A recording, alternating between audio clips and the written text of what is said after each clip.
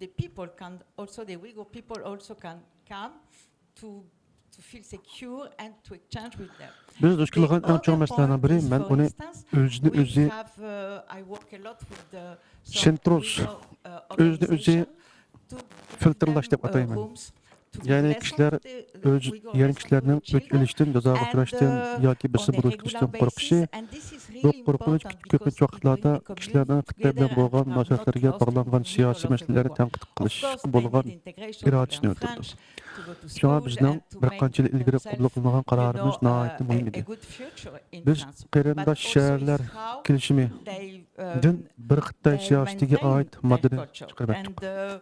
Bu this nihoyatda is muhim very bir qadam bo'ldi. interesting because Chunki biz shu orqali I shaharlarning like xalqaro very much how we munosabatlarni work with the people. munosabatlarni And siyosiy munosabat it's uchun what yangi is bosqichga chiqib difficult. It's borganligini not just ko'rsatdi. to found rooms Buni for the hatto lesson, markaziy but hukumat safe rooms. Xitoyga nisbatan How we are do'stona sure that pozitsiyada turgan vaqtdami no qilgan one bo'ldi. is going to be Menimcha dumped, Praga tajribasi eng chong put them in to'solg'i danger, Praga etc. tajribasi eng Another aspect chong salqin they dalmish have shu. been developing this is Hamda keyingi also is so'zlagichninki for instance, buning in the qarta Council of inkosini Paris, so'zladi. Rahmat. I Men am ilgari the president of Budapestniki the muavin shahar Commission boshlig'i for bo'lgan, ya'ni Budapest International kelgan Relations, so'zlagichga. and then on the Men regular ilgari basis, Budapestni muavin I shahar boshlig'i invite bo'lgan them va shunaqla to, parlament a'zosi for xizmat audition qilgan edim. to the Commission Ammo bu to yerda explain what is happening, because bak, we have gapni to be honest. naq gapni deydi. Despite Shaharlarning what's tashqi happened, siyosatni and you know, o'zgartirish. most of the people they don't know. Biz And for me, it's very sanksiya important to biz make jazo other tadbirlarini member of the yurgizolmaymiz. Council Jinoyat of sodir Paris qiluvchilarni cho'qib to be tortolmaymiz, aware yoqasini of the chiqarmaymiz. Ammo situation, biz and then qilgan to make ishlar pressure qiladigan on ishlar their bor. Agar member lozim of bo'lsa their biz party nihoyatda in the parliament Xitoyning to proceed bearam with qilgan support and law, etc. And bir this qurol is bilan really men how we can ömrümning zo'r bir qismini use avtoritar o'zimning ömrümning zo'r qismini shu hukmdor tuzumdagi hukmdorlik qilgan bir davlatda o'tkazgan. Shunga men siyosatda qanday qilib shu hukmronlik qiluvchini yoki boshlovchini bearam qilishni o'rganib bo'lgan bir odamman. Menimcha shaharlar qiladigan eng muhim ishlarning biri masalalarni ko'ziga ko'rinarlik qilish. Ya'ni haqqa ko'rsatib, haq his qiladigan darajada qilish. Hukumatlar ba'zi ishlarni ko'rishni xohlamaydi. Ular bu masalalarning muzokara qilinishini xohlamaydi. Ammo shaharlar bu masalalarni ko'rinarlik qiladi. Hatto bu ba'zida bearam qilg'ida shaklda bo'ldi. Menimcha bu yerdagi eng muhim so'z davomliq, shu ishni davomlashtirish. Qilayotgan ishlarda davomliq bo'lsin. Izchillik bo'lsin. Ba'zi ishlar men buni 100 qatim dedim deb o'ylashinglar mumkin. Ammo balkim sizlarning qo'shninglar buni tunni qatim olgan bo'lishi mumkin. Shunga hikoyani qayta yozish kerak, bu gapni qayta deb haqni qulqiga bu gapni qo'yish kerak. Kishilar kishilarga haqiqatni to'xtamay yetkazish kerak. Men bilmanki, biz bugun javobgarlik haqida so'zlayapmiz, ya'ni Xitoyning javobgarlik tortish haqida so'zlayapmiz. Va ko'pincha e'tirof qilish degan so'zni bak ko'p qatim olgan bo'lishinglar mumkin. Ammo biz shuni unutmasligimiz kerakki, javobgarlik bir qatimliq voqea emas, u bir jarayon. U uzun muddatli bir kurash. Shunga biz bu yo'lda davomli shavrichan, davomli qat'iy holatda va davomli ovoz chiqargan holatda shart turishimiz kerak. Our prime minister, whose office happened to be quite near to my office, my then office, and I knew that the convoy of their cars had to pass my office. So I put a huge banner on the facade of my local government building saying justice to the people in Xinjiang. And I know it didn't change what's happening in Xinjiang, but I know it was extremely annoying. Protocol-wise, it was a disaster for them, and it was all over the news. And I'm quite sure, I'm super sure, and that's going to be the bad news, by the way, that Uyghur jamiyati o'zining madaniyatini qanday davomlashtiradi? Bolalarga qanday yetkazadi? Ular tilni yo'qotmaslik uchun nima qilish kerak? Usulni, naqshini va boshqa barliq madaniy meroslarni qanday saqlab qoladi? Buni amalga oshirish uchun colleagues, and somebody asked me where I was, and I said I'm in the International Uyghur Forum, and even the German politicians asked me, "Excuse me, who are the Uyghur?" So what you need to do, and I Buni already amalga told you oshirish this, uchun menimcha Sarajevo, ikki asosiy you yo'nalish need bor. Birinchisi, marketing, you need biz uchuq very, very va good kam qursaq marketing, and you pozitsiyada tell tutishimiz people kerak. Biz what's happening in kishilarga Xinjiang and who kam are you bo'shliq and what's yaratib your berishimiz story. lozim. What we heard so Ular far in biz this conference, ular bir yerga really touching, jamlalaydigan for example, the faoliyatlarni one tashkil etadigan panel we va had this o'zining morning, madaniyatini it was namoyon qila oladigan it was really emotional. This bo'shliqqa is what you erishish lozim. have to tell Bu the yerda people. kishilar Just to Uyg'ur give you another madaniyatini couple of tunishtirmaydi, examples. o'zininki Uyg'ur We are tilini politicians, so our job is ballarga o'rgatyapti. to create narratives, to reframe the agenda, to set An'anaviy the agenda, urf-odatlarni to davomlashtiradi, relate, ammo to bu hold bir it. faqat madaniyat There was markazi bo'lib a Chinese bo'lish bilan university cheklanib that qolmasligi wanted kerak. to U yana open a campus bexatar in bir Budapest, makon bo'lishi Fudan kerak. University. Uyg'urlar And, o'zlarini bexatar his qiladigan, the erkin government fikr almashtiradigan, announced bir-birini it as qo'llaydigan, it's a kuchlantiradigan deal. bir It's a very good university. joyga It's gonna bo'lishi be in kerak. Budapest. Bundoq bo'shliqlar, bundoq Nevertheless, joylar even though jamiyatning we just, mavjudligini saqlashda chased nihoyatda away muhim rol the o'ynaydi. Central European Chunki University, madaniyat which is saqlash, like one madaniyatni of saqlashda the faqat best til yoki universities in san'atni Hungary. saqlash emas, Doesn't matter. bu The kishilarning Chinese o'z are coming, kimligi, it's o'z gonna be good. jamiyatini va bir-biri bilan And we bo'lgan reframed bog'lanishni it. saqlab qilishdi. We reframed it in a o'z way ichiga that, oldi. oh really? So you would like to have a university in Budapest in which the preamble says that the students has to take an oath for on the constitution of the Chinese Communist Party. So this is your values. This is what you want the Hungarian students to do. Do you want them to get aligned with Chinese policies? So this is how you are selling your values away, and this is how you know, like forcing the students to align with. Men bir This is what you are. beyaram qilguvchi, I yana thought that you Xitoyni were kind of beyaram anti-communist. qilguvchi degan gapni Our government qanday full qilishni bir genesis misol was bilan based tushuntirib on qo'ying. the regime change of Bir qatam shuni 1989, men shuni bir qatam men shuni 1990, and they biladimki, were biz bir And all of yuqori a darajadagi sudden, Xitoy whatever they vakillarininki do, whatever they shaharga, do, bizning making shaharga deals keldi. with Ularning Chinese, avtomobil we always karvoni point mening out, ishxonamning hey, oldidan aren't you the o'tganligini men bildim. anti-communist guys? What's Shu going men on? ishxonamga And joylashgan binoning it got oldidagi really yuziga, annoying, binoning and oldi yuziga eventually nihoyat the cho'ng university bir never came. lozim kesib qo'ydi. Bunga Just to give you another example, Sharq more Turkistonga easy to xalqlik understand. adolat, Uyg'urlar adolat deb yozib qo'ygan. Whenever there is a Albatta, Chinese men investment coming to buning whichever Sharq country, Turkiston yuz berayotgan the ishlarni government's darhol always selling it o'zgartirganligini as o'ylamadim. Ammo an investment. men bir narsani aniq Money is biladim. coming Bu in. ular New uchun jobs are being qattiq created. yaram qilg'uchi It's gonna be Xitoyning good beshini for the og'ritgan, economy. yuragini qalam Economic qilgan growth. bir ish bo'ldi. Oh yeah, really. Diplomatik va protokol We nuqtasidan qaraganda almost had bu ular uchun Chinese haqiqiy bir battery boshqa qarab qo'yiladi. factory next to Bu ish Budapest. barliq huge axborot one sohalarida that polluted, xabar bo'ldi. the surrounding Hamma yerda areas. mushu vaqtda so'zlandi. And we started Men va men grab va narrative. men We started to set buning the ularga agenda. yaxshi We xabar don't want a Chinese bo'lmaganligiga, polluting station next to our butunlay homes. We ya'ni don't want a Xitoyning Chinese 5ning polluting qat station qaraganligiga, next to our kindergarten beyaramligiga or butunlay schools. ishonman. And we started making demonstrations. Ammo At the buning first time, we o'zida were 15. muhim edi. In half Chunki a year, ba'zida the bizning mayor had vaziyatimiz to step haqiqatni down because ko'rga we were ko'rganlik thousands of people. ko'rsatish, And this is a ko'rganlarga way ko'rsatish, in which olmaganlarga you can anglatish, force kishilarning your diqqatini government to tortish va sort of boshqalar ko'rishni decouple xohlamagan of ishlarni China.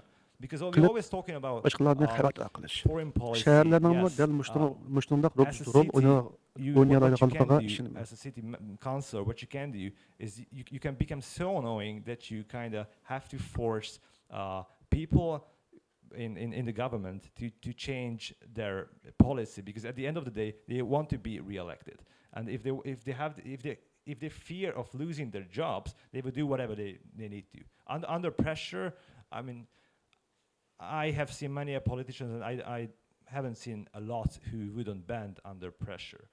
I'm gonna pass away the microphone in just a bit. Just one more example. We heard a rumor that there were Chinese police stations in Budapest. Imagine that. So being a sovereign nation and having police stations for different countries, what the hell? So we tracked down this rumor, and it turned out to be true. And we were all over the news, and we never let the story go. And eventually they had to close down shop. So this is how you get annoying, and this is how you get efficient. Thank you. I think you'll agree with me, that's an example of the best form of annoying someone can be. Zdenek, you talked about challenging the One China principle, and the word challenge, I'm guessing, comes with a cost. Do you want to tell us a little bit of what the consequences of taking that stand?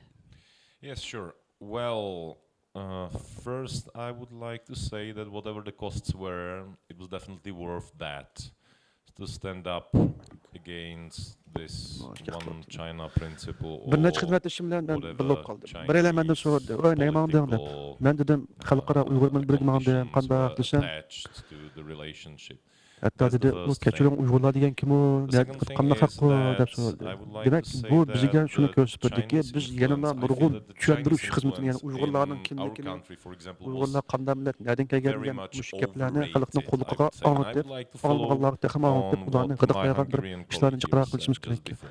Biz Because bu we masalani kishilarning kun actually tartibiga haven't even ilib made kelishimiz it kerakki, to ashlarga the tushundirish offer uchun of jiqishlarni a qilishimiz Chinese kerakki. battery Biz factory kishilarga somewhere masalaning around our nima city. ekanligini, nima uchun muhim Because there were ekanligini huge promises tushuntirishimiz of kerakki. Chinese investment, Men doim buni billions deyman, of, rost shundamidi deb. Ba'zida euros, whatever. masalan ishlar And Budapeshtda nothing bir actually universitet qurishni happened. xohlaysizlar. We Ammo had a uning very nizomnomasiga pro-China o'quvchilarning president Xitoy when I was a kompartiyasining mayor, very asosiy pro-China qonuniga government. sadoqat However, qasmi qilish we kerak, had qasmi qilishni talab qildi. Senate, the upper Ulardan chamber of the so'rayman. Czech Bu parliament, sizlarning who had, qimmat somewhat qarshinglarmi deb. different Sizlar vengriyalik opinions. o'quvchilarning mushundoq Therefore, qilishni the Czech parliament xohlamsizlar. was actually Ular one of Xitoy probably the kompartiyasining first siyosatlariga ones moslashishni xohlamsizlar. who Agar unday bo'lsa, named undaq sizlar o'z the qimmat qarshinglarni situation in setyapsizlar. Xinjiang Ularga as, sat qo'llab-quvvatsizlar. Uyghur genocide. O'z demokratiya So, demokratik qimmat we were in qarshinglarni somewhat tashlab different boshqa bir situation than in the other diktator countries. But tuzumdan still, the Xitoydagi bir Chinese diktator tuzumning siyosiy were o'lchamlarini presented qabul as the qilishlar. investors Va bunday creating ahvolda the sizlar new jobs, the o'quvchilarni shu yo'lga opportunities and so on. majburlaysizlar. Well, but nothing O'zinglardek sotqin happened because qilishga they actually zorlaysizlar. bought Shunga bu an masalalarni already oshkora existing, muzokara qilish, factory, ularni the ko'ziga sport club, ko'rinarli qilib and, tutib turib, anglitib turib something, va I kishilarni don't remember o'ylashga what, but they majburlash simply, it was lozim. acquisitions, it was not investments, creating new jobs and so on. So, yes, when we started to challenge this sister cities agreement with this one China policy article, there were, of course, Men doim kishlarga there deyman. was a Buni pushback. achiq saqlanglar, chunki They sizlarning started hukumatlar to va bully siyosiy our rahbarlarga aytilayotgan orchestras, gap dalmish. Prague Ba'zida orchestras, diqqatni bir for tarafga example, burashga urindi. Prague Chamber Ba'zida Philharmonia, farklı which, despite the name, kishilarning is quite diqqatini a asosiy big masaladan orchestra, yiroqlashtirib, they cancelled the gapni tour boshqa yoqqa that burashga was turishdi. already arranged Yana bir misol around olay. China. Nurg'un mablag' They kiryapti, tried to bully nurg'un also mablag' chilish another to'rlari orchestras, qurilyapti. and it even Ba'zilar somewhat darhol bu bir yaxshi ish, chunki pul keldi deb almost o'ylaydi.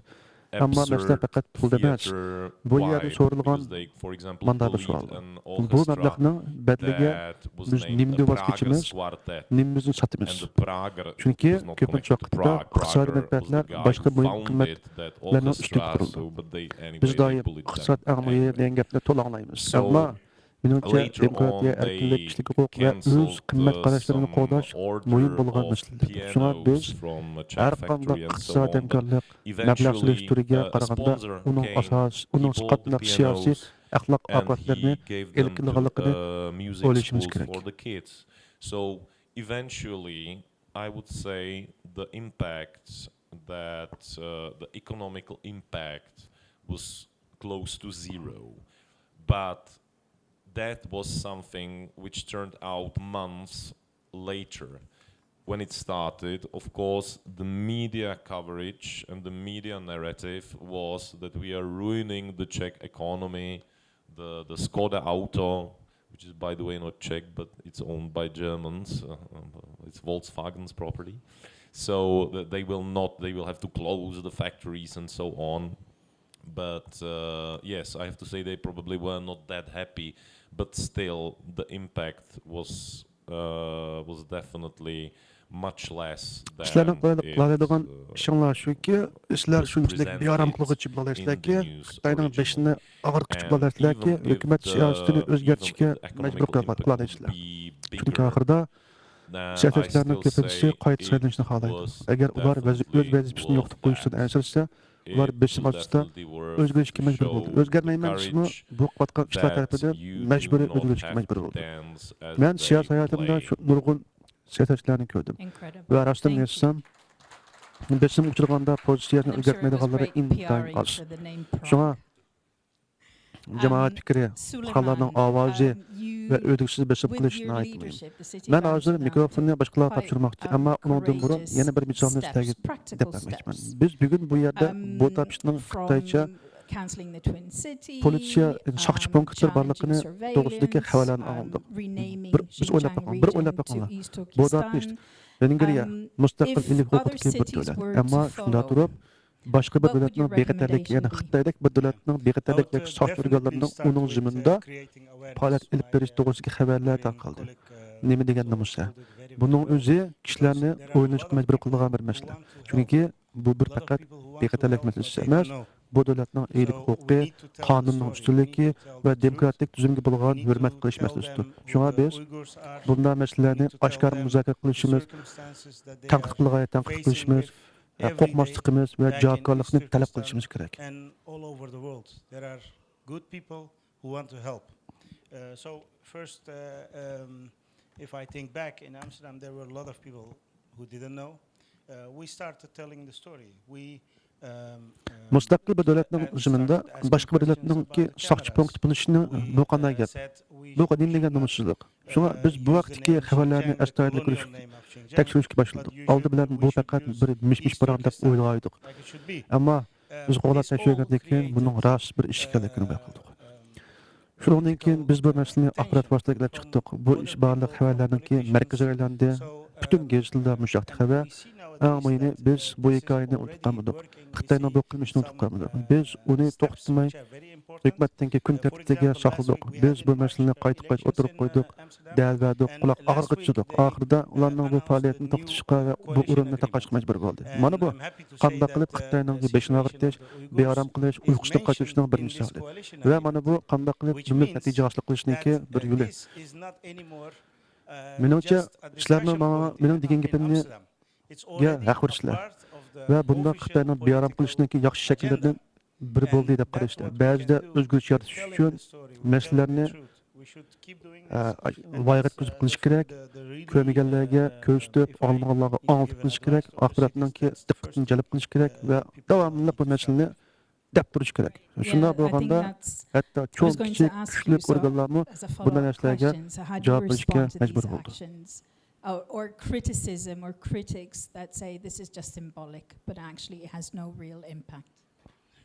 I don't understand these critics, and I have actually a very good example for this, also from Amsterdam.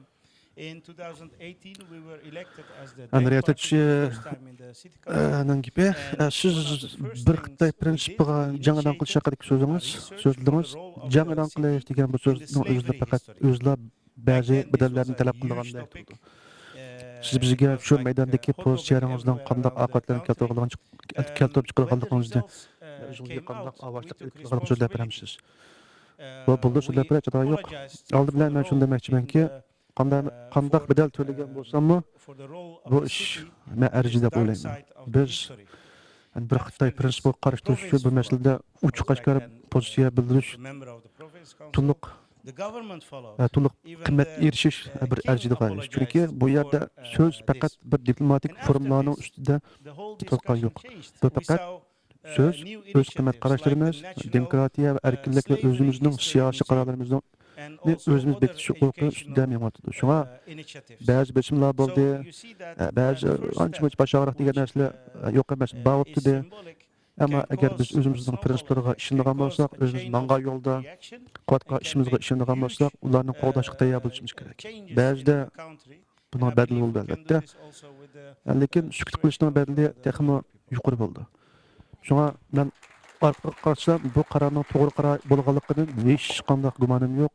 Albatta bu qaror bundan to'g'ri qaror bo'ldi. And I'm sure that you're still part, or certainly when you were part of the network of mayors, as you were. Do you think more cities are willing to take on this challenge, to take the risk? And is there space for stronger leadership, or is that there, or does it exist already? Yes, I believe so. We have started the Pact of Free Cities on the platform of the V4 capitals, Budapest, Prague, Warsaw and Bratislava. That was in 2019. So we started as the 4 capitals. Now the Pact of Free Cities has around 50 members. Bularning ko'pincha haqiqiy mablag' edi. Ular yangi ish o'rinlarini yaratadigan, yangi iqtisodga zo'r foyda olib keladigan turlar emas edi. Shunga biz qarindosh shaharlar ichidagi bir Xitoy siyosatiga oid moddaga qarshi chiqishimizni boshlagan vaqtimizda quite a lot Elbette of nayet çoğum countries, nazırlar bolup ketdi. Gep sözler bolup ketdi de, well, not in Drak our Taşbay, country, but oy. quite a lot of countries Köplegen kişiler around, bizden tanqid qilgan boldy. the Bäzi aparat municipality başlary, and the siyasi mayor cemiyetlerdə, is elected as a siyasi dairelerin direct içinde munda bir elections, hikayet which is something tarqatildi. different from the cabinet Tarqaldı. coalition Bular mass Çek'nin that iqtisadına you veren could kutuda, see bol on Çek the tüydi level of endi, the bunun national akıtıda government. sorun nasatar And this buzulgan boldy, definitely zavodla gives taqalgan you, boldy, qanday qilamiz? mm, Çeklerden çıkılgan gives you Skoda degan definitely, markalık maşınlarning zavodi taqalgan simplification boldy, of bu the qanday things qilamiz? Alıp to'g'ri for qilishib that. ketdi. That's for the first thing. But of Әмәлиятте course, it Skoda also degan allows Skoda markalık bu you to avtomobil make Çek şirketinin emas, o bold, Volkswagen positions. grupuningki And igidorchiligidagi bir therefore- tarmoq şirket. therefore, I Şu think vaqtda that this axborotda trend va siyosiy will nazirlarda go bizning on. bu qadami sababidan zavodlar And, taqildi, I ish believe o'rinlari that yo'qoldi as the degan example of gaplar Prague shows bak that ko'p anlandi. you Rostdan aytsam, could ba'zi soat sohalardagi kishilar stand balkim cho'ng up xushal bo'lmagan against bo'lishi mumkin. these Ular things kechasi sal where uxlashgacha you uxlamay are bearam treated bo'lgan by bo'lishi this mumkin. Ammo united front vaqt o'tgandan keyin of biz bir Chinese narsani ko'rdik. Communist Party Amaliy as iqtisodiy ta'sir as a target. kishilar oldin faraz You're treated as a qilgandek target. As a local ko'p kichik bo'ldi. politicians, you are Hatto targets of their desam bo'ldiki, uning iqtisodiy ta'siri nol yaqin bo'ldi. Shunga influence aylanib operations. pullar baylar So, archigidek unda I ishlar emas. believe that the mayors and the local Demak, boshda politicians qo'rqish are ichida much more aware ishiltilgan nurg'un now ssenariyalar of va the fact farazlar that they amaliyotda yuz are bermadi. targets. Bu bizga muhim bir The- soha The berdi. Chinese Ba'zida are kichik trying huquq va to siyosiy make up prinsiplarni this qo'llashga network qarshi of, chiqadiganlar iqtisodiy scholars vayronchilik or to'g'risida nihoyat cho'ng so'zlarni qildi. pseudo-scholars, media, Ammo amaliy natijalarning ko'pincha vaqtda unday bo'lmaydi. pseudo-academical things and so on. And this is really a huge operation. And the point is that, a short example, for Bu example, faqat qiyinlar against shahar us, kelishimini bekor we qilish have masalasi emas, found dunyoning that har there qaysi joylarda is yordam qilishni xohlagan yaxshi a kishilarni network aytib ko'p. Men that Amsterdamdagi was tajribamni paid eslab by a qolsam, businessman ya'ni Gollandiyaning with Amsterdam business interests in China, shahar hukumatning bir and it was xodimi. created to shape so'z davotida public men opinion Amsterdamdagi on tajribamni eslab China qolsam, in boshda Czech Republic. nurg'un kishilar Uyg'urlarning ahvolini They bilmaydi. also included Shunga some biz oldi bilan hikoyani politicians, so'zlashga opposition boshladik. Uyg'urlarning politicians ahvolini against us. anglashga boshladik. And the Biz business kishilarga nima yuz interest berayotganligini of the tushuntirdik. company Uyg'urlarning was ishdan to o'tayotgan sell, ishlarni tunishtirdik. phones Biz kishilarga bu on, masaladan xabardor installments bo'lishga yordam in China. berdik. Chunki Huge nurg'un business. vaqtda kishilar yordam qilishni xohlaydi, However, ammo ular nima yuz basically berayotganligini their bilmaydi. Shunga interest birinchi was qadam kishilarga shaping haqiqatni the bildirish, anglatish. overall Albatta, opinion ba'zi tanqid of the qilgan Czechs on China, tanqidxo'rlar, tanqidchilar including the bularning presidential hammasi office, faqat simvolik including the harakatlar deb presidential office. işte gap taqidi. So I have Buning found amaliy ta'siri yo'q, that ko'k the o'g'da taqidi. projects that were Ammo done, men for bu example, qarashga qo'shilmayman. between Chunki Prague simvolik and Beijing harakatlarning kuchi during bor. the Sister City Agreement Ular with my diqqatni tortadi, predecessor as ular mayor, kishilarning so'ylashga were boshlashiga actually a sort sebab of bo'ldi. sponsorship Ular ommaviy projects to ongni o'zgartirdi. support, Va ko'pincha vaqtda cho'ng the siyosiy phone o'zgarishlar sale dal on mushunday simvolik installments. qadamlardan for example. boshlandi. I'm Shunga menimcha bunday harakatlarni formerly a faqat medical simvolik doctor, harakat so deb I kichik wish ko'rishga everyone bo'lmaydi. to Ularni have kichik ko'rishga very bo'lmaydi. good healthcare, Ular affordable, nurg'un high vaqtda texnik quality, cho'ng as we do o'zgarishlarning have in boshlash Czech nuqtasi Republic. bo'ldi. However, I have found that actually the ambulance workers, the healthcare professionals from the ambulance service in Prague were sent to Beijing to teach their counterparts, basically as a part of a sponsorship project. And Albatta ba'zi kishilar this was bilaydi. Bu something faqat simvolik harakat. quite surprising. Bu for ta'siri me, yo'q deydi. as Rostdan aytsam this bu tanqidlarni operation tushunmayman. really Hatto buning involved javob bo'ladigan everyone, yaxshi bir misol bor. everyone. Bunu Amsterdamda bo'lgan bir And, misol. this is 2018-da biz shaharlik something that we should kengashga not allow saylandik. the Shu vaqtda politicians biz should be ba'zi masalalarni informed ko'tarib about kelishga this, chiqdik. that Biz they kishilik are huquq targets Uyg'urlarning of vaziyati those va Xitoy bilan bo'lgan things munosabatlarga that they doir could savollarni o'tirib be qo'ydik. used in this Dastlabda way. ba'zi kishilar And they bu faqat simvolik should siyosat know deb qaradi. that Ammo vaqt it is o'tgandan keyin possible biz shuni for them ko'rdikki, to say bu no. muzokaralar kishilarning diqqatini tortdi. And yes, there will be Ammo bu some masalalar costs texmi because ko'p yeah, tushunishga those boshladi. people own some media and so on. Haqlar buni But tushunib still, yaxshi tushunishga they should boshladi. be able Hukumat to organlari bu say savollarga no. javob berishga majbur bo'ldi. And Shunga they ba'zida should be able simvolik to deb stand up qaralgan against it. bir qadam keyin texmi cho'ng siyosiy Sounds like va bravery jamiyatlarning is o'zgarishiga a, yo'l ochib quality turdi. that Shunga chiqib men during a bu faqat city level simvollik and ta'siri national yo'q degan level, most of our gapga politicians qo'shilmayman va bunda Um, tayinli gapni men Farid, ancha bek anglab ketmayman. again, it's quite unique the situation you were in because you're in a city that was a lot more open to criticism and challenge, but within the context of a government that wasn't and didn't accept it. So what tools are actually available to cities, say in the similar circumstances, where national government is reluctant to act? Yeah, well, I think I kind of rushed ahead and answered it already in my previous answer. But what you can do and what you should do is the keyword here is visibility. Set the agenda, set the narrative, hold the narrative, and make the narrative the mainstream. Sizga yana bir savol, siz hozirmi yoki hech bo'lmaganda shahar boshliq bo'lgan vaqtingizda shahar boshliq to'rininki bir qismi edingiz. Sizningcha bugun texmo ko'p shaharlar bu price tag on values because politics ular xabarni qabul qilib bu masalalarda ochiq pozitsiya war. It's hearts and minds. va texmo kuchli rahbarlik uchun bo'shliq bormi? Fursatlar bormi yoki bunday rahbarlik It's a good investment. It can create jobs. But you have to bunga men win over the hearts benim bilgan and javobim make it shuki, an emotional men battleground, so to ba'da speak. qarayman. Because Biz erkin in that shaharlar regard, kelishimini they just cannot 2019 win. yilda But here qurgan. O vaqtda the bu thing is qurilma that you have to be persistent on your narrative. V4 You davlatlarning have to 4 make your poytaxt narrative ostida the shakllangan mainstream. bular Put your Budapest, government, which is reluctant to act Praga between va a rock and a hard stone. And if you Varshava persist, va you just Bratislava gonna edi. eventually succeed. Demak, biz dastlabda 4 poytaxt shahar sifatida qo'llanilgan. Genevieve, Paris Bugun has bo'lsa its erkin shaharlar reputation. to'rining Paris taxminan is 50 Paris, a'zosi bor. right?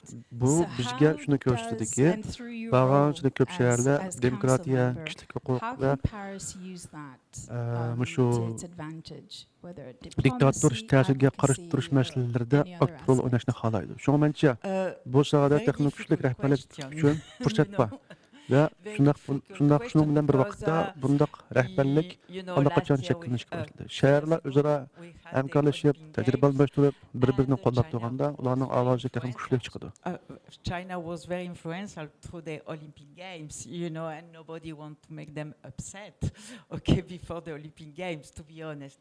And we have the same problem with police officer in France. And I know that quite often question has been asked to the government, and he has denied not knowing, very vague about the answer.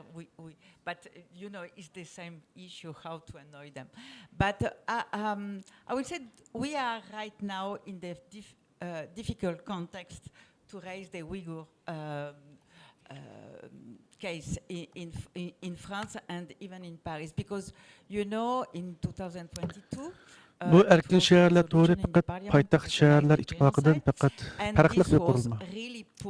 U faqat siyosiy bayonot beradigan quruq bir organ emas, balki shaharlarning o'zida hamkorlashadigan, tajriba almashtiradigan va amaliy turlarni yo'lga qo'yadigan bir munbardir. Shunga buning ko'lami nihoyat cho'ng, nurg'un sohalarni o'z ichiga oldi. Masalan, iqtisod, shahar boshqarish, jamoat mulozimati va boshqa nurg'un sohalarda hamkorliklar olib berildi. Bir kichik misolni deb qo'ying. Ba'zi savdogarlarning Xitoy bilan nihoyat cho'ng savdo aloqalari bor edi. Shunga aslida bu munosabatlarni o'zgartirish yoki qayta o'rnash oson emas.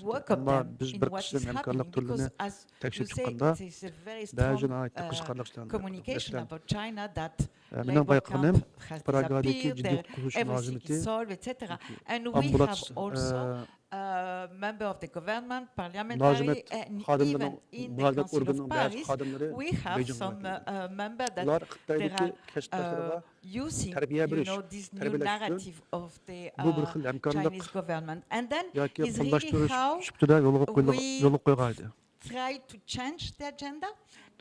Ba'zida biz bundoq turlarga diqqat qilmaymiz. Ular odatda texnik hamkorlikda ko'rindi, ammo ular tafsiliy tekshirganda shaharlar bilan shaharlar orasidagi munosabatlarning qanchalik rol, qanchalik cho'ng va murakkab bir turni va ba'zida nihoyatda odatda ko'ringan bu xil turlarning o'zining siyosiy va strategik ahamiyatga ega chiqadi. Shunga biz shaharlararo hamkorlikni faqat rasmiy kelishimlar yoki bayonotlar orqali bayonotlar deb qaramasligimiz kerak. Ularning amaliy mazmuniga va qanday ishtirok qilishga qarashimiz kerak. positive. So my final question to each one of you is, with a hope-based approach to the cities that you represent, what would your respective cities look like in 5 years' time? Kişilerin şehirlerde ahval başkaça. They signal that they Çünkü have genuinely şehir başkuruş moved tanqid ve from münazirge texin recognition yolu to çıktı. accountability when it Duruş comes gerek to what's ama happening şu to the vakıta Uyghurs and devlet holding the CCP devletniki accountable. hakimiyet peşindeki şu Süleyman, hükümet you onda wanna emas. O tanqid Yeah, yoki thank you. Hristiyanlarga I qabul would be qilishga really tayyormiz. happy if, over 5 Onda years vaqtda, we can, see that Yani milli, yani Amsterdam devletning hükümet doesn't organlari purchase harakat qilishni any xohlamagan goods, yoki irodasini ko'rsatmagan which are vaqtda linked to, shaharlarning qo'lida qandaq forced labor, which are linked to qurollar, other human right violations. qandaq ish qiladi, ular nima And I qiladi? think, cities Buning can inspire mening each other. berdigan javobim, If I look only menimcha to men Amsterdam, oldingi we are javobimda buningga ozroq purchasing goods and ozroq services tegib every o'tgan, year ozroq for tilg'ib o'tgandek bo'ldim. 3.1 billion euros. Ammo bu yerdagi That's a huge amount. eng muhim And ochiq that's ochiq only so'z one city. ko'rinarli qilish, ya'ni What would it haqqni be ash- if a lot of bilmaganlarga cities bildirib, work olmaganlar together oldirib, and say, omatqizib, "No, we will not buy buni this product obdan anymore." qilish. That would be a big Ishlar economic qilish power. tegishli ish. And that's what I want to see Bu after avval 5 bo'lishidan kun years. tartibini belgilash, I want to, munozara ramkasini belgilash, I want to ondan also say bu like, ishning harakat yes, doirasini this is, belgilab saqlab qilish, the situation back in harakat East Turkestan. doirasining Also doirasidagi the situation muzokaraning in asosliq the mazmuniga Baltics aylantirish. with the Chunki buses. agar So sizlar buni qilmasanglar, I boshqa think sizlar this buni is, qilsanglar, this boshqalar is, qildi. a Va global ular thing. masalani o'zlari And, xohlagan I hope tarafga that we can achieve this burab, goal. We shu are shaklda making a tushundirdi. big, Shunga progress. shaharlarning eng There are kuchli new quroli, rules, qo'ldagi new ko'zuri rules, hamisha Dutch pul yoki rules, qonun bo'lmasligi kerak. Balki kishilarning nima haqida City Hall, we are judatqanligi, making some nimaga new diqqat rules for qilganligi va purchasing, masalalarni qanday products. tushunayotganligini So, I believe, ta'sirlantirish we, kuchlidir. will reach Shaharlar this goal. shaharlik hukumatlar kun tartib belgilaydi.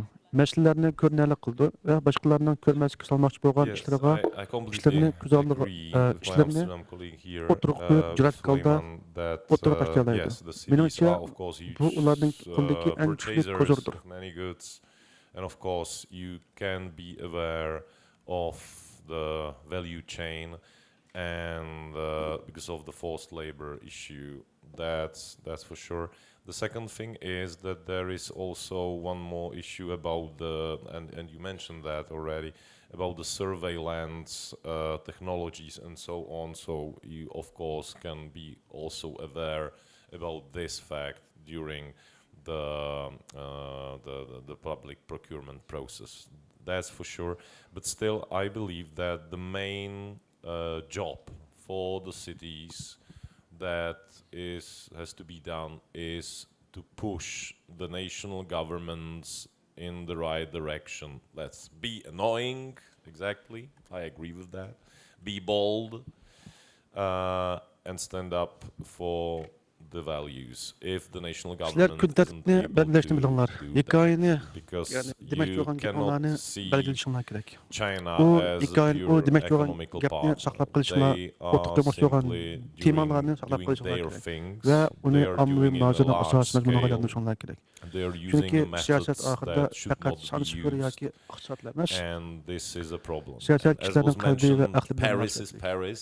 I completely Shunga agree with sizlar that. And xabaringlar, I have to hikoyanglar va say pozitsiyanglarga Although pozitsiyanglar kishilarning diqqatini tortishi kerak. almost, well, I would say Buning that, uchun izchillik bo'lishi kerak. there is quite a Haqiqatan lot of so'zlab people who qo'yish do yetarli not emas. know Qayta deyish where kerak. Czech Anglag'anlarni Republic anglab actually qulaqlab is, tekishicha deyish and I kerak. believe some of Agar them bir are even narsani here in o'zgarishni xohlagan Germany and we're bo'lsalar, neighbors. uni qayta So- o'tirib qo'yish to'g'ri keldi. Chunki nurg'un But- vaqtda Xitoyning ta'siri Quite a qattiq kuchli substantial turdi. amount Ba'zi of people kishilar know Xitoyni where norozi Prague qilishni is, because norozi they qilishni have xohlamaydi. visited Prague, Xitoydan they know kuchiga Prague Spring, chilik for qilishni example, xohlamaydi. and so on. Ular so'ri So munosabatlari, the brand iqtisodiy of the capital manfaatlari va boshqa cities, sabablarga the qo'yildi. brand, you know, Jim is bo'lishni xohlaydi. sometimes Biz bunun o'xshash even masalalarni bigger Fransiyada ko'ryapmiz. than the Masalan, brand Xitoyning of chet the- eldagi of the soqchi punktlar countries. to'g'risidagi And masalada this is hukumat something hukumatga what the mayors should qatta ko'p qatim savol use so'raldi. in this Ammo case, javoblar ko'pincha vaqtlarda aniq bo'lmadi. because Gapni aytib this is qilgan bo'ldi. something that Ba'zi should be ba'zida inkor used qildi qo'yishdi. definitely Ba'zida qattiq in- mujmal javoblar ba'zida. in this case. Ammo bu yerda o'xshash masala bor. So that's the Qanday role qilib bu of the masalani kun cities tartibga as I saqlab qolish see it. qilamiz?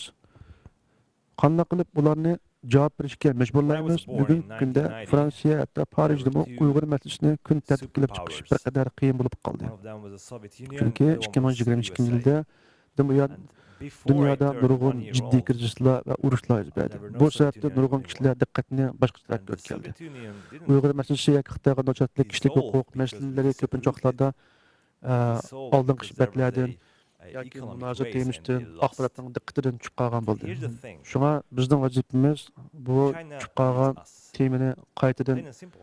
yuqori urg'unch China qilib needs chiqarishimiz our kerak. market. To'lib So it's a ketgan two-way thing. birinchi, We have ikkinchidan to 10-yil, realize 20-yil that uchib qolgan it's- gapni qaytadan we are birinchi, not ikkinchi dependent nuqtaga on aklashimiz China. kerak. It's Kishilarning diqqatini codependency, qaytadan bu it's masalaga jalb interdependency. qilishimiz kerak va The ularga sooner bu we masalani realize yanada it, the sooner muhim we can ekanligini weaponize it in a way. davomli I'm using ashlatib this ularning expression isini because I'm more tushib into turishimiz defense kerak. and because just to I'm into defense. I travel a lot to Ukraine since the war broke out. We sanctioned Russia. We are not buying Russian energy because we don't want to finance their massacre in Ukraine. But we keep financing China, who is massacring Uyghurs. What's the difference? So, recognition becomes accountability when it changes behavior. And I would be happy in 5 years' time if we could say, even at the slightest, that we managed to change the behavior of Beijing, because this is what we have to do. No small task, yeah. Thank you very much for raising the issue of Prague, because it's true, when you are coming from a big city, you can see that it's Hamda bu yerda hukumat kun tartibini o'zgartirishga tirishyapti. Menimcha biz shuni ishonishimiz kerakki, ularni oshta qilishi mumkin. Ba'zida ilgilash oshda, ba'zida biz o'ylagandek tez natija ko'rolmaymiz. Ammo shunda bo'lsa bizning bu yerda bo'lishimizning o'zi bir ijodiy ish. Bizning bir yerga jam bo'lib bu masalalarni muzokara qilishimizning o'zi bir ilgilash. Shunga hozir men her birimlarga og'irqi bir savol sormoqchiman. Har birimlardan og'irqi bir savol sormoqchiman. Bu savolni umid va kelgusiga nazar solingan bir ruh bilan so'rayman. Sizlar vakillik qilayotgan shaharlarni nazar tutgan asosda, ya'ni reyachilik savoli, kelgusida sizlar orzu qilgan shaharlar qanday bo'lishi kerak? Sizlarning shaharinglar qandaq ulgu sizlarning shaharinglar qandaq ulgu bo'lishini umid qilasizlar. Boshqalar qandaq ulgu bo'lishini umid qilasizlar. Kishilik huquq, demokratiya va erkinlik jihatda sizlar qandaq kelgusini ko'rishni xohlaysizlar. And I think we need to be more demanding from the the origin of the goods we are buying or the services we are buying.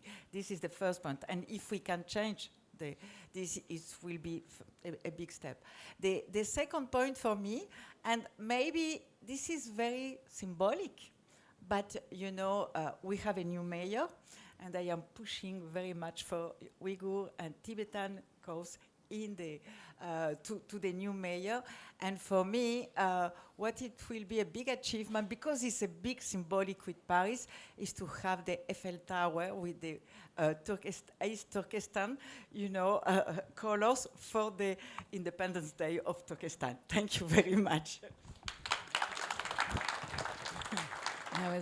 Birinchidan, mening javobim savolingizga shaharlar sotib olish va ta'minlash masalasiga diqqat qilish kerak. Albatta, majburiyatlik masalasi va buning ichida eng muhim nuqtalardan biri shaharlar o'zini sotib olgan mahsulotlarni qayerdan kelganligi, ularning ishlab chiqarish jarayonida kishilik huquq dafsanchiligi bor yo'qmi? Bularni obdatan ko'rish kerak. Ikkinchidan, biz burun olgan yani nazorat qilish texnikalari masalasi bor. Shaharlarning ommaviy sotib olish jarayonida bu masalaga diqqat qiladi. Ular qaysi texniklarni sotib olganligi, ularning kishilik huquqqa qanday ta'sir ko'rsatganligini o'ylash kerak. Ammo yana buni shuning uchun menki shaharlarning shaharlik hukumatlarning eng muhim vazifasi o'z davlatniki hukumatni to'g'ri yo'nalishga ittirish. Ular yo'ldan chiqib qolganda darhol ularni ittirib o'zini yo'lga qo'yish kerak. Ya'ni biz Xitoyni davomli bearam qilaylik. Agar Xitoyning dipiga ushlanayotgan hukumatlar bo'lsa, ularni bearam qilib, yo'ldan chiqib ketganlarni yo'lga qo'yib qo'yaylik. Yana bir so'zligi ichida men buning tamamen qo'shilaman. Men jur'at bilan Özlerinin kıymet karşılığını kodağınlar, giponlarda çantırınlar, mangalınlarda çantırınlar. Eğer devletlerin hükümet bu işini kılırsa, şehirlik hükümetler, kurallar cemiyeti avaz kılış gerek. Davran kılış gerek bu işini. Yani yeni bir söyledikçe, bu özünün fikrini oturup koyup, ben yakın yıllarda Ukrayna'ya nait köp katım badım. Uğraş başlangıçtan keyin biz Rusya'ya ceza kullandık. Biz Rusya energiyerimizi satın almayız. Çünkü biz onların Ukrayna'daki kırılışlık meblağlarla teminleşte kalmayız. Ama şunun bilen bir vakitte biz yanına Xitay'ın meblağlarla teminlevatmız. Uygurlar kartılığın zulümü bastı çıkarmay, biz yanına soda ve meblağ silişini devam ettirimiz. Fark neme? Menimce itiraf kılış, yani şu vakitte javobgarlikka aylandı ki, o kişilerin ya hükümetinin hareketini özgerken kadar bu işini kılışımız gerek. Eğer 5 yıldan keyin biz mundaq deyilgan bolsak, yani biz Beyjanның hareketini azroq bolsunmu özgertaylik deb deyilgan bolsak, undaqda bu çoğ bir muvaffaqiyat bo'ladi. Çünkü bizning maqsadimiz dalmış şu, özgertish. Albatta bu asa vazifə emas, lekin intilgan biz yetmoqchi bo'lgan nishon shu. Hech kim olmaydi-ku endi. Hayat.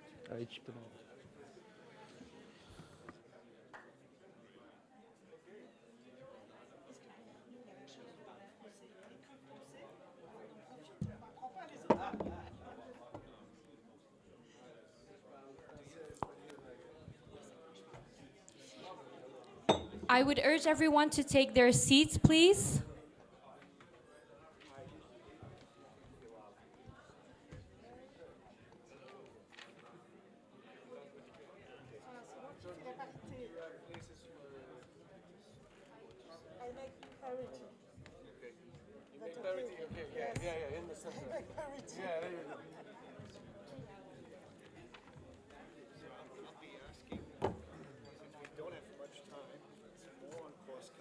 Okay, that's perfect. But I may, if time permits, go into screen test. So this is keynote and video.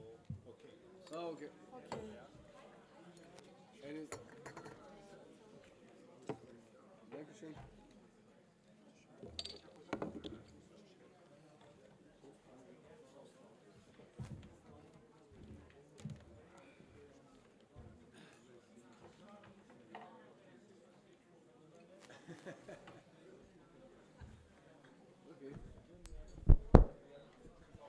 Test.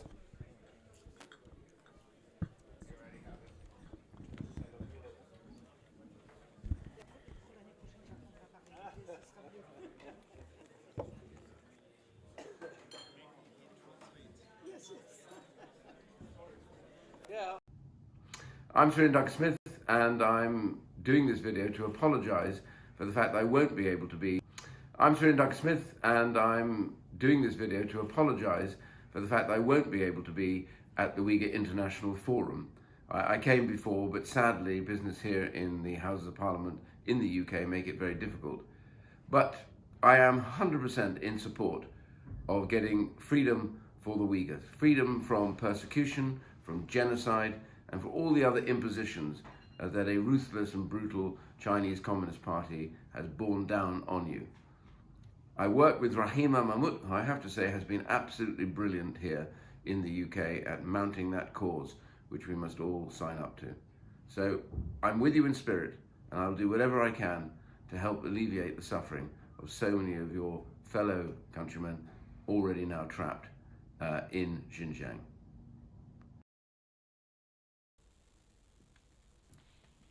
Thank you so much.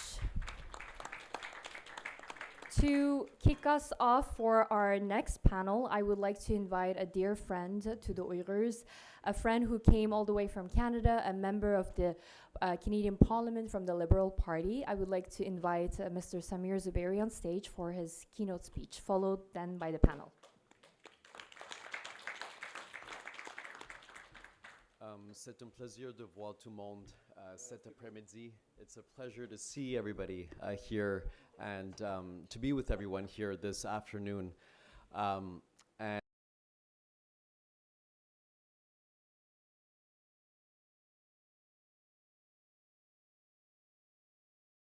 this very important gathering today to refocus and recommit to the Uyghur cause, which is a cause of justice, a cause of human rights, and a cause for basic dignity and respect of people. And that's why we are giving our weekend, our full focus and attention on this issue. This issue isn't a sprint, it is a marathon. We have to think of it as such. It is a marathon that we will continue to remain committed to until justice is seen. And, you know, I was speaking with Alexi, a colleague of mine. We sit together in the House of Commons. We are from different political families, but we sit together in the legislature. And we debate, discuss. And our parties have different opinions, different perspectives on things. But our parties and all of our parliament has been united on this subject, the subject of the Uyghur. As so many democracies and so many countries around the world have been united on the subject of the Uyghur, Tibetans, and others that are facing grave crimes against humanity presently. And this subject, I was speaking with Alexi beforehand, and he was saying, you know, this is a challenging subject. And the reason why it's challenging is because, you know, the multilateral system is important. It's one that provides hope. But as is so often the perennial fashion, and not us in this room, but others who watch multilateralism and the institutions that exist to protect and defend multilateralism, we also have a lot of critiques. Sometimes we'll critique the Security Council, the UN Security Council. Is it the way it should be? There are ideas of reform. Does the UN system actually protect the values that it espouses, the charter? Is it fully implemented in an equal way across the globe? Or are geopolitics, strong powers, are they getting more justice than others? And so, as we were reflecting before, and I'm sure other panelists have also thought about this, that this is a challenging topic. Because yes, on one hand, multilateralism is critical. The international institutions and instances and treaties and covenants are critical. Əmələr bilən görüşüb və sizlər bilən bilib oluşmaq üçün çox şərəf. Bizdən köpünçümüz bu yerə nəhayət Irakçılardan gəldik. Avropanın ayqası caylarından, Şimali Amerikadan, Asiyanın türlü dövlətlərdən bu yerə cəm olduq. Özümüzün diqqətini qaytadan mərkəzləşdiriş, bu yığının məqsədi özümüzün diqqətini qaytadan mərkəzləşdiriş və biz işindiğən inşallah boğan satarlığımızı qaytadan küçəytiş. Bizdən ortaq məqsədimiz qaytadan əsləş və This started when some of us actually were in the Foreign Affairs Subcommittee, where we studied this issue that we are discussing this weekend, the issue of the Uyghur people.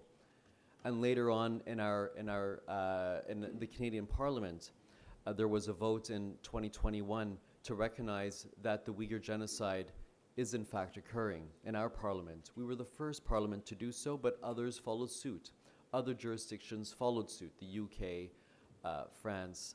United States government before us also saw this as a genocide. Both the first Trump and the second, the Biden administration saw it equally as a genocide.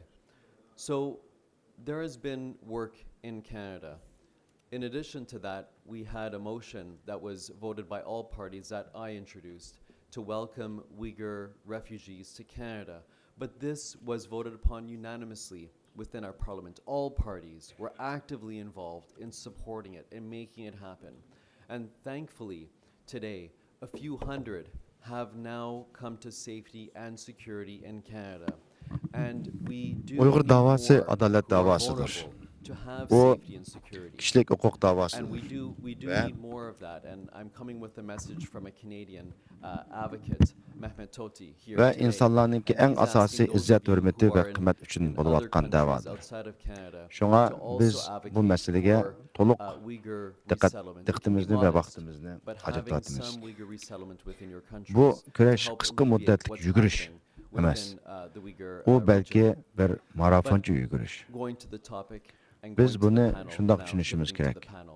This Bu panel bir will uzak discuss müddetlik yürüyüş ve multilateralism, adalet the emelge challenges, aşkıca the opportunities, biz bu the yolda successes, devam kılımız. the Bugün ben the parlamentteki things that still hizmetleşim need to be Alexi done. bilen paranlaştım. There have been, Biz the UN her Human xil Rights siyasi Council, partilerden, Biz parlamentda bilib o'tiramiz, muzokara qilamiz, fikr almashtiramiz.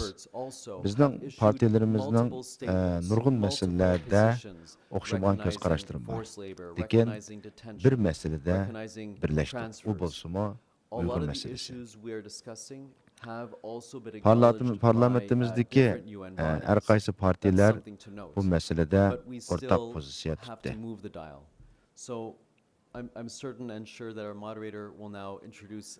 Dunyodagi nurg'un demokratik davlatlar shunday qildi.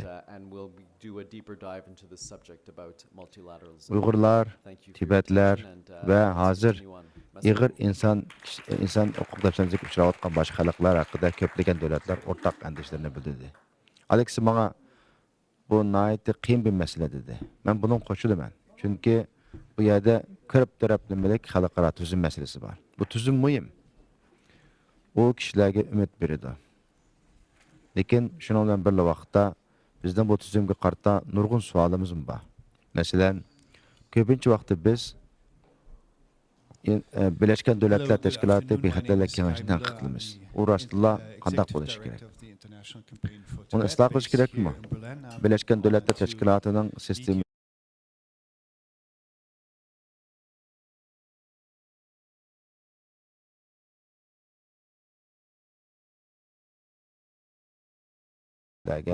boshqalar qaraganda texmi ko'p adolat eqiyotdi.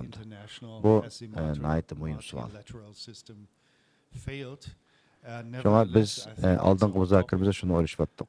Bir taraftan köp taraf hamkorlik, xalqaro qonun kelishimlar ve ahdnoma. Yani bir taraftan biz ularga qanday ishlayotganlikqa samimiy baho berishimiz kerak. Chunki adalet ve kişilik hukuk meselelerde biz fakat prinsiplarla emas, belki emeli neticelerni mi görüşne xalaymiz.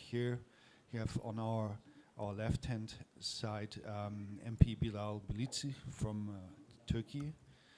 Welcome to the panel. Then we have MP Alexei Brunel de Sepp. Sorry if I misspell any or mispronounce any last name here.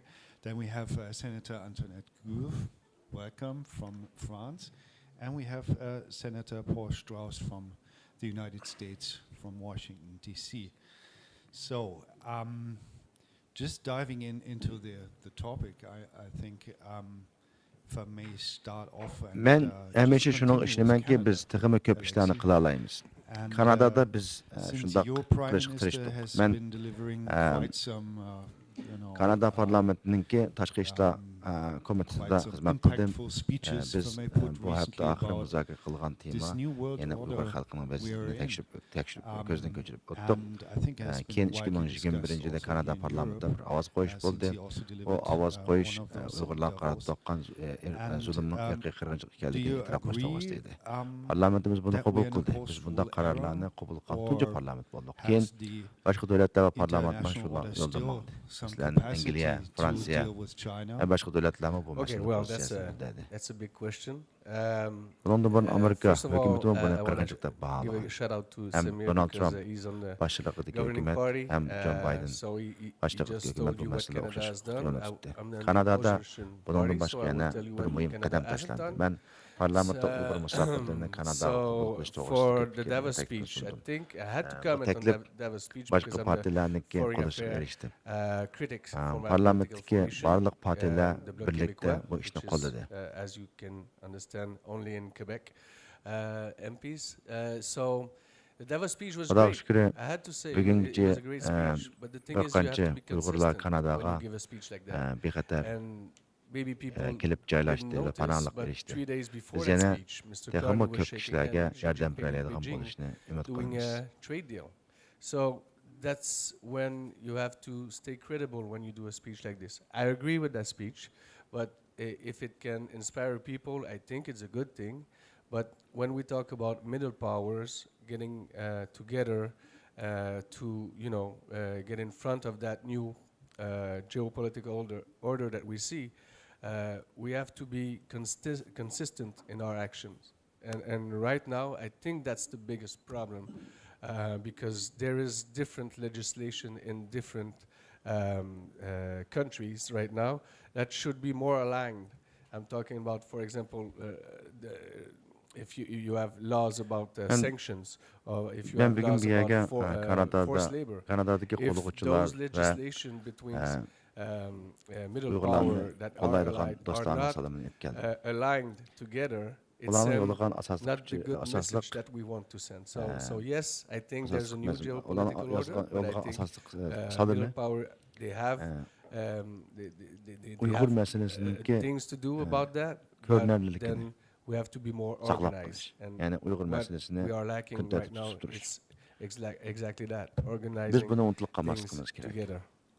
Biz bugun Thank you. muzokara qilayotgan Bilal barliq Belitsi, masalalar would you muhim think there's a new role va for bu middle powers muzokaralarniki amaliy to ta'siri bor.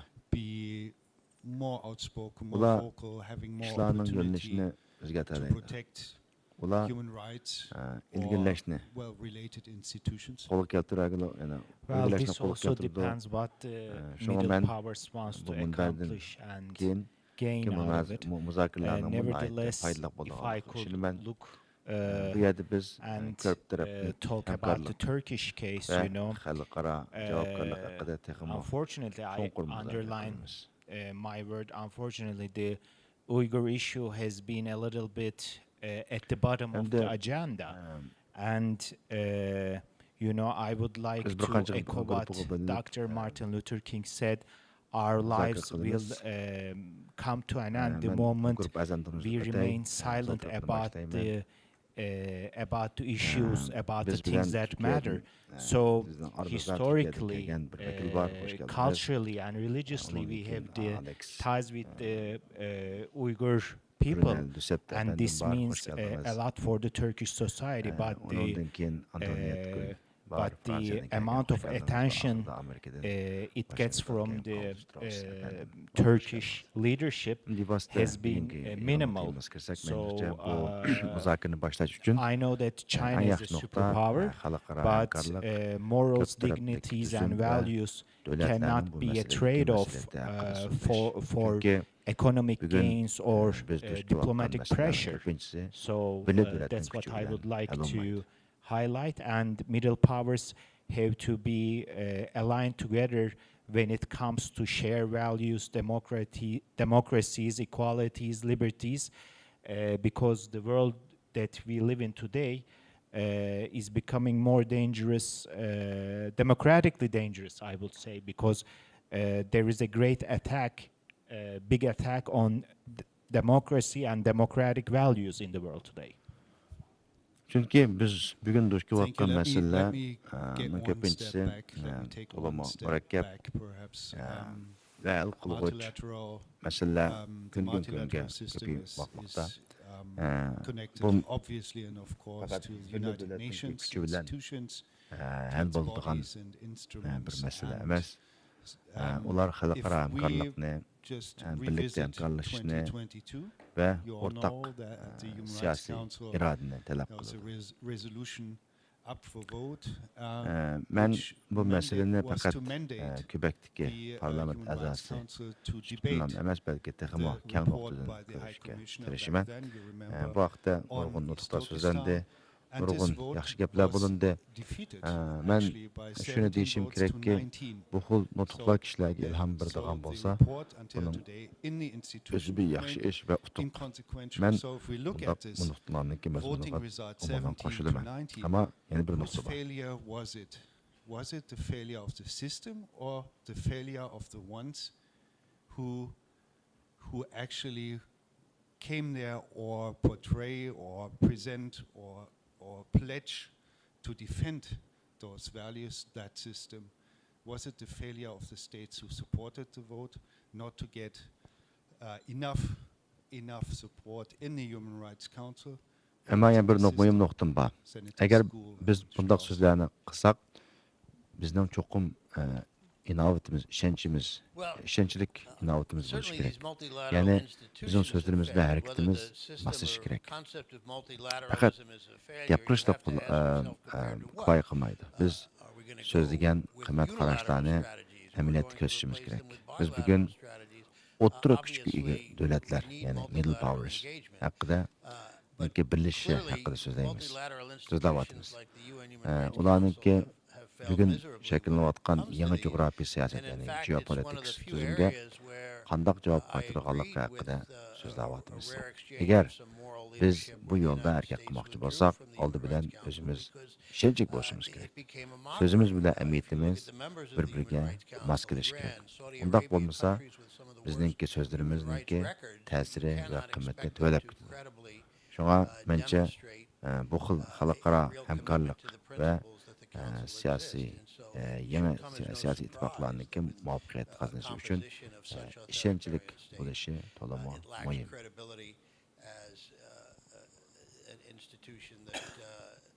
Not only did it not live up to its obligations, it barely lives up to its name. I would like to just add one thing. Multilateral institutions fail, but in particular, United Nations, at the United Nations Security Council, permanent members can block and paralyze the system, and sometimes they can also disregard the UN Charter. So when there are double standards, they are not in a position to lecture other countries to do what's right or what's wrong. So this is also a direct indication that the system is paralyzed and there are double standards. So great powers, whether it is China or Russia, they can block and prevent and paralyze the system and can whitewash their human rights violations and so forth. So that's not a fair play or fair game. Ninki tüven kısmı uçup kaldı. Bu mene endişeye saladı. Ben bu yerde Martin Luther King'inki bir sözünü esleyeyim. Bizden hayatımız biz mühim mesele hakkında diskut kılınan günden başlap ahırlaşık başladı. Tarihi cihetten, medeniyet cihetten, dini cihetten, Türk halkının Uygurlar bilen çonkur bağlanışı var. Also in a room when the voting took place, and we saw our Uyghur colleagues lobbying and advocating for this resolution. If I may, my impression in a day was that those states who were actually voting in favor and standing up for Uyghur rights didn't do enough to convince enough other states, because it was a very close call to get the vote in favor of a minimal consequence out of that really ghastly, in terms of what it represented, the report from the High Commissioner in the day. So I thought it's also Uyghur about meselesindeki Türkiye the energy states who want to defend the system, how much credibility and energy Xitayning kuchi bor, uning iqtisodiy ta'siri bor, texnik siyosiy kuchi bor, ammo bizning qimmat qarashlarimiz iqtisodiy foyda yoki diplomatik besim uchun qurbon qilinmasligi kerak. Demokratiya, erkinlik va kishilik huquq savdo-sotiqning bir parchasi bo'lmasligi kerak. Şuna ben təkliflədən nokta şu ki, otur güçkə ega dövlətlər ortaq qimmat qarashlar asasında birləşəlishi kerak. Demokratiya, barabarlik, erkinlik və kişilik hüquqa hörmət onlarını birləşdirdiğən asas buluş kerak. Çünki bugün biz yaşayotgan dünya barğansıra xəterlik bo'lib qalmoqda. Ben bu yerdə demokratiya üçün xəterlik deb aytaman. Çünki bugungi kunda dunyoning har qaysi joylarida demokratiya və demokratik qimmat qarashlarga qarshi cho'ng hujumlar bo'lyapti. Rəisət şunday sordu, undaqda biz bir misol qarab baxaylik, Birleşken Devletler Teşkilatı'nınki kişilik hüquq sistemini oylasak, məsələn, kişilik hüquq kengişide Uygurlar münasibətdə qarar layihəsindəki avazı qoyuluşunu. Bu vaqtda bu qarar yeterlik qo'llashga erishilmadi. Undaqda buni qanday tushunamiz? Bu sistemning mag'lubiyati yoki bu qimmatlarni qo'llaymiz deb va'da bergan davlatlarning mag'lubiyati. Yana masala sistemning o'zida yoki bu sistemni ishlatadigan davlatlarda bor. Uyg'urlar masalasida yeterlik qo'llash bilan bo'lmasligi bizga nimani ko'rsatadi? Bu savollar bizni ko'p taraflik hamkorlikning kelgusi va unumi haqida qayta o'ylashga majbur qildi. Chunki biz bir jihatdan bu sistemaga ehtiyojli, ammo yana bir tarafdan uning amaliy natijalarini surishtirishimiz kerak. and power politics rather than by law itself. And from a diplomatic perspective, the situation is more nuanced because unlike other revisionist power, China does not think to leave multilateral system. Rather, it seeks to increase its influence within. So we have seen it in its role in the Paris Agreement in 2015, or its role in COP 15 as well, in 22, a major agreement, the major agreement for the global biodiversity. But the challenge is therefore not only whether China respect the rule, but also to preserve a law Kararlarını toplayıp koyalaydı, hatta bütün sistemini palatçalığa düşürüp koyalaydı. Bazı vaxtlarda ular Birleşken Devletler Teşkilatı'nın nizamnamesindeki prensiplardan mı çetlep gidiyor? Şuna dünyada qoş ölçem, yani double standards mövcud bolğanda, bundaq güçlənlikki başqa dövlətlərə nima toğra, nima xata deb dərs berişi nəhayət qiyin. Çünkü ularning özlerimi bazı sistemini tosap koydu. Bazıda insan hakları definisiyon közümüp koyalaydı. Şuna bu adil emas. Yeni bir sözü güçlüde men bolsam biraz ümit var. Bence sistema teşkil kılgan azalar qancha yaxshi bolsa shuncha yaxshi bo'ldi. Yani sistema özü, yani sistemin özü mükemmel yoki nachar emas. Uning sifati uningdagi azalarning sifatiga bog'liq. Bu haqiqatan to'g'ri. Stephen Ginbo quit the cabinet. Sizin şu avazıqa qo'yish jarayonida zalda biz Uyg'ur vakilleri ve faoliyatchilarning o qarorni qo'llash uchun qancha tirishqanlik ko'rsatdik. Ular nurg'un davlatlardan kurashdi, qo'llash toplashga tirishdi. Mening shaxsiy taassurotim shuki, Uyg'urlar menga huquqini qo'llab ovoz bergan davlatlar ahamiyatda zo'r kuchlar qildi. Lekin ular bir qancha davlatdan qayil qilishga yetarlik, lekin ular yana bir qancha davlatni qayil qilishga yetarlik qo'llashga erishmaydi. Chunki natijada agar ozroqli farq bo'lgan bo'lsa, ovoz qo'yishning natijasi boshqacha bo'lishi mumkin. Uning ustiga bu qarorni qo'llashdan but if you don't tell him that it's going to be made by forced labor, maybe he's not going to buy it. But for the moment, he's pretty happy. He's going to buy it. So there's a problem right now about that, but there's a problem. Your question was about multilateralism. It's not working. Of course it's not working, but I don't think it's the institution that is failing. I think it's the members of the institution that are failing the institution. That's the biggest thing, and we need a lot of middle powers to bring that back, to bring respect to the institution, because right now I think the worst thing about those organizations are the lack of respect that they're getting from big powers that are obstruting the way they normally supposed to be. Yes, should there be, as an alternative, I mean, it came up before, but it's really a pressing issue. What would be the alternative? How could countries come together? On what basis shall they organize themselves? Well, there really is no alternative, because let's, for example, take bilateralism as an alternative. Suppose you have these countries, and for a long time, the world looked to my country, the United States, as a symbol of moral leadership on human rights and so many issues. Well, gee, what's changed? Well, we've elected a president who has replaced the value of commitment to democracy and human rights with a form of narcissistic transactional. Bu yerde devletlerinin işlençlik, siyasi iradesi, menfaat meseleleri var. Nurg'un devletler demokratiya ve kişilik hukukunu qo'llaydiganligini aytadi. Ammo amaliyotda ularning siyosati doim o'z milliy manfaatlarining tashida bo'ldi. Shunga ba'zida qimmat qarashlar bilan manfaatlar o'rtasida to'qnashuvlar paydo bo'ldi. Bu masalaga faqat qonun nuqtasidan emas, balki siyosiy va diplomatiya nuqtasidan qarash kerak. Diplomatik jihatdan qaraganda vaziyat juda murakkab. Chunki after July 4th, the Xitoy American passports are about to bear the köp photo of dövletlik Donald Trump.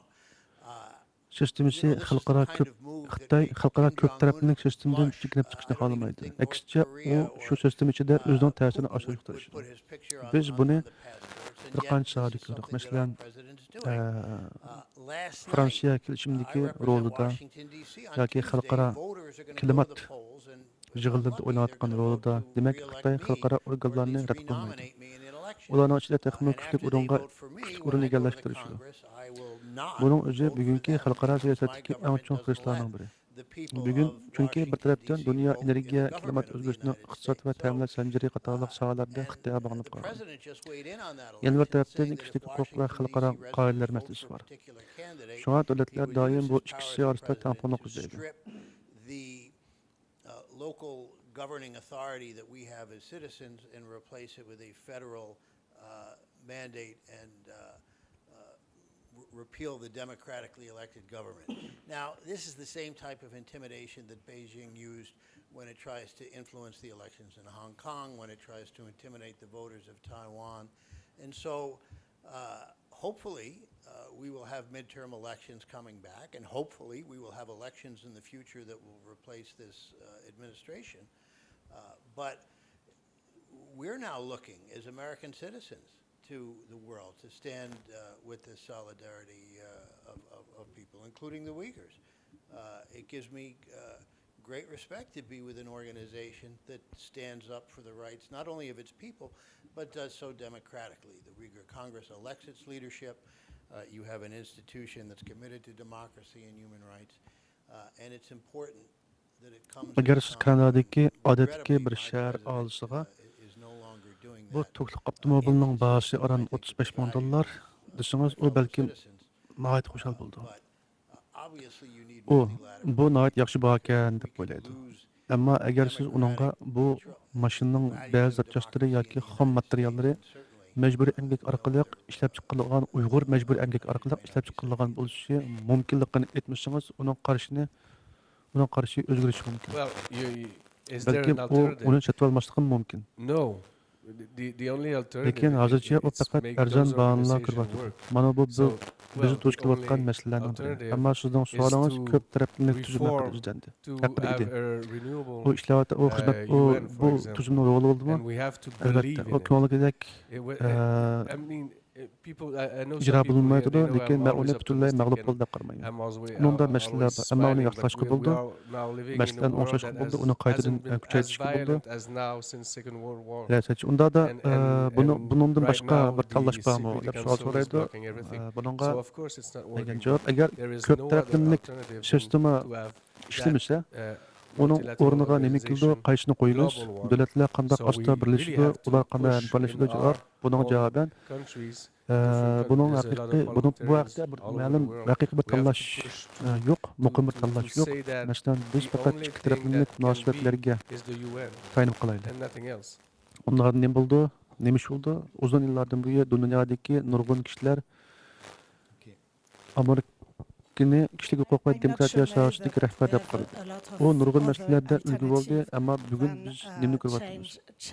Biz bir prezident sayildikki, uning siyosatida demokratiya va kishilik huquqqa bo'lgan va'da oldin o'rinda emas. Va'da to'liq ijro bo'lmayapti.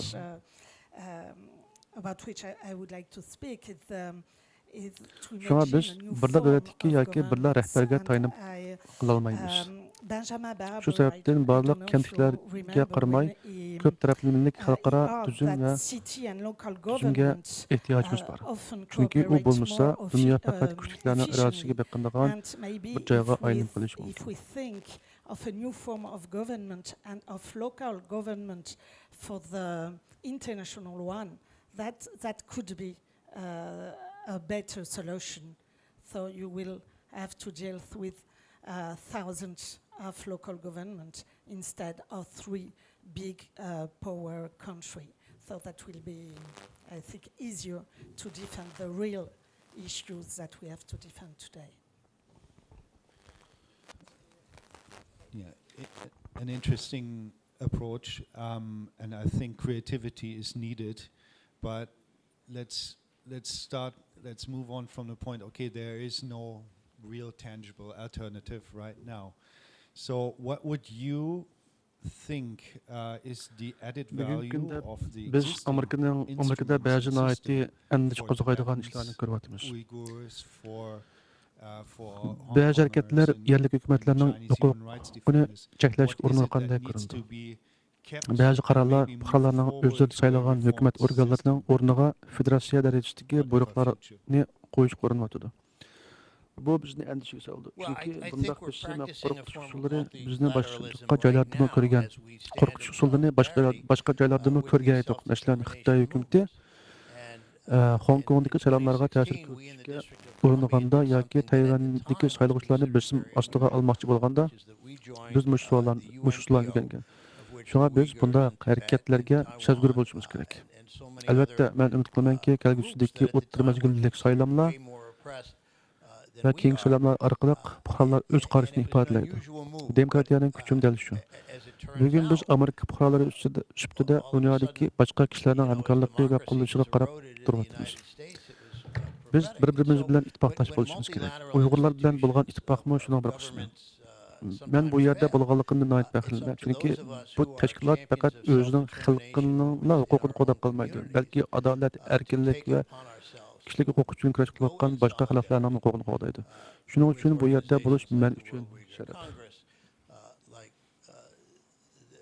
Taiwan, Tibet, these other places that are struggling with self-determination. We can replace the failed multilateral institutions with multilateral alliances of people committed to democratic values and self-determination. And I know it's difficult. I mean, you mentioned trying to be optimistic. Bu işlerin hepsi demokratik usulda edip verildi. Qararlik, qurultaylar, yig'inlar, münazir temaları ötküzüldü, rehberler sayıldı. Yani bu demokratiya prinsipi amal qilinadigan bir organ. Bu kishilik huquqqa sodiq bir organ. Bence bu bir muhim bir ish, chunki bugungi dunyoda biz faqat boshqalardan demokratiya talab qilib qolmasdan o'zimizning organlarda, o'zimizning tashkilotlarda demokratiyani amalda ko'rsatishimiz kerak. Shunday qilganda bizning so'zimizdan kuchi bo'ldi. Shunday qilganda bizning kishilik huquq va erkinlik to'g'risida ishonchli so'zlaymiz. Shunga biz bunda demokratik asos qurilgan va boshqarilgan organlarning mavjud bo'lishi bugungi dunyoda alohida ahamiyatga ega. Yesterday, but he said it again today about getting together all together, the Uyghurs, the Tibetan, Taiwanese, the Hong Kongers, the Mongolians together. I think and he said it's a good thing that we have those conferences, but now we need more. We need more organized action together. And I think if you achieve that, of course, it's yourself who's going to do it. We're going to be there for you.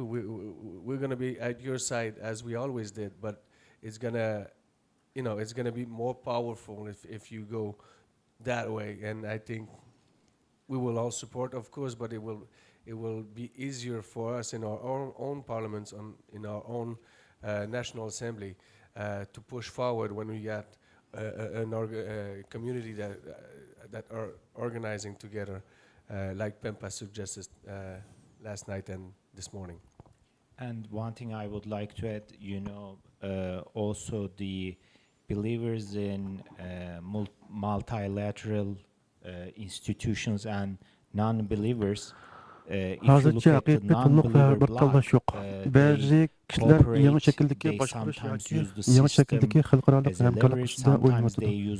Balkim kelgusida cho'ng kishilarning davlatlarga tayinlangan sistemasining o'rniga autocratic leaders and governments, they unite and they exchange ideas, they follow each other and they cooperate. But while democratic bloc seems to be some way not as united as the autocratic bloc. So that's important that yes, self-determination, believing in institutions, democracy matters, but staying united also crucial in order for things to progress and prevail. бар болгон системанын кошумча кыймматы неме? Унун неме пайдасы бар? Bunun bergen cevap, menimce mağlup bulunan yoki ojizlashgan ko'p taraflamalik organlarning o'rniga biz demokratiyalik qimmat qarashlarga ishonadigan va jamiyatlarning ittifoqligini qurollaymiz. Biz o'z taqdirini o'z belgilash huquqiga ishonadiganlarning hamkorligini kuchaytiramiz. Bu oson emas. Men buni qilaman. Sizmi balki ba'zi davlatlarda, rayonlarda tarixni qilgandingiz, ularning tarixini tarix qiyinchiliklar, to'qinishlar, qanliq voqealar bilan to'lgan. Lekin shunda bo'lsa-mu, demokratiya o'z taqdirini o'z belgilash huquqiga va kishilik huquqiga ishonadiganlarning bir-biri bilan hamkorlashishini aytmayman. Chunki ba'zida rasmiy xalqaro organlarda fikirlik bu ishlar bu tuzum ishlamaydi. Ammo fuqarolar jamiyati, shaharlik hukumat, partiya a'zolari va organlar o'rtaq qimmat qarashlarini o'rtoqlashtirgan kishilar birlikda harakat qiladi. Menimcha bu kelgusida barqarorlikda muhim bo'lgan bir yo'l. I think more experts here in the room who know also quite a lot about this. And I think, do you see any chance in your countries to top up your contributions, particularly for human rights related instruments in Geneva, for example, or New York? I'll speak for Canada again. I'm so sorry, Samir.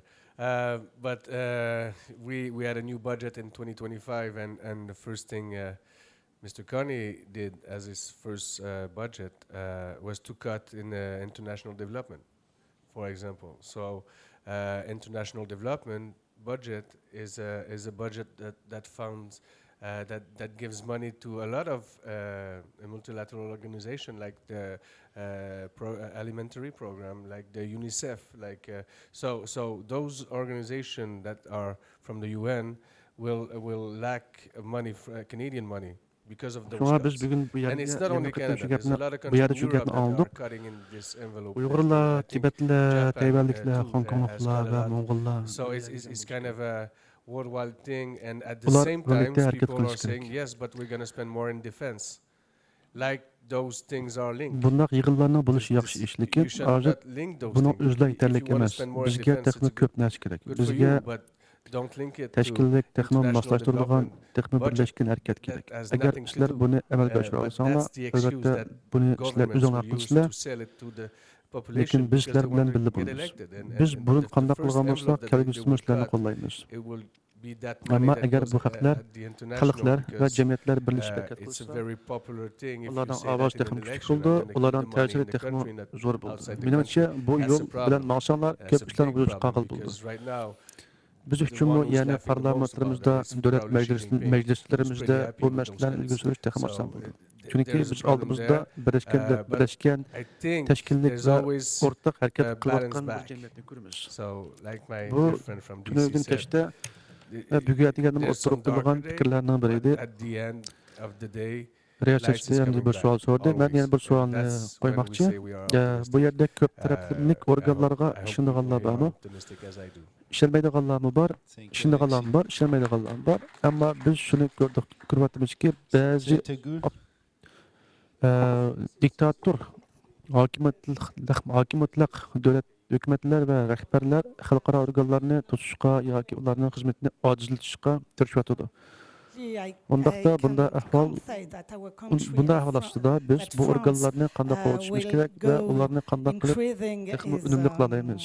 Subvention to cooperation, because budget after budget we are going lower and lower. So it's a real problem for us and a real fight for a lot of our political party. So that's one of our numerous fight we have to do against our government, because of course budget of France is being always decreasing because of debt, so we don't have any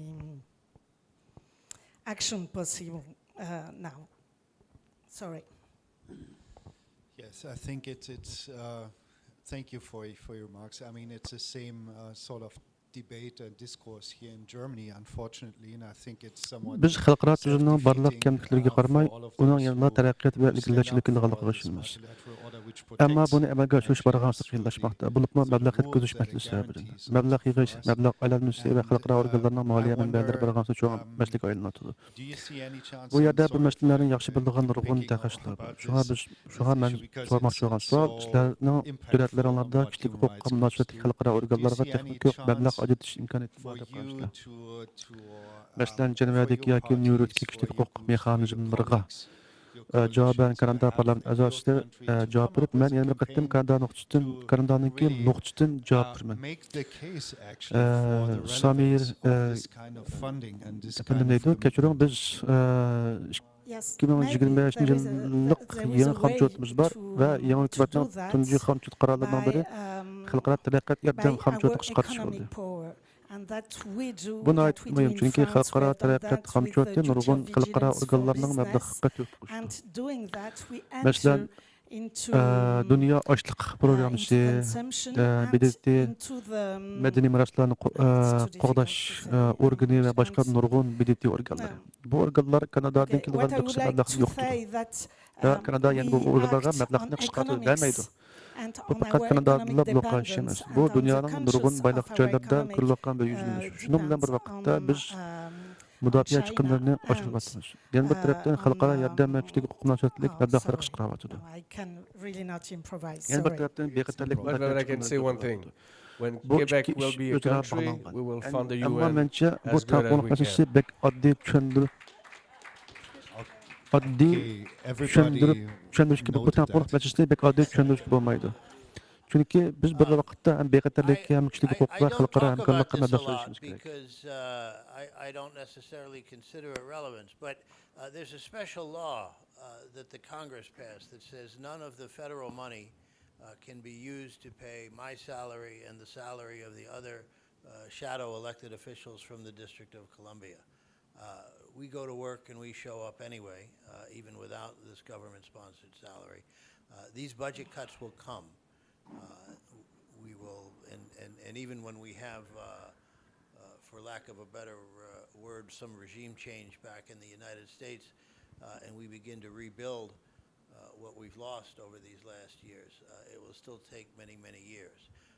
The budgets will increase, the budgets will be cut, but the work must continue. So, I'm not sure, I haven't spoken to the MC about it, whether there would be questions from the audience. I see, for example, two gentlemen here in the front who would like to put, maybe.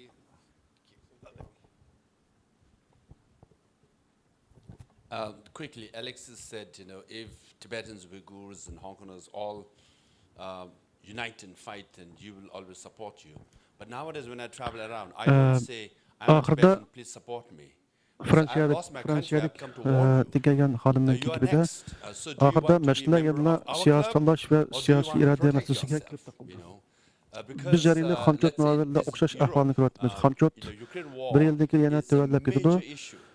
Bulutma xalqaro hamkorlik, taraqqiyot yordami va xalqaro organlarni qo'llashga ajratilgan mablag'lar chiqaradi. Biz buning uchun bu uchun biz uchun cho'q masala. Nurg'un siyosiy partiyalar uchun muhim bir kurash maydoni. Chunki biz hukumatlarimizga qarshi turib, bu mablag'larni saqlab qolish yoki oshirish uchun kuchishimiz kerak. Fransiyada xalqaro yordam va hamkorlik munosabatlik xomchot yuzlik tuvallash qarab menmoqda. Shunga hozircha bu sohada ko'rinarli yangi tadbir yoki cho'ng ilgirlash ko'rayotganimiz yo'q. Bu biz davomli kurash qiladigan who gives them the money, who arms them. So there is a double standard. So that's why we say, you know, please don't say, if you are with us, good, we will always fight our fight. But now it's your turn to stand for yourself. Otherwise, you'll join our club. Because they say they blame Russia for Ukraine war, but they shake hands. Menimcha bu bir haqiqatan muhim nuqta. Rasmiysan bu xil munozara suhbatlarda Germaniya o'xshash shaklda bo'ladi. Afsuski bu masala faqat bir davlatga xos emas. Xalqaro hamkorlik, kishilik huquq va ko'p tarafli organlarning ajratilgan mablag'dan qisqarishi reshape, nurg'un davlatlarda ko'rilgan umumiy ish. Bunun münasebetlik hamçot, mablag' taqsimoti, siyosiy muhit, haqiqatdagi munozaralar Germaniyadan davom qilyapti. Shunga biz o'rtaq duch kelayotgan xirishlarimizni right? Enemy in this case is xirishlarimizni bir worse qatorida. than what you perceive to be in Washington D.C. You have common values. So the threat is Chinese world order. That's what they want to impose on the world. The choice is, do you want to follow Chinese world order or the present world order? Present world order with all the hypocrisy, double standard, has freedom as the foundation where you can criticize, you can lobby, you know, and still you don't go to jail. But if you criticize Xi Jinping, you go to jail. So that's the difference.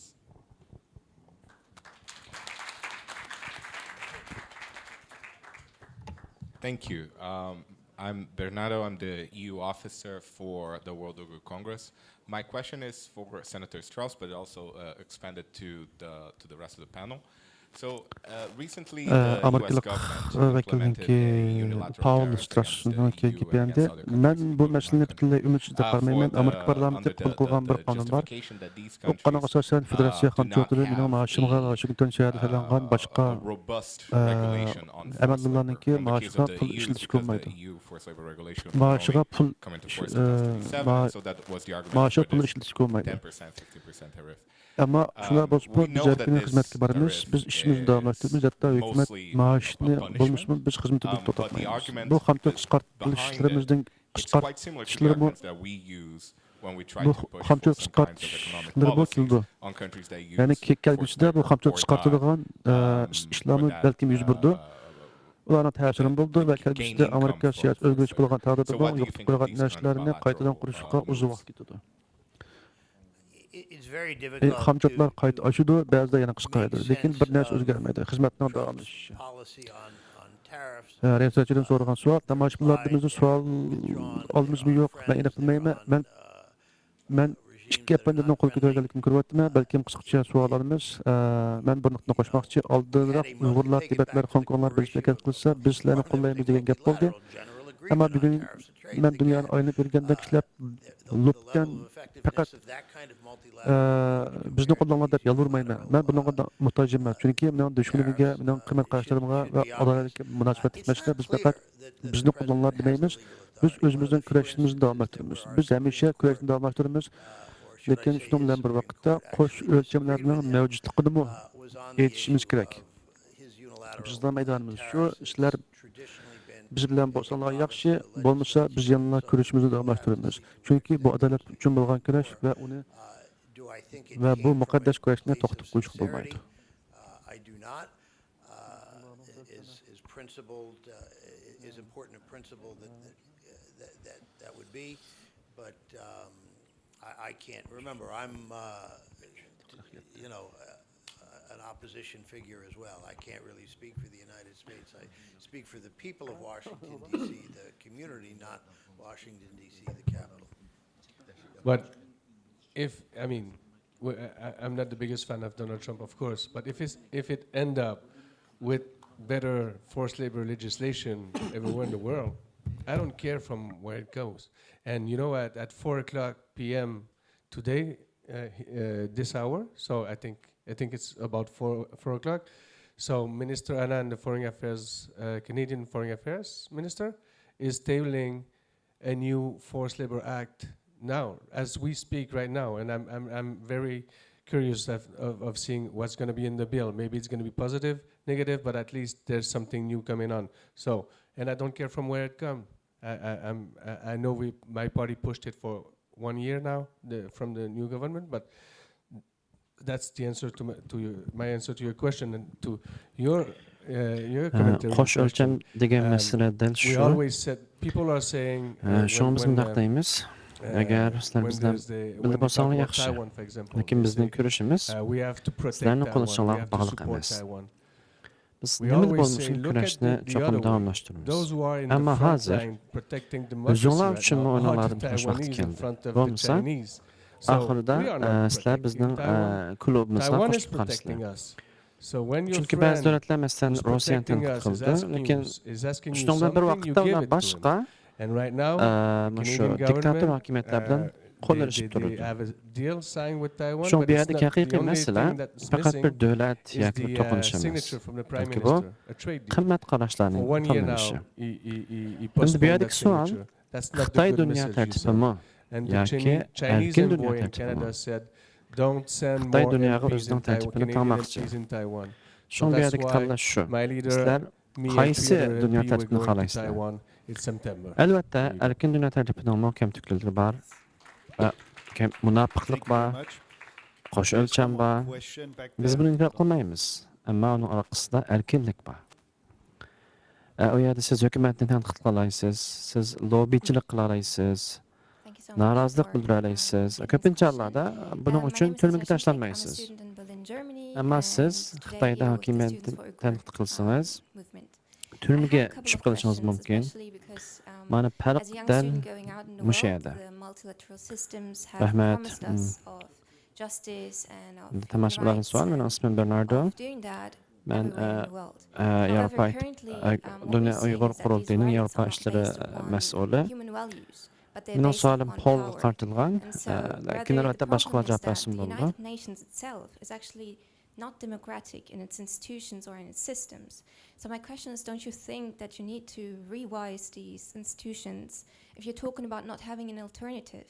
You know, I find it a bit difficult to sit here and listen to that, because what you say is that there is no alternative to the suffering of humans, to change that in these institutions, and that means that we are stuck within that. And I think you have to really rethink that statement, because having no alternative is just for you the case, because your seats are the ones that are being protected in these systems. And of course, you're going to approach it as saying there is no alternative to another system. But I don't think that's the case for Africa. I don't think that's the case for many Islamic countries. I don't think that's the case for Asian countries. I think you have to revise this whole world view from coming from your side of seeing the world and saying, if we go down as a democratic country, all the democracy in the world is going to go down. That's not the case. And I think we really have to think about, you know, James Baldwin said, you have to embrace the void that comes with dismantling these type of institutions that do not promote equal rights for everyone. And I really want to ask you, don't you think there are some lessons for you to take from the mistrust that exists, especially within my generation, to these institutions? And don't you think you need to revise how these institutions work and give everyone their righteous, equal standing within these institutions? Thank you. I think this question was for me because of what I said, but when I said there's no alternative, I didn't say that we have to stick with the UN as it is right now. We need a global multilateralism. That's what we need. It's absolutely doesn't mean that we need the UN as it is right now. Maybe that's my English that wasn't good enough, but it's not working right now. That's what I said, and we have to rethink the way UN is actually built. That's for sure. It was built after the Second World War. It doesn't work anymore. And there's a lot of more countries that are part of the UN right now than it was at its beginning. So at the start we have to rethink the whole institution. But when I said there's no alternative, I meant we have to have this organization. Do you understand what I mean? Yeah?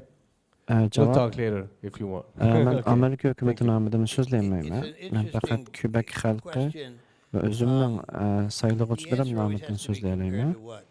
Mən Donald Trump'ın ən üçün qolluqçusu emas.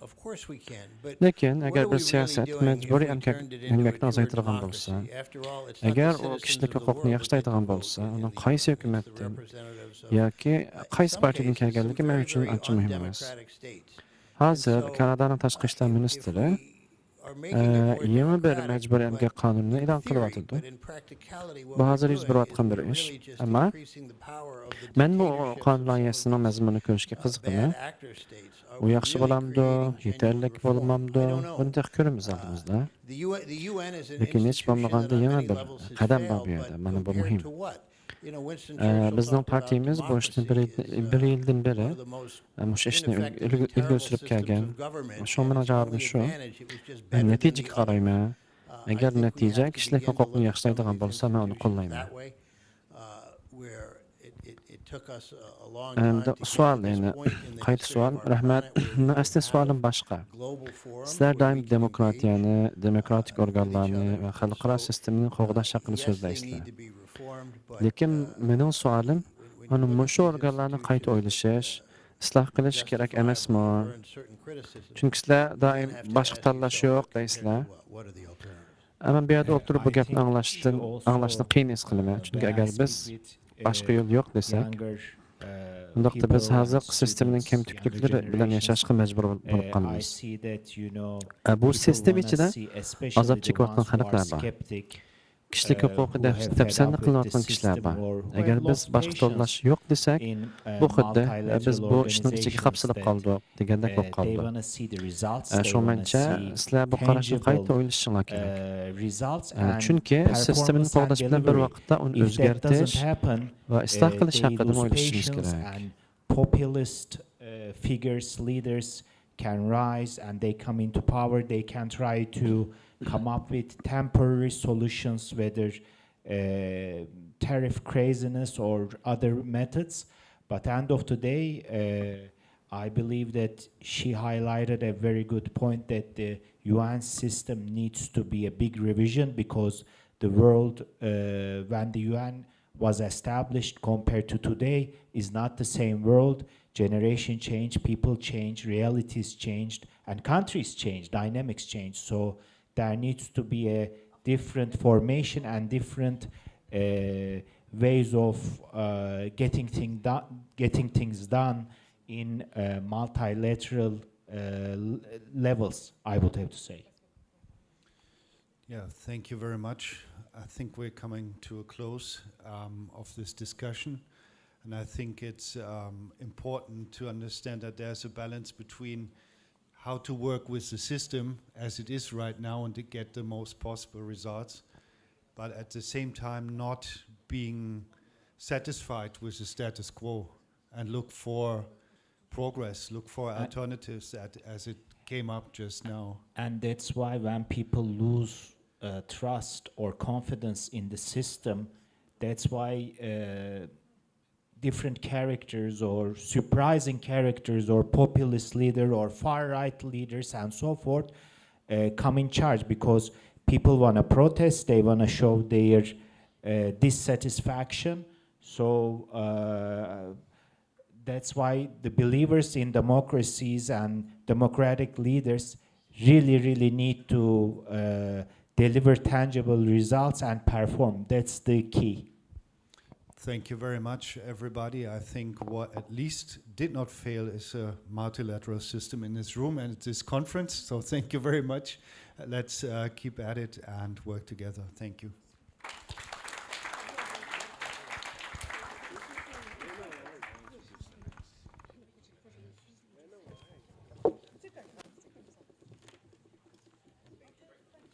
Thank you very much for all the guests today. We'll have a lightning round. We'll have a lightning talk today on the Uyghur Transitional Justice Database with Adiljan Abdurrahim. We'll be very happy if we could just wait here so we can start our lightning round. Xuddi insonlarning azob oqibatlariga va bu organlarning kamchiliklariga boshqa tanlash yo'qdek. Bundaq deyish bizning mush sistemimiz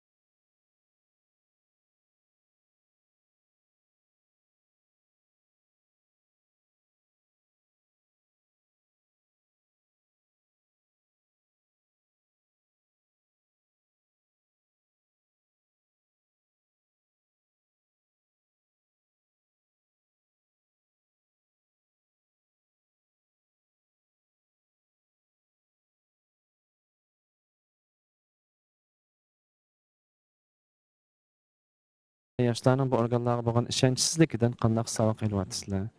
Bu organlarni qanday qilib hamma odam uchun ham adil va barobar qila olasizlar? Rahmat. Javob. Menimcha bu savol menga qaratilgan bo'lishi mumkin.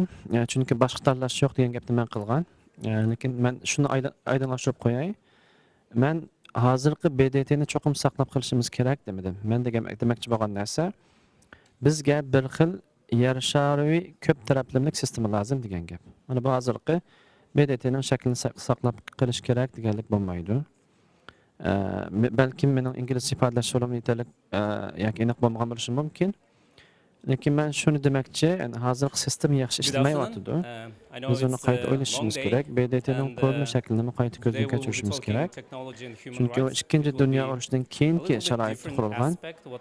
Bugungi dunyo bo'lsa boshqa bir dunyo. Bugun BDTga a'zo davlatlar ilgirgidan ko'p. Shunga islohot zarur.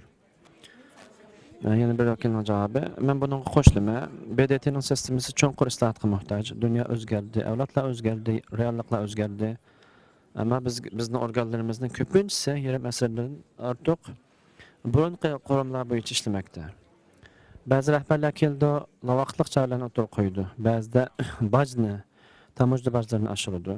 Ba'zida boshqa siyosiy choralarni qo'llandi. Lekin bular hammasi vaqtliq choralar. Oxirida bizning ehtiyojimiz texmi adil, texmi vakillikka ega va bugungi dunyoning realligiga mos keladigan xalqaro sistemadir.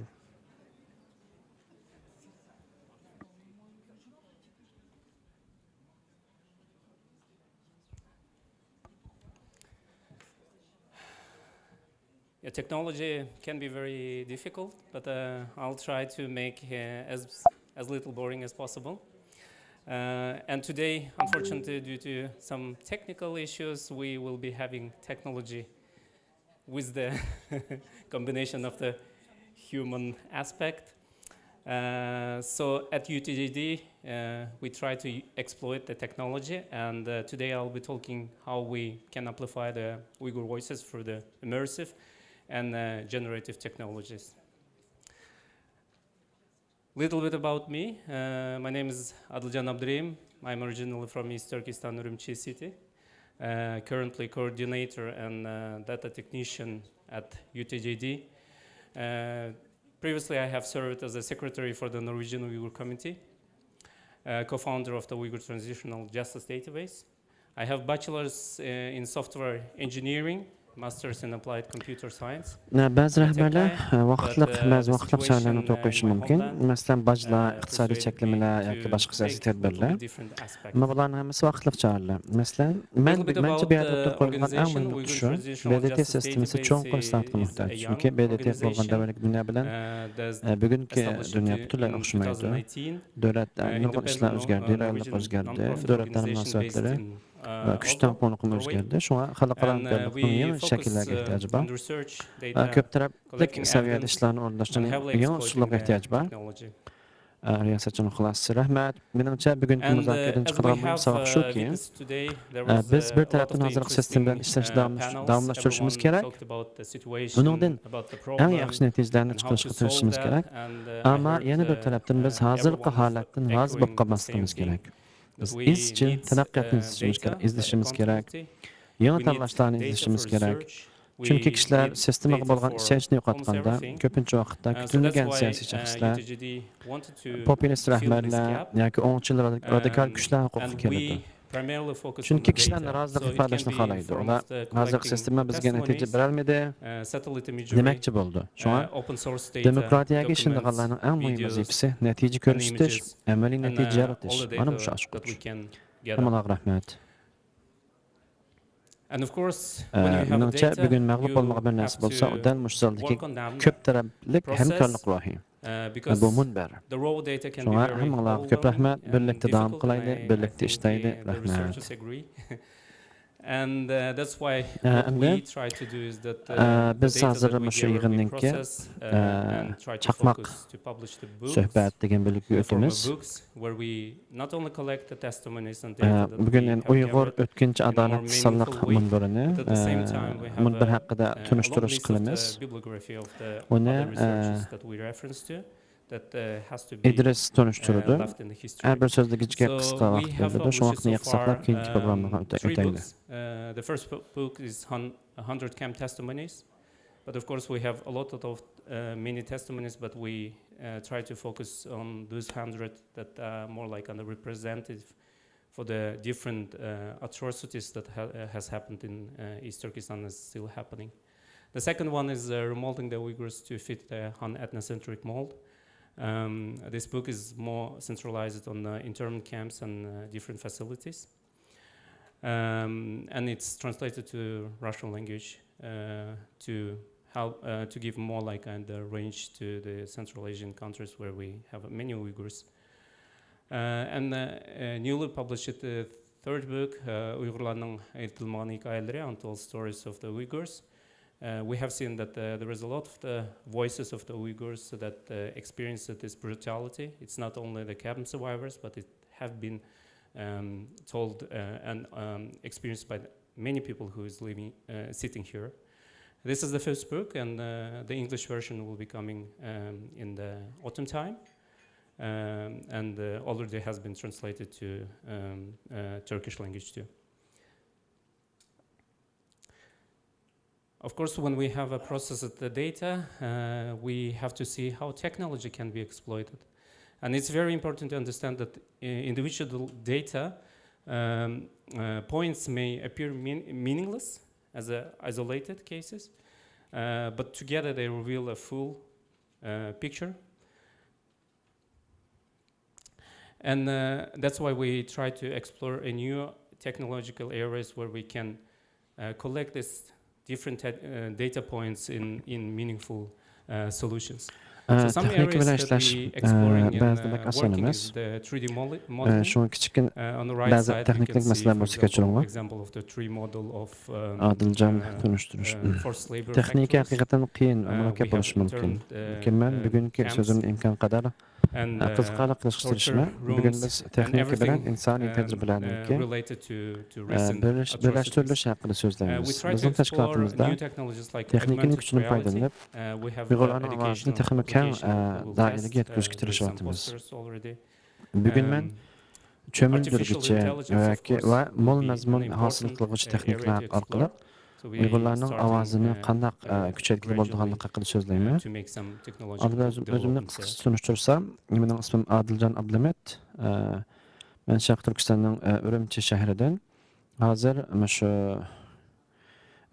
Uyg'ur o'tkinchi vaqtliq adolat sonliq ma'lumot amirida texnik mas'uli va maslahatchi bo'lib ishlayapman. But at the same time, we use the 3D modeling for example, the creation of the religious men yana shu Uyg'ur o'tkinchi adolat sonliq ma'lumot amirining qurg'uvchilaridan biri.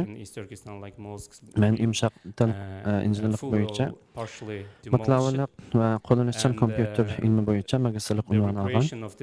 Endi naq gap kelsak, bizning maqsadimiz faqat sonliq ma'lumot to'plash emas. Balki biz mush texnika orqali mush sonliq ma'lumotlarni kishilar tushuna oladigan, his qila oladigan va tarixiy xotira sifatida saqlab qola oladigan shaklda keltirish bizning maqsadimiz.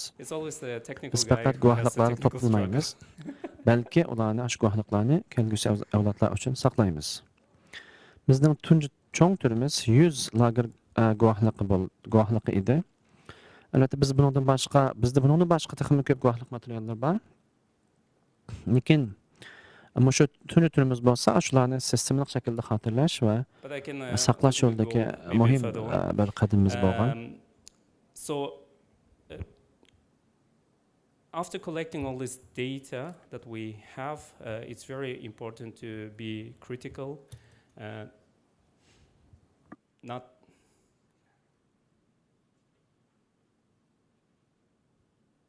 maybe stuck there. No worries.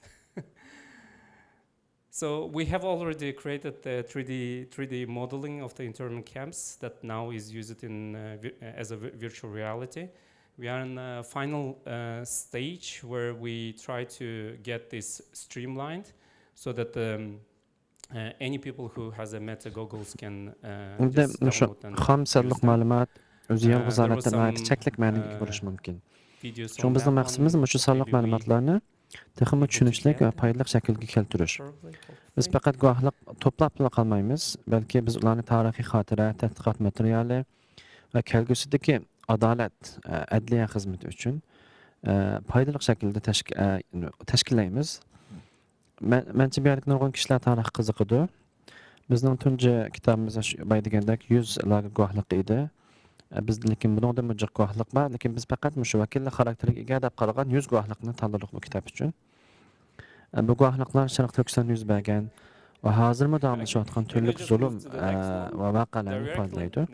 Bizning ikkinchi kitobimiz bo'lsa, lagerlar va boshqa tutib turish o'rniga munosabatlik sonliq ma'lumotlarni markaz qilgan. Bu kitob ruschaga tarjima qilindi. Buning maqsad O'rta Osiyo davlatlaridagi Uyg'urlar boshqa qurbonlarga texmi keng doirada yetib berish. Yaqinda nashr qilingan uchinchi kitobimiz bo'lsa, Uyg'urlarning shaxsiy hayot hikoyalari. Biz shuni ko'rdikki, Uyg'urlarning beshdan o'tgan zulm faqat lager shohidlari bilan cheklanmaydi. Nurg'un kishilar tutqun qilingan, oilasidan ayrilgan, besimga uchragan yoki boshqa shakldagi ziyonkashliklarni boshdan kechirgan. Hozir bu kitobni inglizcha nusxasini tayyorlayapmiz. O balkim kuzda nashr qilinadi. Uning turkcha tarjimasi bor. Biz yana sonliq ma'lumotlar, albatta sonliq ma'lumot to'plashlar yetarli emas. Biz yana texnikani qanday ishlatamiz degan savolni so'raymiz. Bu yerda muhim bir nuqta bor. Bir sonliq ma'lumot nuqtasi ancha muhim ko'rinmasligi mumkin. Ammo yolg'iz holatda faqat ayrim bir voqeada ko'rinadi. Lekin minglagan sonliq ma'lumotlarni bir yerga jam qilsangiz, ular to'liq mana bu bizning qilayotgan ishimiz. Biz yangi texnikalarni ishlatib, bu turli sonliq ma'lumotlarni tushunarli shaklda birlashtirishga tirishyapmiz. Given these findings to the RFA, and they did further investigation and have found out that these two locations in Aksu internment camps has been delivering the bodies from the Uyghurs. Ölçemlik raqamlik modellarni ishlatamiz. On tarafchi rasmlar. Bunun bir misalini ko'rasizlar. Bir lager yoki tutush o'rniga 3 o'lchamlik modeli.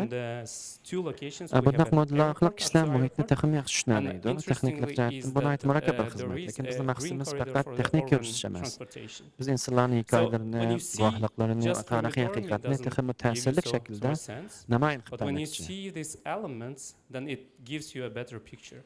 What is interesting is buning uchun biz texnikani qo'llash bilan bir vaqtda yangi raqamli qurollar va shunday aql texnikalardan foydalanamiz. Was originally built on top of the hospital. So, of course, in terms of the research, it's very difficult to say and state something, but at least it indicates. But the problem is that often we do not have supporting data, like, for example, flight data. If we had a flight data, then we could, for example, link this airport transportation thing to a specific place.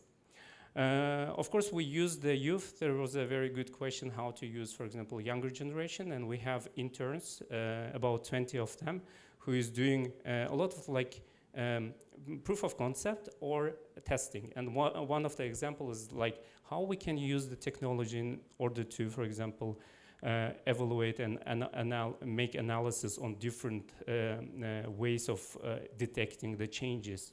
So if the demolition happened in, for example, Kashgar city, then we can use this technology and easily to spot this one and further on analyze with the human. Kompüter ve şuna yakın asasi okumlarını bilisler dep oylayman. Bugün kunda çoğ til modelleri başqa şuna yakın sistemlerni ait testlar qilib bu texniklar bizga zo'r miqdordagi sonliq ma'lumotni tahlillashga yordam beradi. Lekin biz bir muhim nuqtani saqlashimiz kerak. Bu sistemalarning o'zida hissiyot yo'q. Ya'ni ular faqat bir andizalarni o'rgandi. Ular insonlarning azobini yoki kashmishlarni haqiqiy his qilolmaydi. Shu biz texnik ishlatamiz, lekin har doim cho'qim tanqidiy pozitsiyada turamiz. Masalan, sonliq ma'lumotlarni to'plashdan keyin biz ularni to'g'ri tahlil qilishimiz nihoyat muhim. Ben And 3D biz model in hozirgacha bir VR, qancha what I 3 said, o'lchamlik lager modelini primarily qurib is chiqdik. based Bu on the modellar hundreds of hours of hozircha the emaslar. testimonies, Hozircha that data hozir evidence linked mavhum reallik documents, sistemasida and we had ishlatilyotidi. a whistleblower who Biz tested hozir VR oxirgi bosqichda and maqsadimiz har qanday has kishi said that meta VR it's ya'ni bir mavhum accurate. reallik So it's ko'zoynagini one good ishlatib bu testimony for us. mavhum muhitga kirib lager And qurilmasini this ko'radigan is bo'lsin. the visualization of the 3D model of the Menimcha internal kishilar ya'ni facts, yuz and bergan maybe you ishlarni texmi yaxshi recognize some of tushunaraydi. them from the news Biz agencies that yana bir use qancha tadqiqotlarni aligning olib bordik. people Ba'zi ahvollarda biz from to'plagan the sonliq internal camps ma'lumotlarni to the boshqa forced tekshiruvchi organ labor va factories, tadqiqotchilarga yo'lladik. where Ular they mustaqil have been tekshirish used olib for that bordi. one. Bir And misol, when we see masalan, this kind of Aqsudagi biz Aqsudagi data, it's ikki tutqun lagerga munosabatlik sonliq ma'lumotni very tahlil easy qildik. to create, but it's not. 3 o'lchamlik It's a lot model of va data sun'iy and, mahsulotlarni solishtirish information orqali we have to process bu and work o'rinlar on. haqida texmi ko'p uchurga erishdik. 3 o'lchamlik modelni ko'rganda Challenges, kishilar limitations bir kishi is that butun even rayondagi though we have a qurilmasini texmi yaxshi tushunadi. technological leap, when it Va comes to China, qiziqarli nuqtalarni we have biri a shuki, censorship, we have ba'zi qurilishlarning aslida disinformation boshqa maqsad and other silingan things that o'rinlar makes it very ustiga difficult. qurilganligini So the ko'ramiz. thing that I told Masalan, on the left side bir is o'rnak global aslida monitoring. doktorxona yoki It's boshqa a jamoat system where you asosasi can bo'lgan monitor bo'lishi all the mumkin.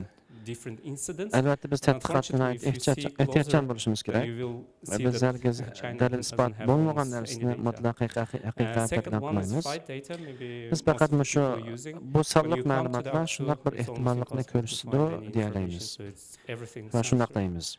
And on Chunki the right side, it's tadqiqotdagi eng chong military bases. So if you qiyinchiliklarning see biri other shu. countries, they Ko'pincha have, vaqtda but bizning when it qo'limizda comes to China, to'liq so va it's just mustaqil airports. dalil isbot bo'lmaydi. Shu So, har bir bayonni ko'p as you- manba bilan as you know, tekshirib ko'rish, DeepSeek, tekshirish amaliyoti zarur. Was like kind of open source, and it's very cheap, but it comes, of course, on the costs that it censors all the data related to Uyghurs or any sensitive information. So actually, when we're using some of the solutions from China, we actually unwillingly and without realizing censoring ourselves and contributing to data manipulation and disinformation.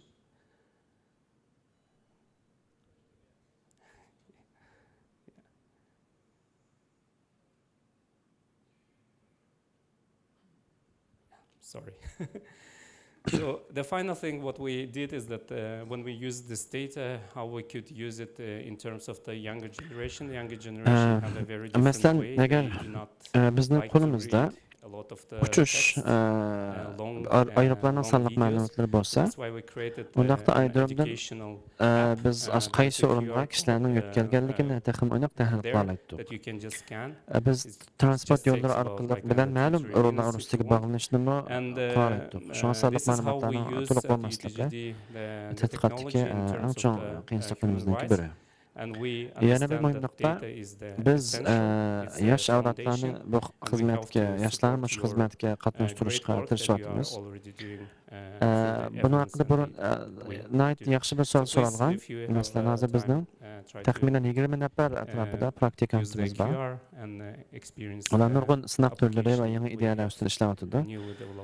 Buning bir misoli texnikani ishlatib o'zgarishlarni avtomatik bayqash. Masalan, agar Qashqar shahrida keng ko'lamda bir chekish yuz bergan bo'lsa, biz sun'iy aql va sim tahlil, rasm tahlil texnikalari orqali shu o'zgarishlarni tez bayqayolamiz. Andin ularni tadqiqotchilarning tekshirishiga sunamiz. Ya'ni texnika bizga o'zgarish beradi. Ammo oxirgi baholashni yana insonlar qildi. Bizning maqsadimiz texnika bilan inson tajribasini birlashtirish. Chunki bu ikkisi bir-birining o'rnini ola olmaydi. Lekin birlashganda bu ikkisi nihoyatda kuchli bir qurolga aylanadi. And that has immensely contributed to the finding of the Uyghur Tribunal that there was a genocide, and also in China Tribunal that Uyghurs and Falun Gong members were executed, and then their bodies and their organs were used for organ transplantation, forced organ transplantation. So it's a very important part of the activity, and thank you very much for presenting it.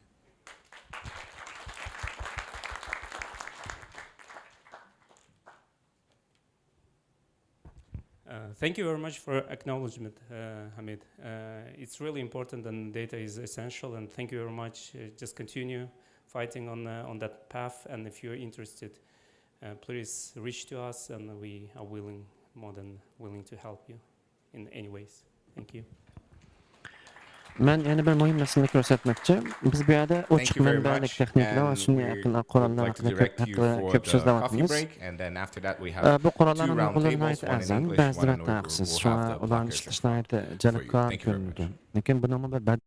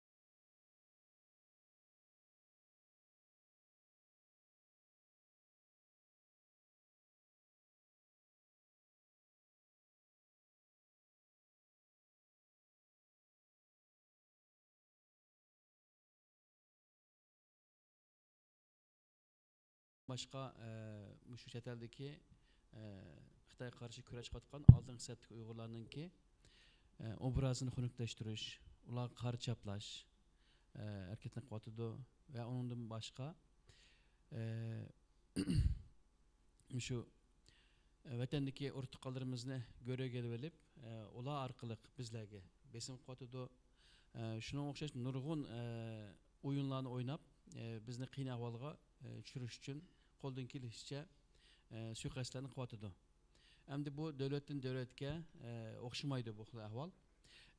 Oldi bilan Uyg'urlarningki bular chet eldagi Uyg'urlarningki eng ko'p o'tirqalashgan davlati Turkiyadan boshlaylik. Professor Erkin Abed efendim, Türkiye'de Xitay Uyg'urlarga qarshi qandaq suiqasdlik planlarni qilyotidi? Bunun qarshi biz nimalarni qila olamiz? Bu haqida qisqacha bir sizningki fikringizni olsak. Rahmet. Bunu anlatıştım burun. Ben kısaca bu Uygurlar diasporada hem de chet elde hazır 30'a yakın devlette teşkilatlandık. Yani bunun bir en üstündeki teşkilat Dünya Uygur Kurultayı. Bir iş kılış için hem de teşkilleniş lazım. Şimdi Uygurlarda biz uzun yıl devletsiz kalan bir millet olacak.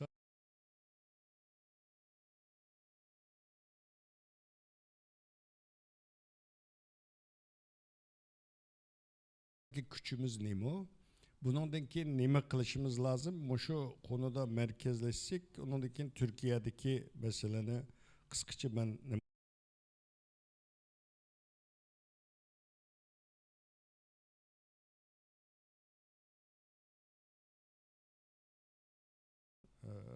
coğrafiyasiga Özbekistan tarafga Andijon bu taraflarga 1750 sonra 1840 bugungacha Uyg'urlar chet elning har qaysi yerlariga ko'chyapmiz endi.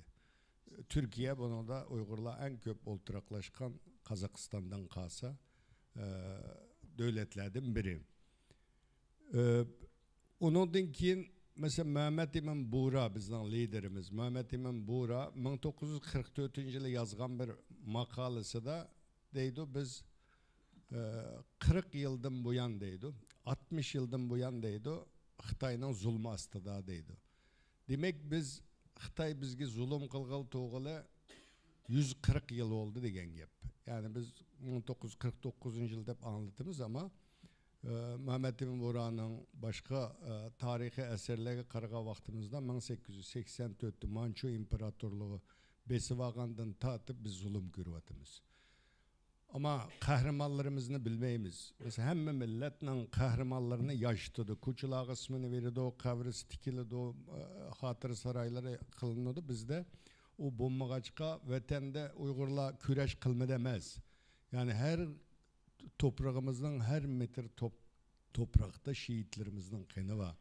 Bugün şu yakın tarihimizde karsak mı nurgun vakalar oldu, kanlık vakalar. Uygurlar teslim olup tulmadı, mücadele devam kılıyordu. Ama coğrafiyalik ornumuz, tarihi ötmüşümüz, siyasi, iktisadi sebepler, nurgun sebeplerden tüpeyli biz devletimizni kuramadık. Bugünküçe. Şu anda hazır karaydıgan bolsak işte 1954 tuncu katım Cidde'de birinci kurultay açıldı. Mehmet İmam Buğra, İsa Yusuf Abdikin. Bu yerdeki ağan karardı mı birinci, ikinci maddede bunun kim biz davamızını halkarada anlatış. Halkaraga bizden besivelengan zemin ikelligimizni halkaraga kabul kıldırış. Ağan karar Cidde'deki şeydeki Taif kurultayındaki karar bu. İkisine 250 adam kol koyup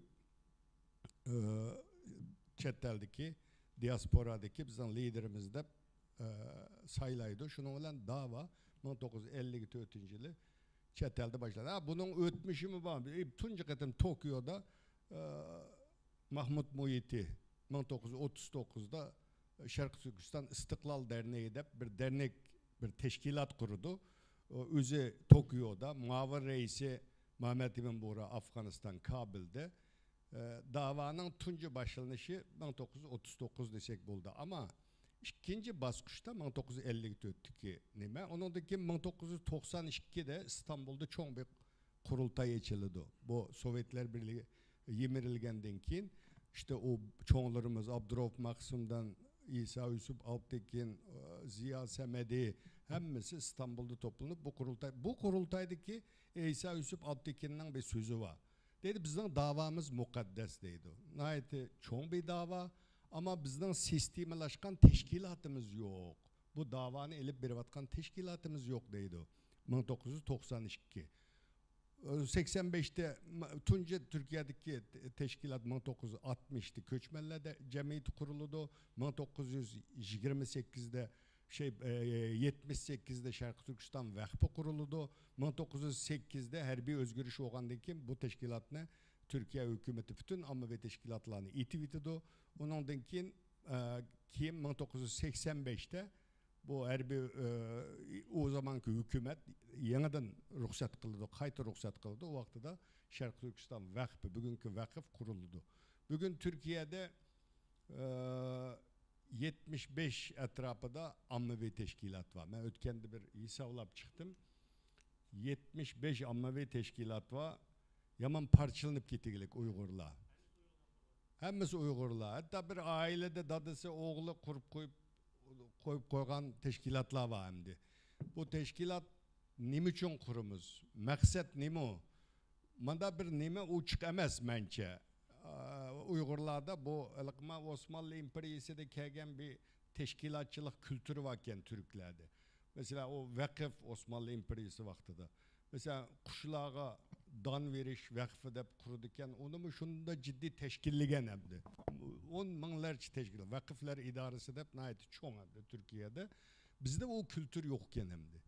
Şuna bunu hazır şekillendirvatımız. Hazırki vaziyetki karaydıgan bolsak aynı Avrupa'da ta 60. yıllarda erkenkam Türk Hava Yolları'nın Viyana'daki vekil olup işlige vaktida şu ülkücü Türklerinin 60. yıllarda köçüp gelgen Türklerinin öyleri verip teşkilatları verip anlatış bilen başlap 1990 necidi Münih'te Şarkı Türkistan teşkilatının kuruluşu, onundaki yaşlar kurultayı kuruldu, onun içinde biz bağ. Onundaki Şarkı Türkistan Uyguristan teşkilatı kuruldu Münih'te. Nayeti zor münazirler oldu. Kazakistan, Kırgızistan'dan bütün dünya ülkelerden kelgen faaliyetçilerimiz, tarihçilerimiz bu yerde nem kılıp Şarkı Türkistan Uyguristan teşkilatı kurdu. Yaşlar kurultayı bilen birleşti. 2004'te Dünya Uygur Kurultayı kuruldu. 2004'te Dünya Uygur Kurultayı kurulgan vaxtıda Münih'te bir 18'dek teşkilat şu vaxtıda bir yerge kelgen hemdi. Bu bizden için nayeti yaxşı bir başlangıç dendi. Dünyada biz bunda 18-20 teşkilat birleşken bunda bir şemsiye teşkilat kuruldu deyseniz arkanda devlet bunu birlik ittifaklık Uygurlarının bir yerden avazı çıkıdı dep sizge ehmiyet berdi. Bu nayeti yaxşı bir başlangıç oldu. Bugün geçe mana 2024'te Dünya Uygur Kurultayı'nın 20. yılınınki ne kutludık. Bu yerde ben çıkargan bir Şarkı Türk Dünya Uygur Kurultayı'nın 20. yılı deydiğen bir kitap var.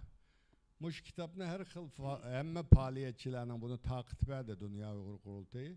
Ben bunun Türkçesini ve Türkiye'de ilan kılıp bütün Türkiye'deki kütüphaneleri takattık bir vatımız Türklerge. Şimdi bunu okuşumuz lazım. Bunu okusak bizden davamızdan kanda terakki kılganlığını görüyoruz. Etrafımızı karısak ümitsizlendiği iş yok mu? Ba.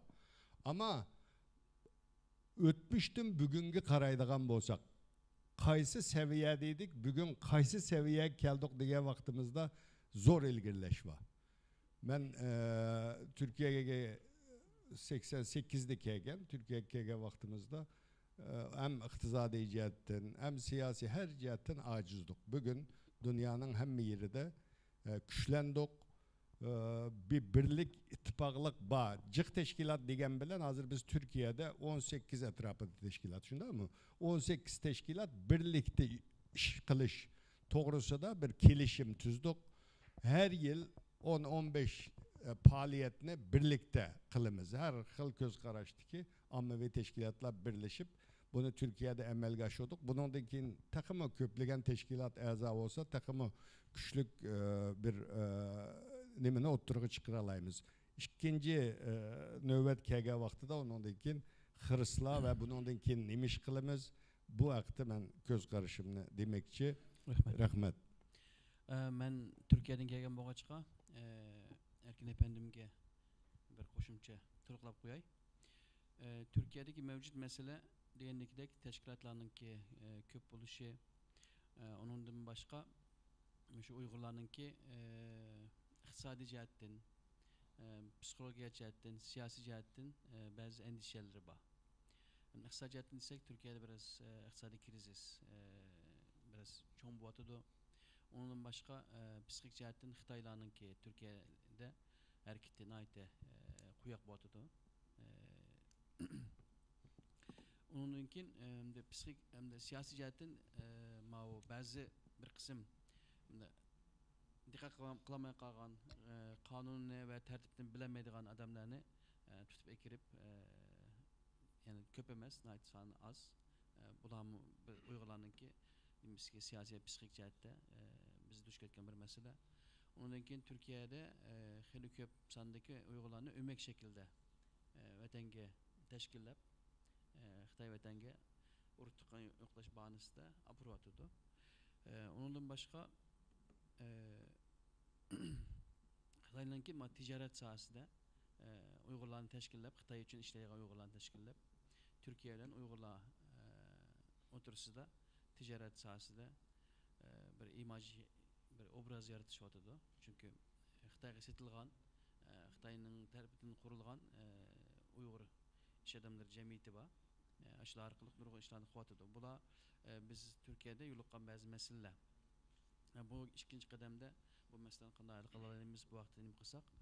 Hamda Yaponiya biz Uyg'urlarga uchun yana bir muhim bir davlat. Yaponiyada navbatdagi ahvol qanday, biz yo'liqqan qanday masalalar bor. Buni nima qilish uchun keyin qadamda qanday qila olamiz? Buni bir siz qisqacha bir 3 minutda qilsangiz. Assalomu alaykum qarindoshlar. Men Dunyo Uyg'ur qurultiyi Xitoy ishlar komitetining mudiri va Yaponiya Uyg'ur jamiyatining ma'mur raisi Saud Mamatulmi. Men o'zim Yaponiyada yashayotg'achqa Yaponiyani markaz qilib butun Uyg'ur harakatini qanday jonlantirish to'g'risida qisqacha ko'z qarashimni o'tirib qo'ymoqchi. Abay Erkin Ahmad akamiz degandek, bizningki diasporadagi Uyg'ur da'voninki birinchi qadami Yaponiyada boshlangan. Bizningki Sharq Turkiston Islom Jumhuriyati yemirilgandan keyin o'z vaqtida Mahmud Emin Bug'ra Afg'onistonga berib, shu vaqtda Afg'onistonda turayotgan Yaponiyning bosh elchisi Kitada Masamoto deydigan apandim bilan nihoyat yaxshi do'stona munosabat qurgan. 1936 yildan boshlab 2 yildek shu ibodat keldi qilib qandaq Sharq Turkiston jamiyatini asli keltirish, endi Yaponiyadan yordam so'rash nihoyat tafsili ashada planlar bo'lgan. Bu planlar Kitada apandim orqali Telegram orqali Yaponiyaning tashqi ishlar ministriga yo'llanib turgan. Keyin bu materiallar hammasi Yaponiyada topqil bo'ldi. Andan 37-yili Mahmud Sijang, Mahmud Muhit bir ömek bilan Yaponiyaga keldi. Endi Yaponiyada tashkilotlar qurildi. Tunji bizning diasporadagi da'vo shu yerda boshlangan bo'ldi. Endi Ikkinchi dunyo urushidan keyin bu Yaponiyadagi siyosiy da'voning boshlanishi sal keyinga suzildi. 1985-yildan boshlab o'quvchilar Yaponiyaga kelish boshlandi. Erkin Akamiz shu vaqt birinchi qaror Yaponiyaga kelgan o'quvchilar bo'ldi. Shu vaqtdan boshlab ham Yaponiyada Uyg'urlar biroz ko'payishga boshlaydi. 2000-yillardan boshlab siyosiy da'vo boshlandi. 2008-yili Yaponiya Uyg'ur jamiyati qurilgan. Undan 4 yildan keyin Yaponiyada Yaponiya Uyg'ur do'stlik parlament do'stlik guruhi qurilgan bo'ldi. Bu do'stlik guruhi bizningki Uyg'ur davosida tunji qurilgan do'stlik guruhi. Bu do'stlik guruhi qurilib bilan uzoq o'tmay Yaponiyada Dunyo Uyg'ur qurultiyining 4-qurultoy Tokioda ochilgan bo'ldi. Shu 2000 yildan keyin Yaponiyadagi siyosiy da'voyini qayta kun tartibga keldi desak bo'ldi. Hozir biz ham Yaponiya Uyg'ur jamiyati bilan nayti zish bizni qo'llab birga ish qilayotgan Yaponiyaningki parlament ichida parlament Uyg'ur do'stlik gruppasi bor. Undan yerlikda yerlik mamlakatlik yerlik parlament do'stlik gruppasi bor, ikki do'stlik gruppi bor. Bundan keyin ham Yapon bilan Xitoy ham jo'g'rafiya jihatdan nayti yaqin, iqtisod jihatdan ham nayti zish munosabati bor Yaponiya bilan Xitoy.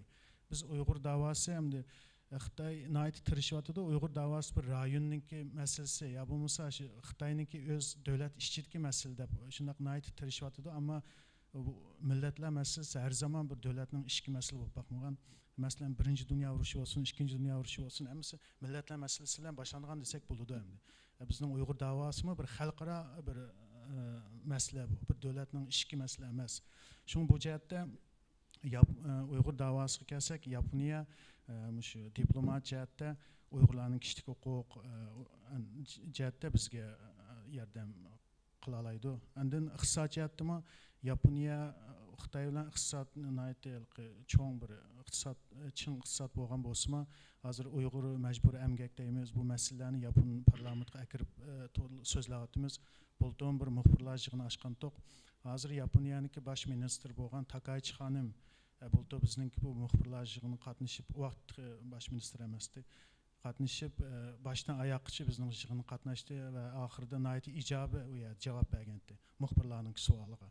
Biz Yaponiyami bu majburiy emgak masalasini doim qo'yib qo'ysak, bir yoq qo'yib qo'ysak bo'lmaydi. Biz buni tadbir tutishimiz kerak deb nayti ijobiy javob berdi. Bundan keyin ham biz hozircha ham bu davoni diaspora qilyapmiz, amal yo'q ham vatan ishiga akramayapmiz. Menimcha sog'lom bu davoni menib keyingi qadam ham inshaalloh bir vaziyat kelsa bu davoni bizningki vatan ishchiga kirgizishimiz kerak. Chet elda nima ishlar bo'ldi, bo'lyapti, ishchi bilan teshi hamkorlasha olgan vaqtda bu davo tuxumi ilgarilaydi, oldiga ilgari bosir deb o'ylayman. Hamda hozir biz chet elda qilishdan boshqa amalimiz yo'q. Keyin shu sharoitni yaratish, shunaqa yo'llarni izlanishimiz kerak deb o'ylayman. Rahmat.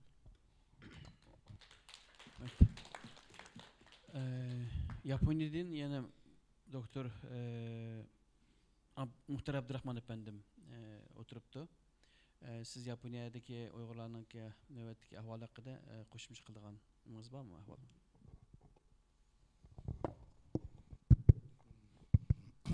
Assalomu alaykum qarindoshlar. Oldi bilan bundoq bir shaklda sizlarga ko'rishganligimdan faxr his qilaman.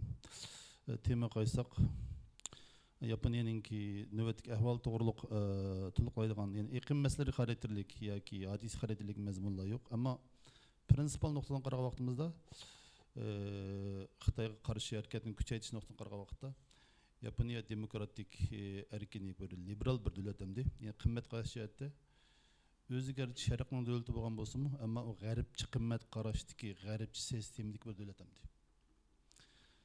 Men Yaponiyada 20 yil atrofida Uyg'ur va g'arbning davlatchilik falsafasi, davlatchilik ideyasiga tadqiq qildim. Ya'ni Uyg'urlarning Xitoyga qarshi harakat qilishining tubki sababini Uyg'urlarning mavjudligining asosiy sharti bo'lganligi uchun deb qarash menimcha eng to'g'ri. Chunki bir inson bo'lish uchun davlat kerak deydi Aristotel. Aristotelning siyosat degan kitobini o'qisanglar, odamga berilgan ta'birda odam yoki inson deydi. U siyosiy xarakterlik mavjudiyat yoki siyosiy hayvon degan so'z ishlatgan amaliyotda.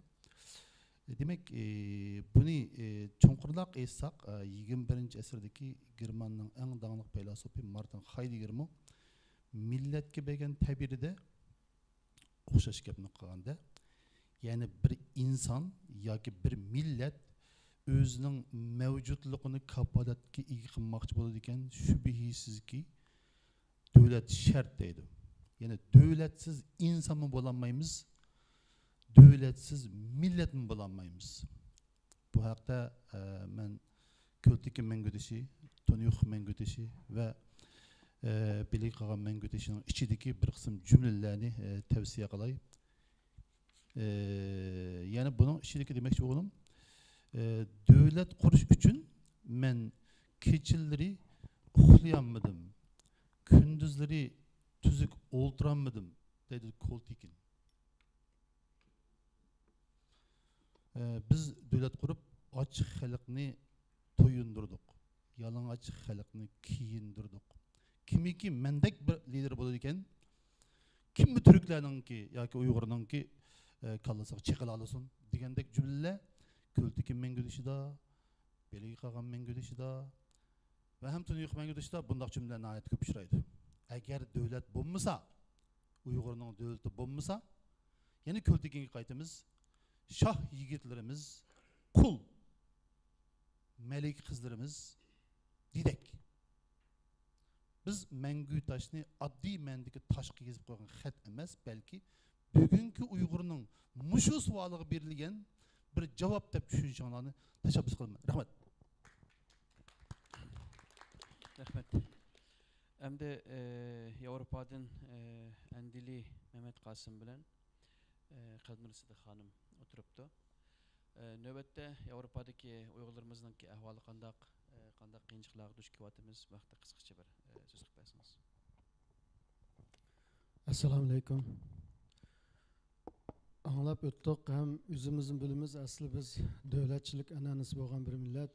Tarixda balki turk qavmlar ichida eng mukammal davlat qurgan va davlatga yeziqcha qonunlarni akirgan tunji millat va o'zimiz qurmagan davlatlardimi nurg'un kuchli davlatlarning apparatlarida yo'l ko'rsatkich bo'lib ishlagan bir millat va bu an'anamiz cho'qim qaytib keladi. Endi hozirgi vaziyatimizni olganda Xitoy 30-40 yil burun hech kim ko'zga ilmaydigan, hech qanday bir ahamiyat yo'q, qimmati yo'q bir davlatdi. Balki undaq emasdi, chunki bularning 2000 yillik, 3000 yillik tarixida suiqasd, hilmikarlik, qin-qiniq singib ketgan, ruhiga singib ketgan bir millat. Bu rejim bilan yana bir narsa bilan munosabatsiz deb qarayman. Bular keyingi vaqtlarda bayatın Erkin Hoca dedi 140 yıldan artıq vaqtdan beri biz bu azapni tatib etibdik, ama Komünist Xitoy ishg'olidan keyin irqiy qirg'inchilik 50 yil boshlagan bo'lsa, keyingi 10 yildan ortiq vaqtda o'ziga bo'lgan ishonch, siyosiy va iqtisodiy kuchlanishi bilan buni insoniyat tarixida ko'rilmagan bir vahshiylikka chiqdimiz, bundan xabardor. Bu faqat bir qirg'inchilik emas, xo'rlik, azob, ya'ni Uyg'urlarga kelayotgan. Buningki tafsilotlariga kirsak, haqiqatan inson chidog'siz bir holatda yashayapmiz. Ham Yevropadagi Uyg'ur masalasiga kelganda hamiyada o'xshash. Yevropaninki inson haqlari qimmat qarashi hammamiz bilamiz. Bular G'arbiy Yevropa haqida so'zlashimiz. Haqiqatan bular ochiq tajribalardan keyin, urushlardan keyin nihoyatda mukammal, ya'ni dunyo sahnasiga qaraganda eng mukammal bir kishilik huquq, insoniy qadr-qimmat sistemini o'tirib qo'ygan davlatlar, millatlar. Shunga bu yerda nisbatan Uyg'ur davası erkin, azadi elib berildi. Xohlagan vaqtda parlamentlarga kira olamiz, namoyishni o'rinlashtira olamiz va e'tiqodlarimiz o'z oldimizga elib bora olamiz. Albatta, shularning qonunlariga bo'ysungan holda bo'ldi, chunki bular bizga qarzdor emas. Biz mushu millatlarning, mush davlatlarning qonunlariga bo'ysungan holda faoliyatimizni elib boramiz. Ammo bu davlatlar agar kishilik huquq, insoniy qadr-qimmat ustida so'zlaysa va shuning uchun o'zini atganligini ifodalaganda, u chaqda gapida turish kerak deb qaraymiz. Bu bunda bo'lmayapti. Men o'zim kelgan Shveysariyadan misol bersam, Shveysariya hammalar bilamiz, tungün bir kichikli bir dialogunda biri poyezdda aydirimda mayaq kelsak, bir nemis bo'ldi, mening adresini so'rdim. Nimaninki, bu meyadik poyezddan adresini. Şu nereden geldinler dedi.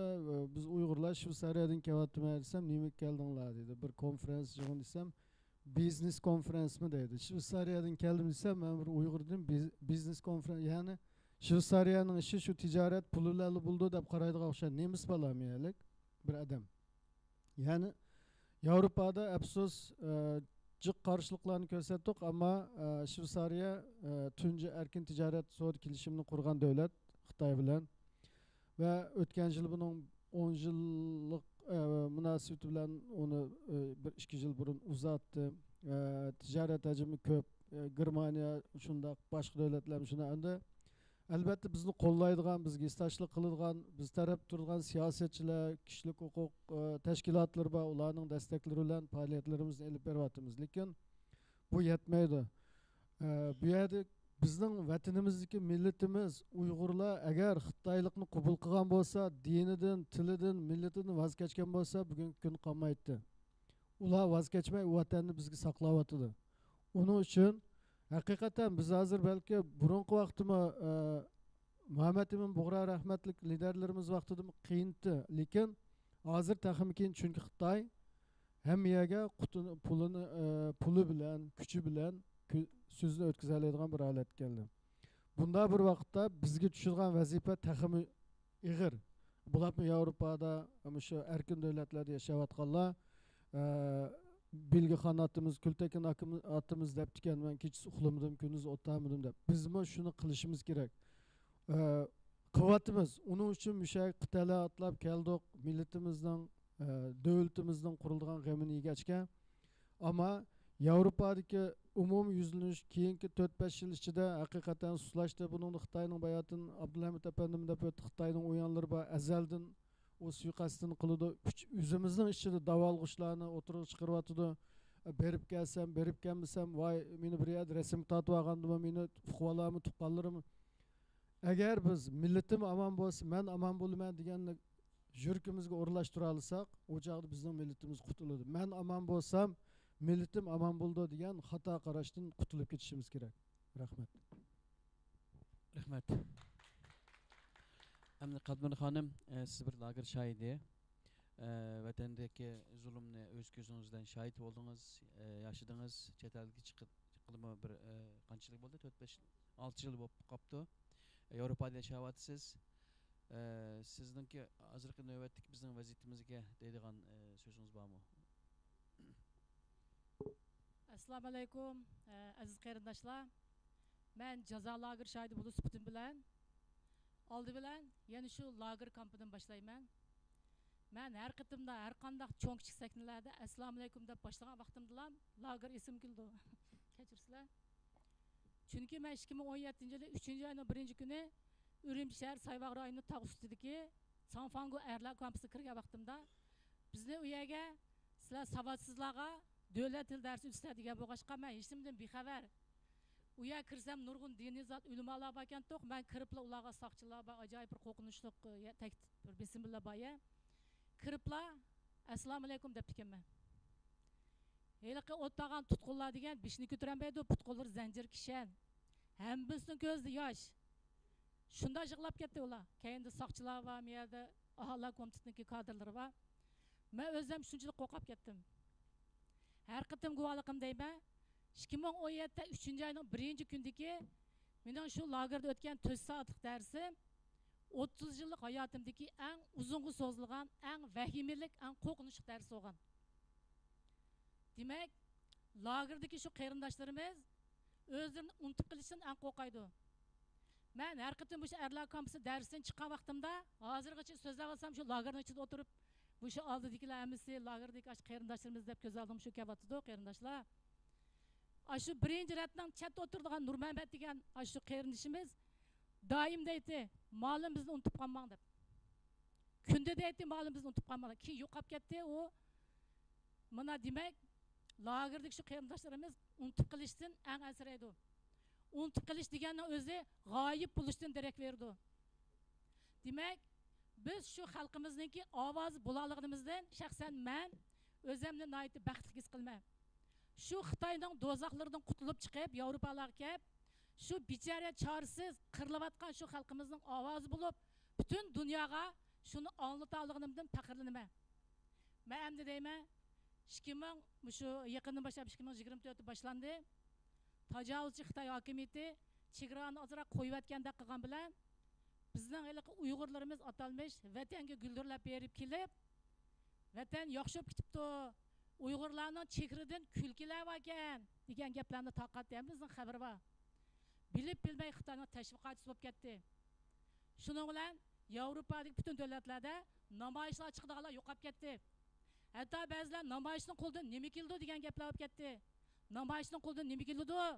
Bütün dünya halkaraga bizdeki hayat, biz Uygur, bizning vatanda tajovuzchi Xitoy shu xalqimizni tek qirvatıdı. Şu ziminimizning Uyg'uriston, Sharq Turkistonning asli ziminining egisi Uyg'urlar deganni bütün dünya xalqaraga qayta anlatamiz. Bu bek muhim. Andan keyin yana Uyg'urlar masalasi mana yildan yilga har xil xalqaro vaziyatninki jiddiylashishi bilan, o'zgarishi bilan kun tartibdan chiqib qolyotidu. Ammo biz Uyg'ur bu sifatimiz bilan mayli lager shayti bo'layli, agar qalbingizda haqiqiy vatanni, millatim deydigan bir so'ygi bo'ladigan bo'lsa, biz bu da'vodan qat'iy yonmasligimiz kerak. Eng oddiysi shundaq mana har yili o'tkaziladigan muhim yig'inlarda kep ashun qatnashishimiz kerak. Shuning bir kishilik ovoz qo'ysakmi, mana shu vatan millat uchun qo'shgan to'kpimiz bo'ldi. Namoyishlarni qo'ldan bermaslik kerak. Har qanday so'rinlarda haqiqatni so'zlash kerak. Men bir gapni xulosa qilsam, bizning har bir eg'iz so'zimiz, har bir qadamlarimiz, har bir guvohligimiz, har bir tirishchanligimiz shu vatanimizdagi chorasiz bichar Uyg'urimizning kelgusi uchun intayin qimmatli.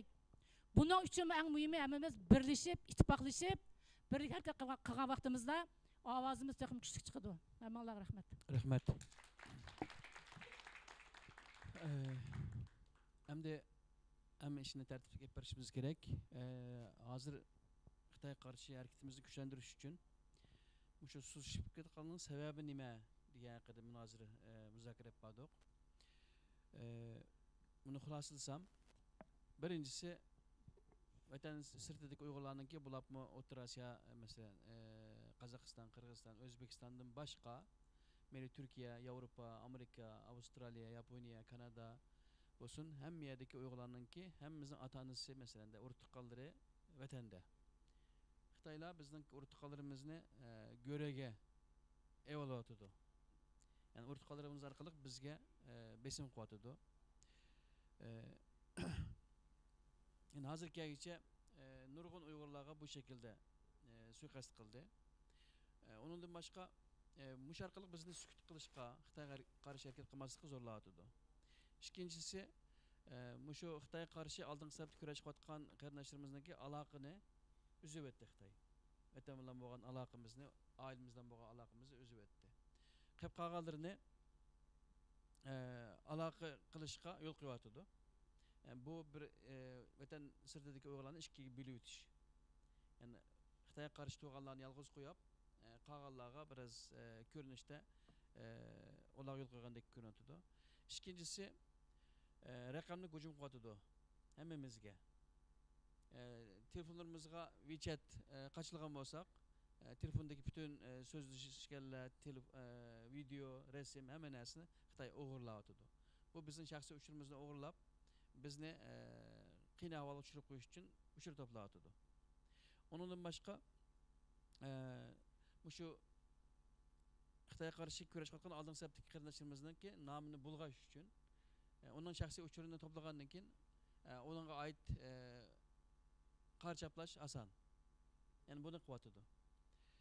Undan boshqa shu vatan sirtidagi biraz Uyg'urlarning ko'pinchisini jasuslikqa mecburlayotdi masalan, ailemiz orqali, har xil turliklar orqali.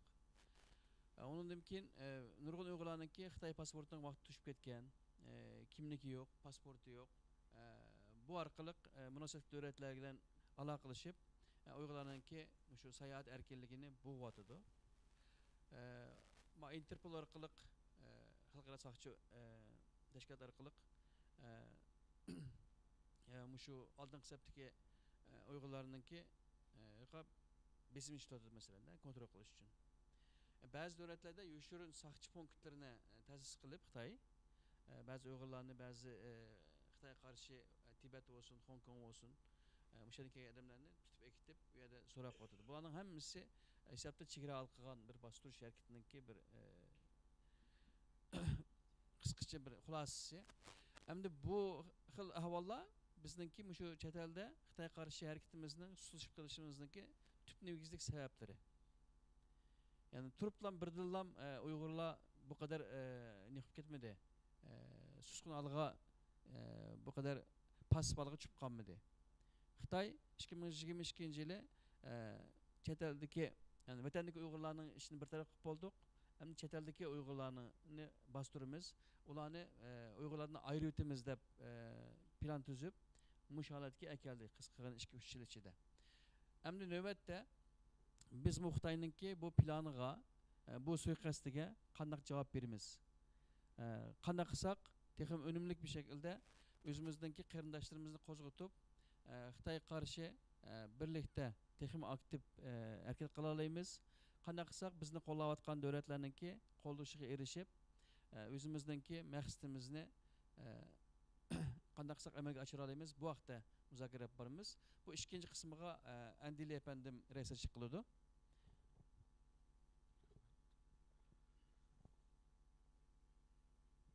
Benim dastlabki savolim Erkin Ahmet efendimga bo'ldi. Savol aniq.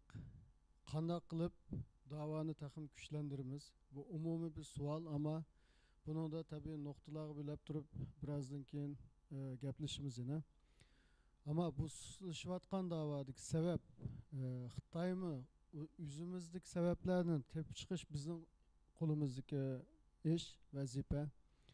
Bunu qanday qilib aktivlaştırırız ve küçeytimiz? Sizin fikrinizden. Evet, köp rahmet. Ben hem de üzem yaxşı bildiğim şu Türkiye'de qanday küçeytimiz degenini ben sözleyeyim. Şimdi Türkiye'de bu abiyatın mutkaslarına köpü dep öttü. Bütünley bu Xitay'nınki Türkiye bilen boğan münasebeti ticari münasebet belgeleydi bunu çok. Şimdi 1992 yılı ki ticaret somması Türkiye bilen 200 milyon etrafında bir ticareti varken. O vakti da hem siyasi cihetten başka cihetlerden ben tüzük münasebeti yok. Şu an 92 yıldaki kurultayımızda şu baş minister özünün baş mesleğçisine evetken. Onun nutkunumu ben kitapka koydum, onu okusanlar buldu. Şu yerde naiti güçlük gep kılgan mesela Türkiye'de hükümet baş minister mesleğçisine evetiyordu. Onundakin 2000 mesela 2000 yılının başları da şu hazırki Adalet ve Terakkiyat Partisi hakimiyet beşiği KG vaktideki ticareti 900 milyon etrafında Türkiye bilen boğan. Yani onçuluğa çıkamaz. Bu mezgilde mi 2009'daki Ürümçi katliamı da Recep Tayyip Erdoğan ırkı kırgınçılık elip bağdı Xitay de bayanat bergen. Şu vakti de mi nurgun ticaretçiler Xitay bilen çoğun ticareti var adamlar. Rabia Hanım etilam kasip olduğu diye vakti de biz telefon kılıp derhal Washington'daki Türk elçisiyle iltimas kılan diye vaktimizde bağa vakti de Ankara'dan cevap kütümüz dedi. 5 günün içinde fikrini Kirsun Rabia Hanım diyenine özgert vagan Erdoğan. Bunu özgertişteki sebep arkadaki karıhanıcılar. Milyar dolarlık Xitay bilen ticareti var kişiler. Rabia Hanım'la ekerseniz bizge nim buludu diyen muşu nim bilen kıp kagan. Türkiye'deki o ticaret güçlengen siri bizden işimiz kıyılışmadı. Ama Türkiye demokratik bir devlet. Hükümetine halk saylaydı. Uyada biz kılalaydıgan iş var. Şu an biz eğer onu güçlendirsek Türkiye'nin Xitay'a taşlap pek olmaydı. Çünkü Türkiye Türk dünyası deydiğin bir siyaseti var Türkiye'nin. Biz Türk dünyasının bir parçası. Uygurlar. Bunu Uygursuz Türk dünyası, Uygursuz Türk tarihi olmaydı. Tarihte şuna biz bunu aldığımız planga nem kıptırıp Xitay Türkiye'de bağın sır küçülmedi. Bu bir hakikat. Yani bugün mesela hazır Beijing'de bugün Şanghay'a mağında mesela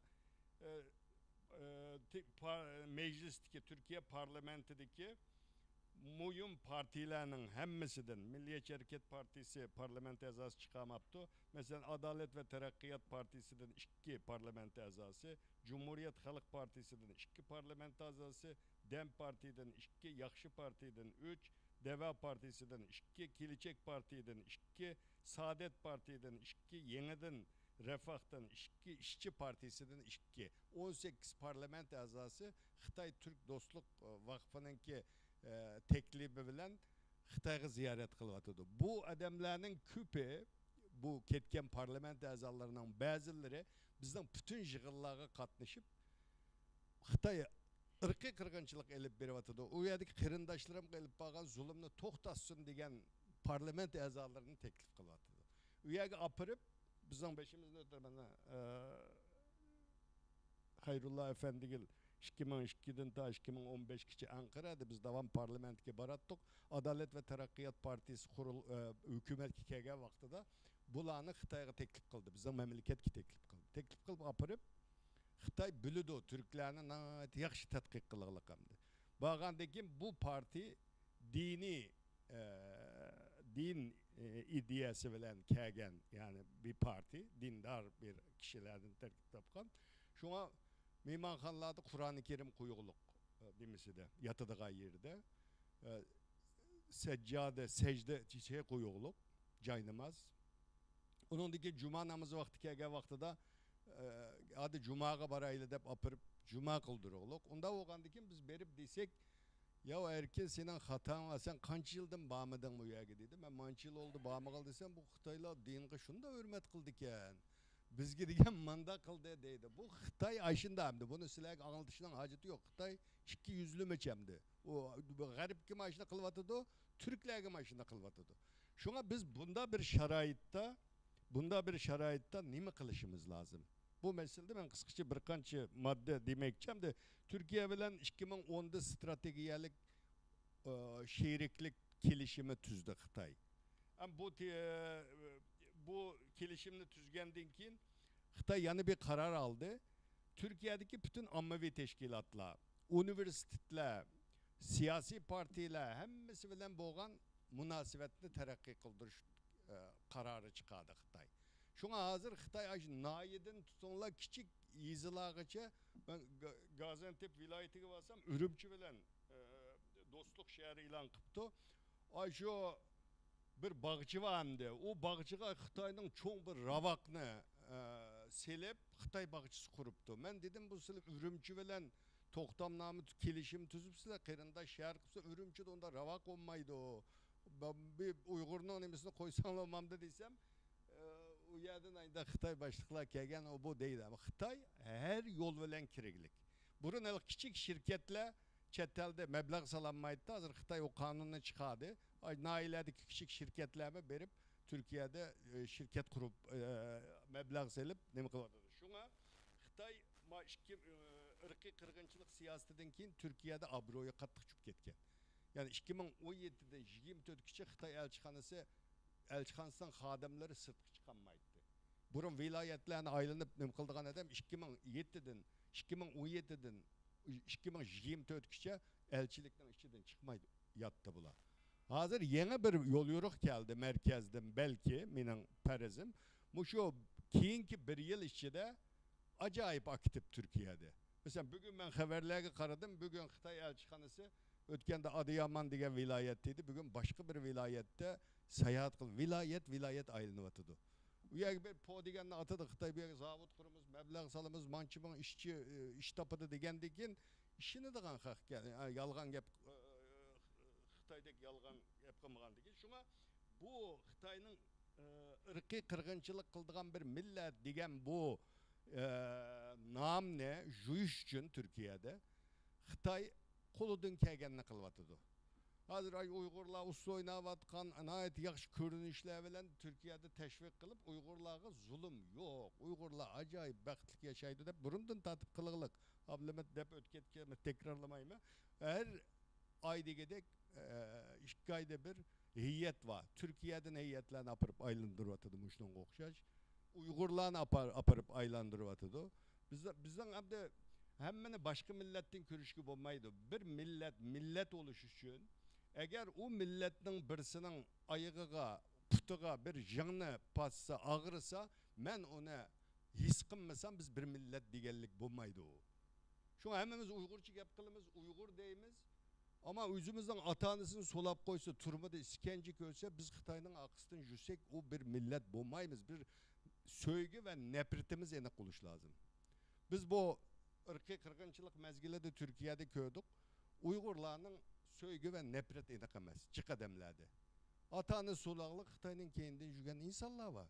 Bu kanda degenge başka millette bunda emez. Türkiye'de aynı bizge okşaş zulüm uçragan milletler var. Zulüm kılvatkan milletege nefrete inak yani. Şuna biz bunu bunu da nime kılış lazım diye vaxtıda menenki kıska vadede, kıska müddet içinde biz kılışkı tegişlik işler Xitay mı bunu kılvatkan degen biz her vilayette Xitay'nın bu zulmünü anlatışka devam kılışımız lazım. Bugün mesela benim Muhammed'imin Nurnisa Enver 3 ukam 12 yıldan turmada hazır. Kesip ettiklik. Ben Türkiye'de ezı kımmağa yerim kalmadı. Ben Türk vatandaşı, ben orada bir profesör. Bu Ağaçamba Yizi'de Kisel onun bir avazını anlamakla uzun yıl oldu.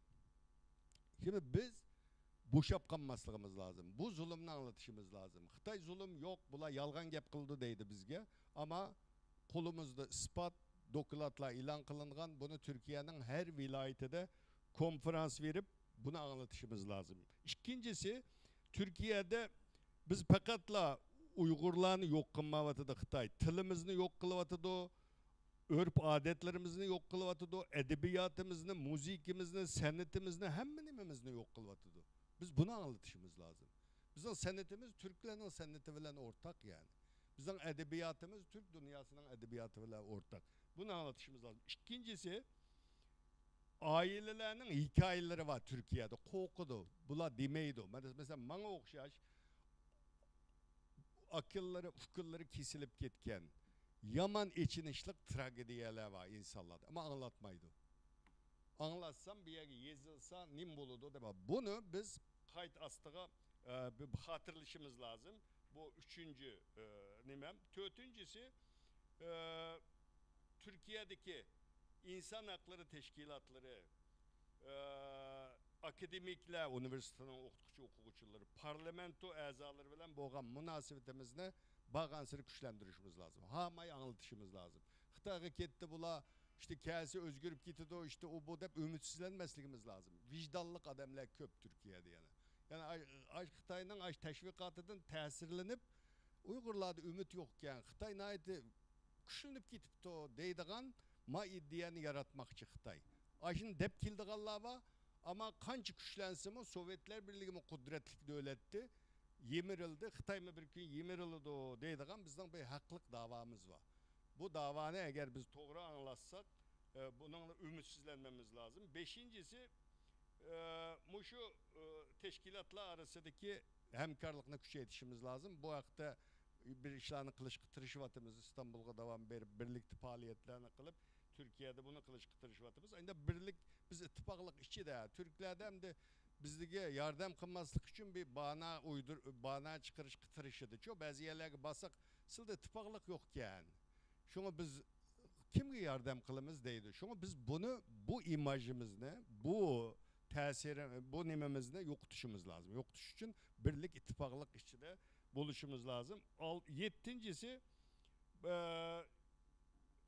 halkara kanun. Bunun mesela Türkiye'de elbette Türkiye Xitay ile 1970 diplomatik münasebet. Bugünkü Xitay teritoriyasını Xitay'da kabul kılılık. Hem de onun Türkiye onda bir kudretlik güçkü igemez. Bunu mustakil kılpıranı. Ama bizden bazı kanuni haklarımız var Xitay'da.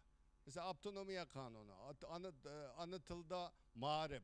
Digendek malanı biz hukuki bazı haklarımızı Türkiye arkalı Xitay'a sözlettirsek bunu Türkler kızıkıdı. Buna kılışımız lazım. Onundan keyin Türkiye'de en mühim yana bir kılıç kıtıgişlik neyse şu kitap tercümesi, onundan keyin hüccetlik film, yani 90 milyon nüfusu var bir devlet hem de. Şuna bu azıralıkımda sözlüse, makaliyası çıkadam okumaydı.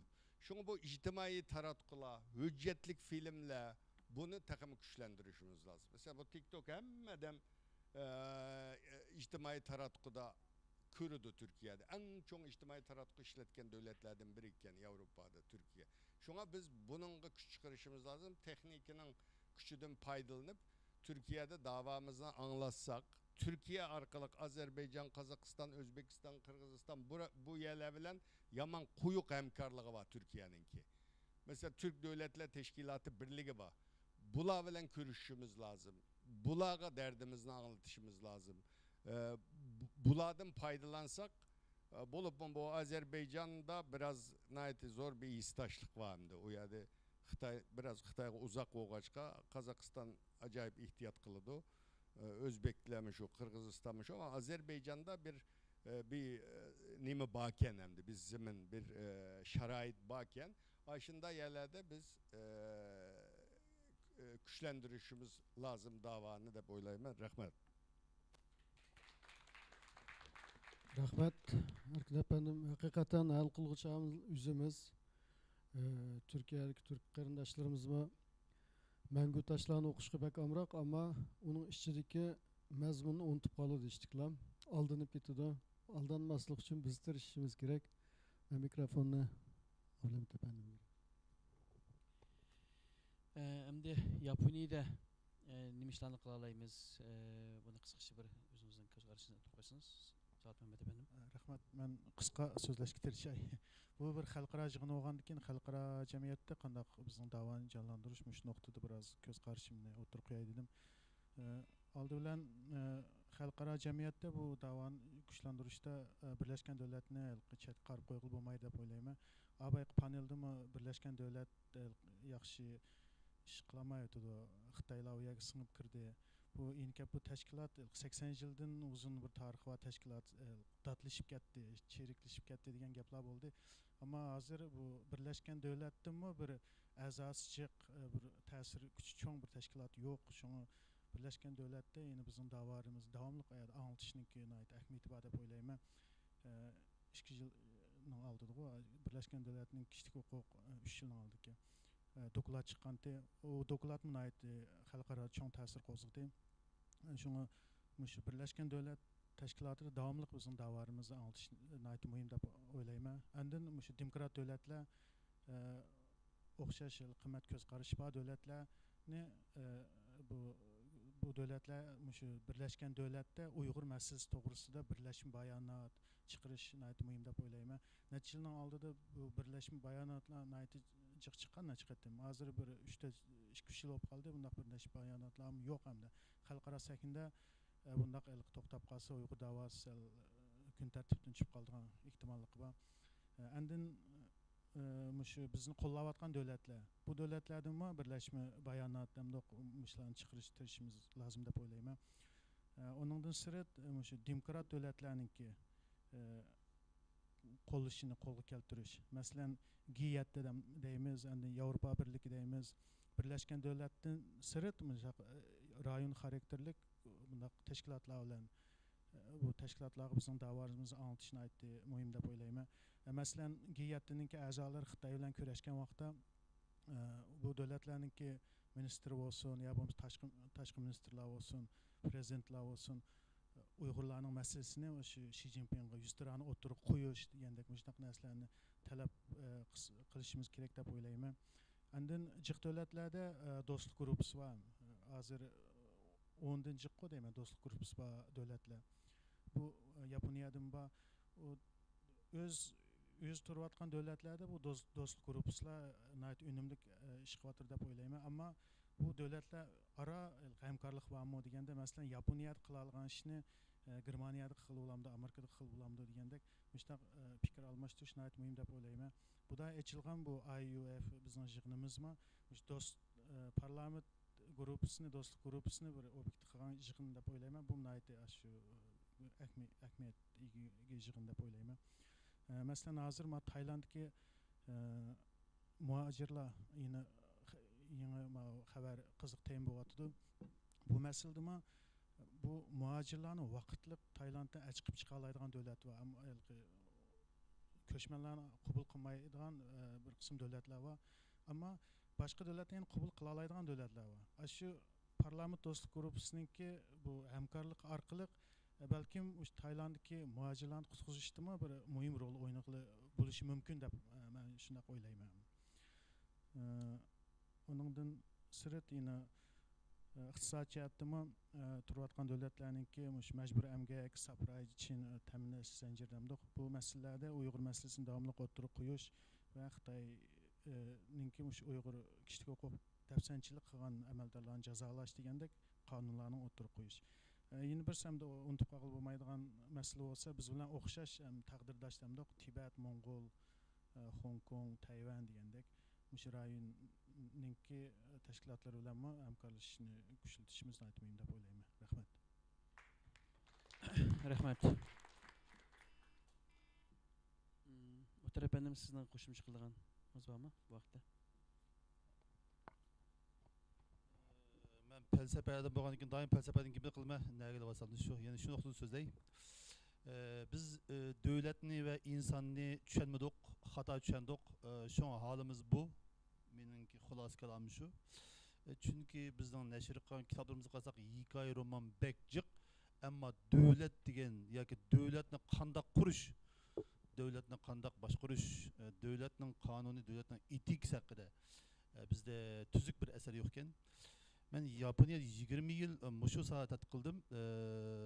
Men ilqi savdoyidek bir odamda, yani mushu temiga kirishib qolibdi menda. Doktorlik mushu temada oldim. Men bu yerda bir odamni misol keltiray. Amerikani qurgan agar bir faylasuf bor deb so'rab kelsa, u odamning ismi John Locke. John Locke bo'lmagan bo'lsa, Amerika qurilmagan bo'ladi. Ya'ni Amerikaning shu ayni vaqtga asosiy qonunni tuzgan Franklin, Jefferson deganlar har ikkilisi shu John Locke'ning kitobidan, ya'ni hukumat haqida ikki risola degan kitobidan jumlani aniq Amerikaning mustaqillik xitobnomasiga olgan ekanda.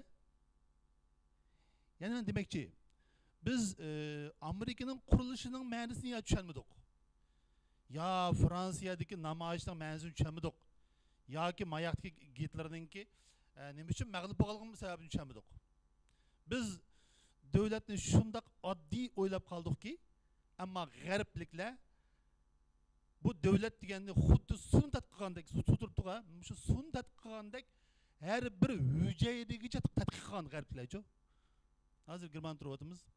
Germanda faylasuflardan yuzlab o'tgan podshosi, falsafaning podshosi Hegel ham Michelik. Men demakchi, biz davlatni tushunmaganligimiz tufaylidan davlatsiz qoldik. Abi men mangu tashlar haqida so'zladim. Mangu tashlardagi prinsiplarni, mangu tashlardagi davlatchilik falsafasi va etikasini haqiqiy ma'noda tushunmagan bo'lsak, biz bechoralarcha mundaq temalarni abgolacha muloyiza qilib o'tamagan bo'lardik. G'arbliklar aql, ya'ni aql deydi. Yani g'arbda ikki xil iqim bor. Yevropa umuman aqlchilik, ya'ni ratsionalizmni asosiy prinsip qildi. Mayli German bo'lsin, mayli Fransuz bo'lsin, mayli Ingliz bo'lsin, bu üç millat aqliy millatda, ya'ni falsafadagi aqlchilikni tashabbus qilgan, davlatni aql bilan boshqarishni tashabbus qilgan asosiy millatlar bunu atrofimizdagi millatlar hozir jo'g'rofiya jihati qaragan vaqtimizda. Umuman vaqtimizda biz Yevropaninki davlat boshqarishdagi tadqiqotini, davlatning mohiyatdagi tadqiqotlarini cho'qim oldi bilan Uyg'urcha, Uyg'ur tilida tushunishimiz va tushuntirishimiz kerak. Biz umuman davlat haqida savodsiz. Men ig'ir aytay, o'ltagan har birisimiz balki davlat haqida savodsiz. Shunglashqimi biz qutatib birlikda xato tushundik. Baxt keltiradigan bilimning kitobi emas u. Qut deganning ma'nosi davlat degan gap. Yusuf Hasajib kitobimizga vaqtda baxtli bo'lsa degan kitob emas u. Davlat deganni manda qursa degan kitob. Shuning uchun uning muqaddimasidan tortib oxirigacha shoh degan manda bo'ladi, vazir degan manda bo'ladi, askar boshlig'i degan manda bo'ladi, tashqi ishlar ministri, diplomat degan manda bo'ladi, shoir degan manda bo'ladi, doktor degan manda bo'ladi.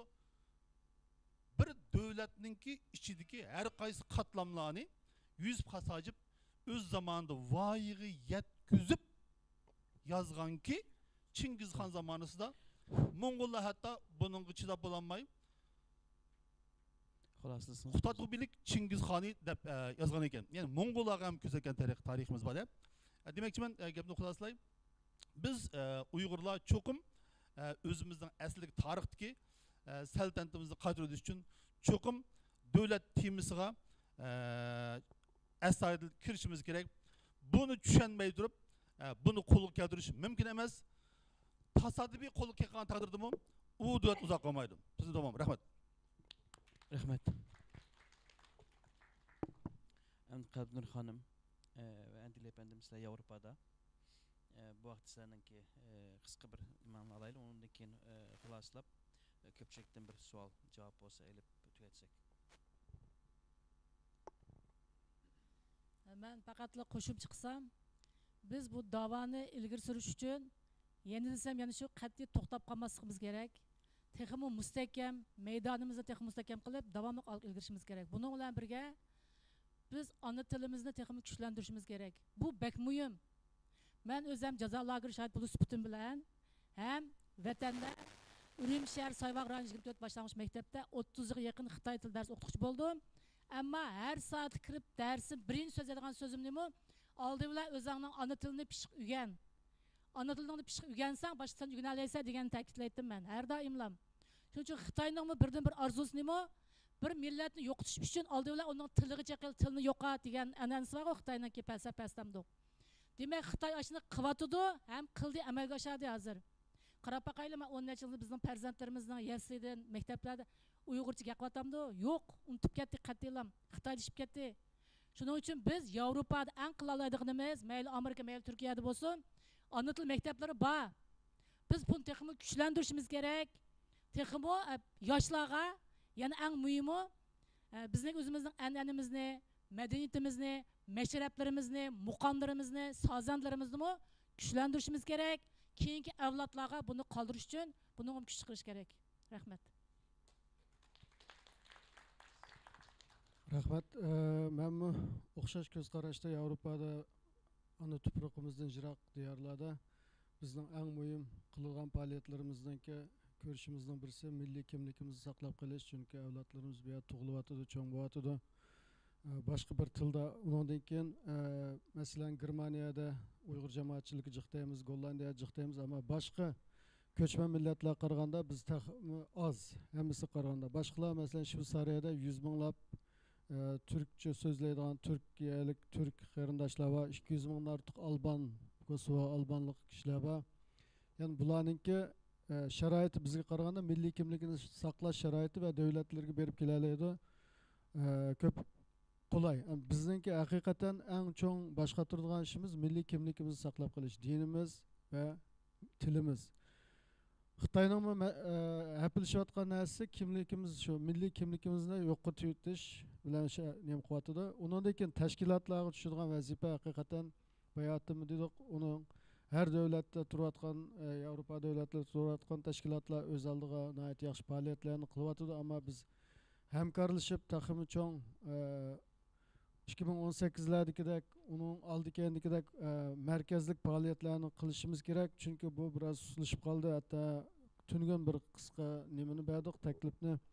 Buni keyingi oldimiz kunlarda so'zlashimiz, maslahatlashimiz edi. Urumchi qirg'inchiligininki 5-iyul yaqinlashib kelyapti. Masalan, u kunlarda bir shaharda to'plashib turib, shunday biroz ta'sir qo'zg'aydigan bir faoliyat namoyish bilamdi, uningga o'xshash masala. Ammo her tashkilotlarning o'z oldiga bir xizmat nizomnomalari va undan keyin birlashib nimamizni, aktivchiligimizni kuchlantirishimiz kerak, chunki Yevropada buningga sharoitimiz bor. Hammalar buni bilamiz. Bu yerda bir cheklimi yo'q.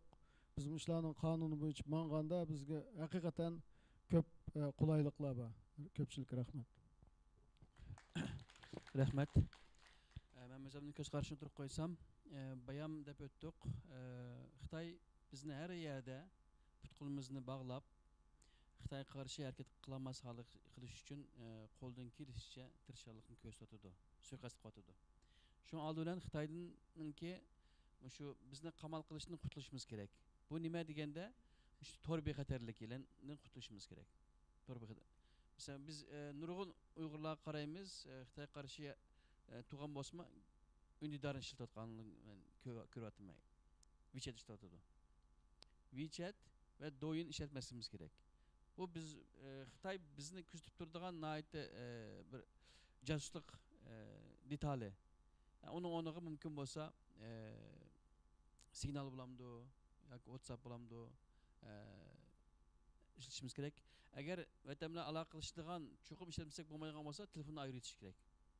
Ayrim bir telefon qilib, uningda bizningki qarindoshlarimizningki aloqa telefoni bo'lmagan, telefon nomeri bo'lmagan, Xitoy biznesi alay desam alamaydigan holatga ekilishimiz kerak. Bu bek muhim.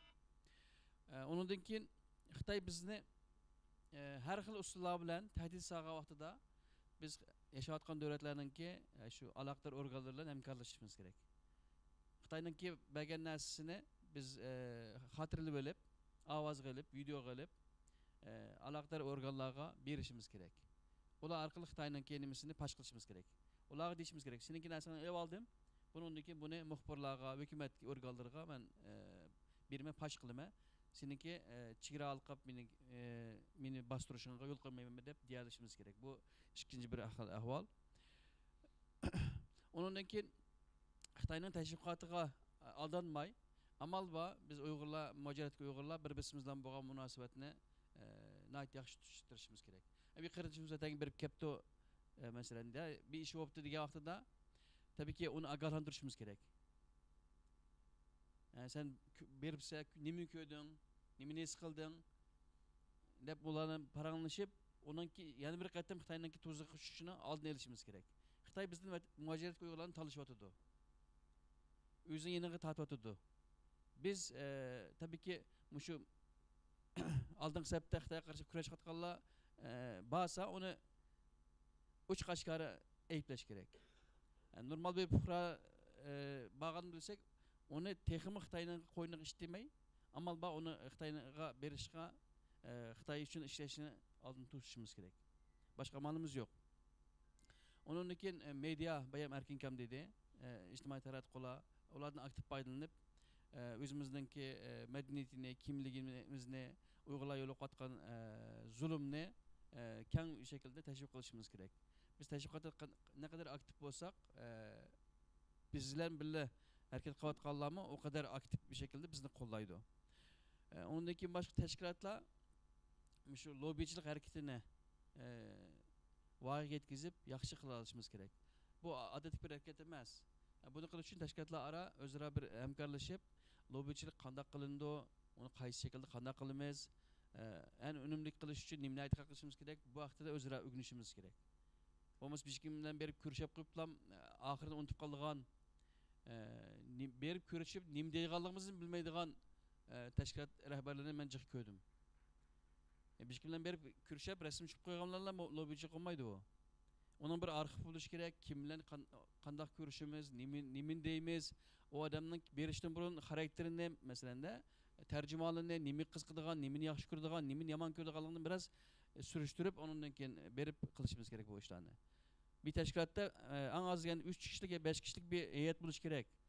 Teşkilatta bir adamla berip körüşüp, o adam ülep kesse, ya o vazifesinden ayrılsa, o lobbycilik işleri tutup kaldığı işler var. Şu işlerimizin devamlılık buluşu için biraz başkalar kandak kılıptı bu işlerini öğrenişimiz gerek de böyleyme.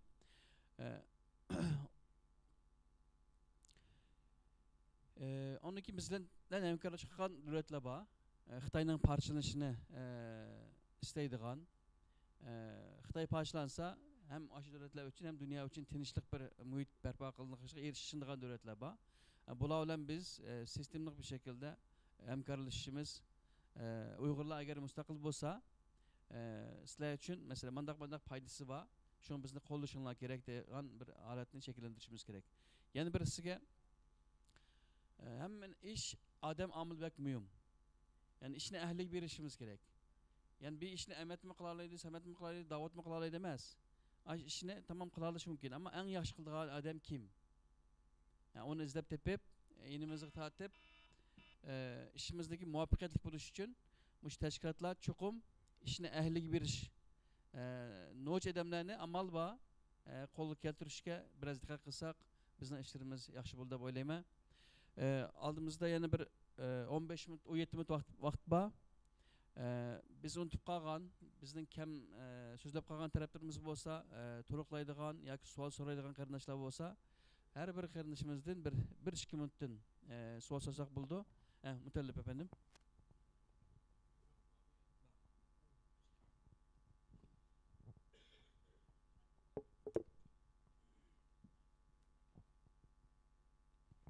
Assalamu alaikum. Rahmat, nəhayət obdan paranlıq qıldıq. Mənim sualım Muxtar əfəndimə, doktor Muxtar əfəndim. O dövlətçiliknin mühim ekanligini deb o'tdi. Hem şu dövlətçilik savadımızı qanday çıxırmız deb so'ramoqchiman.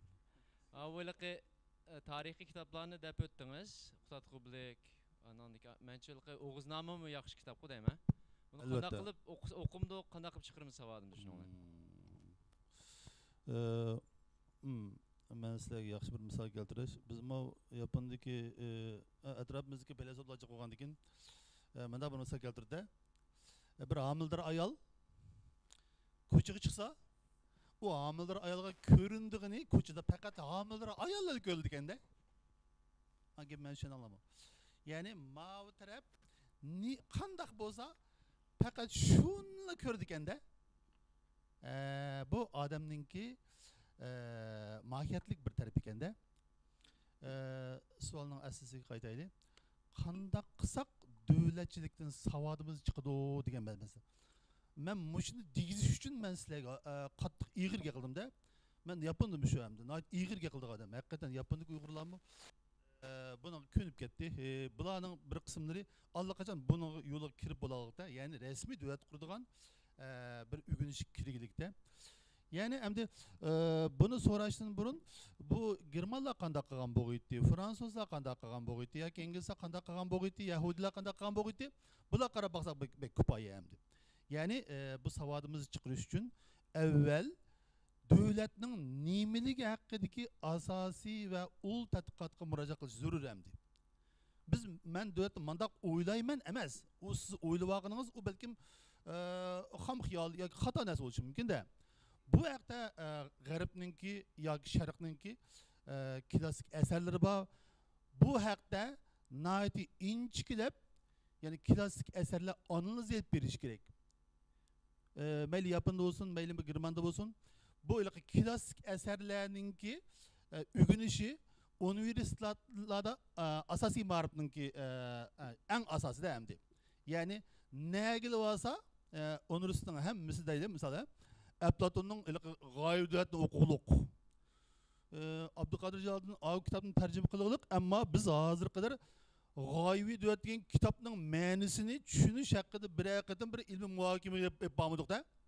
Savatni miyadan boshlaymiz aslida-chi. Men o'qib baqdim deb bir son qo'l ko'taringlar, shundan men savol so'ray. Birdan munozara qilishga men tayyor harqajon. Bu birinchisi.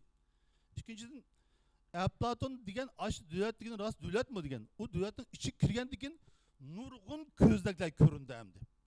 Buning orasida bir odam boshqargan tuzum, bir qismlar boshqargan tuzum, shundaqlar hammadan boshqargan tuzumni ayirdi-chu. Demakchi men Platonning davlatini o'qib baqsaq, birinchi qism birinchi bo'sig'is bu yerdan kiramiz. Endi ikkinchini qarasak, Aristotel Platonning davlatini tanqid qildi hamdi. Qaysi rast meselesi emas bu yerda-chi. Ya'ni falsafa tarixi, davlatchilik tarixi, izchil tanqid tarixi, izchil olg'inlash tarixidan iborat. Bunun to'g'ri javob bormi degan vaqtda balkim yo'q. Amerikaning Amerika davlat formasi, Fransiyaning Fransiyacha yoki Germanning Germancha javobi chiqdi.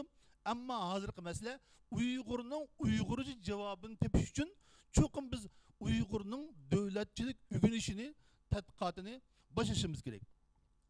Ben bir Rahmat. Rahmat. Aziz efendim.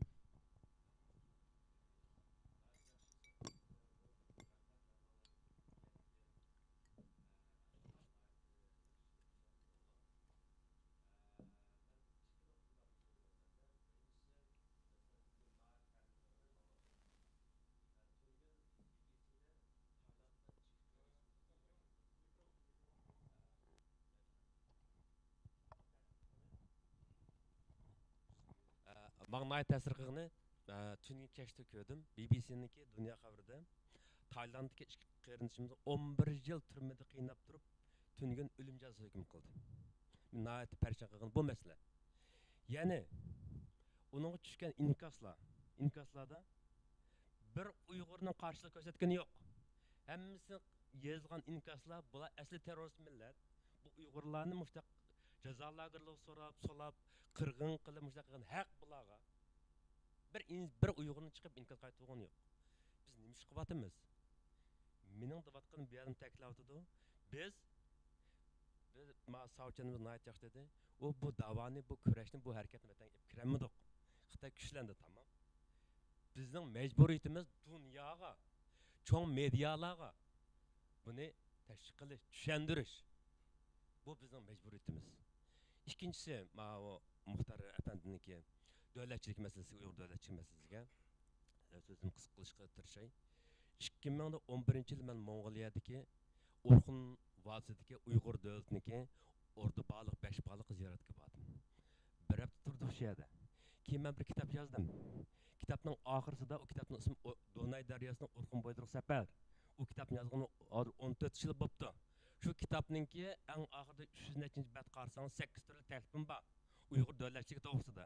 Qachonki xuddi Makkaga biz haji tavaf qilib shuni ulug' bilan o'xshash, agar biz bir davlatchi shakllantiramiz, Uyg'urlar davlat yangi shakllantirsak, Uyg'ur davlatiniki yaratgan saltanatlari, davlatchiligi hech bo'lmaganda bugungi kunda shu Mo'ng'ollarniki at kala qo'y qotni aylanib ketdi. Hatto Sepillarninki Sepillar izlarini ko'gil bo'lmaydi. Onundan 80 kilometr şimalda Tika Türkiye'nin şundak bilgi qağanның şundak saraylarını silip qıbatken. Ya yol mu yok? Taşlandık. Şu teklifini bergen. Hiç bulmaganda bir yıl, 2 yılda bir Uyghur yaşlarını eveteyli, üməklərini eveteyli, ballar köysün, tariximizni bilsin. Benim sözüm tüydü, rahmet.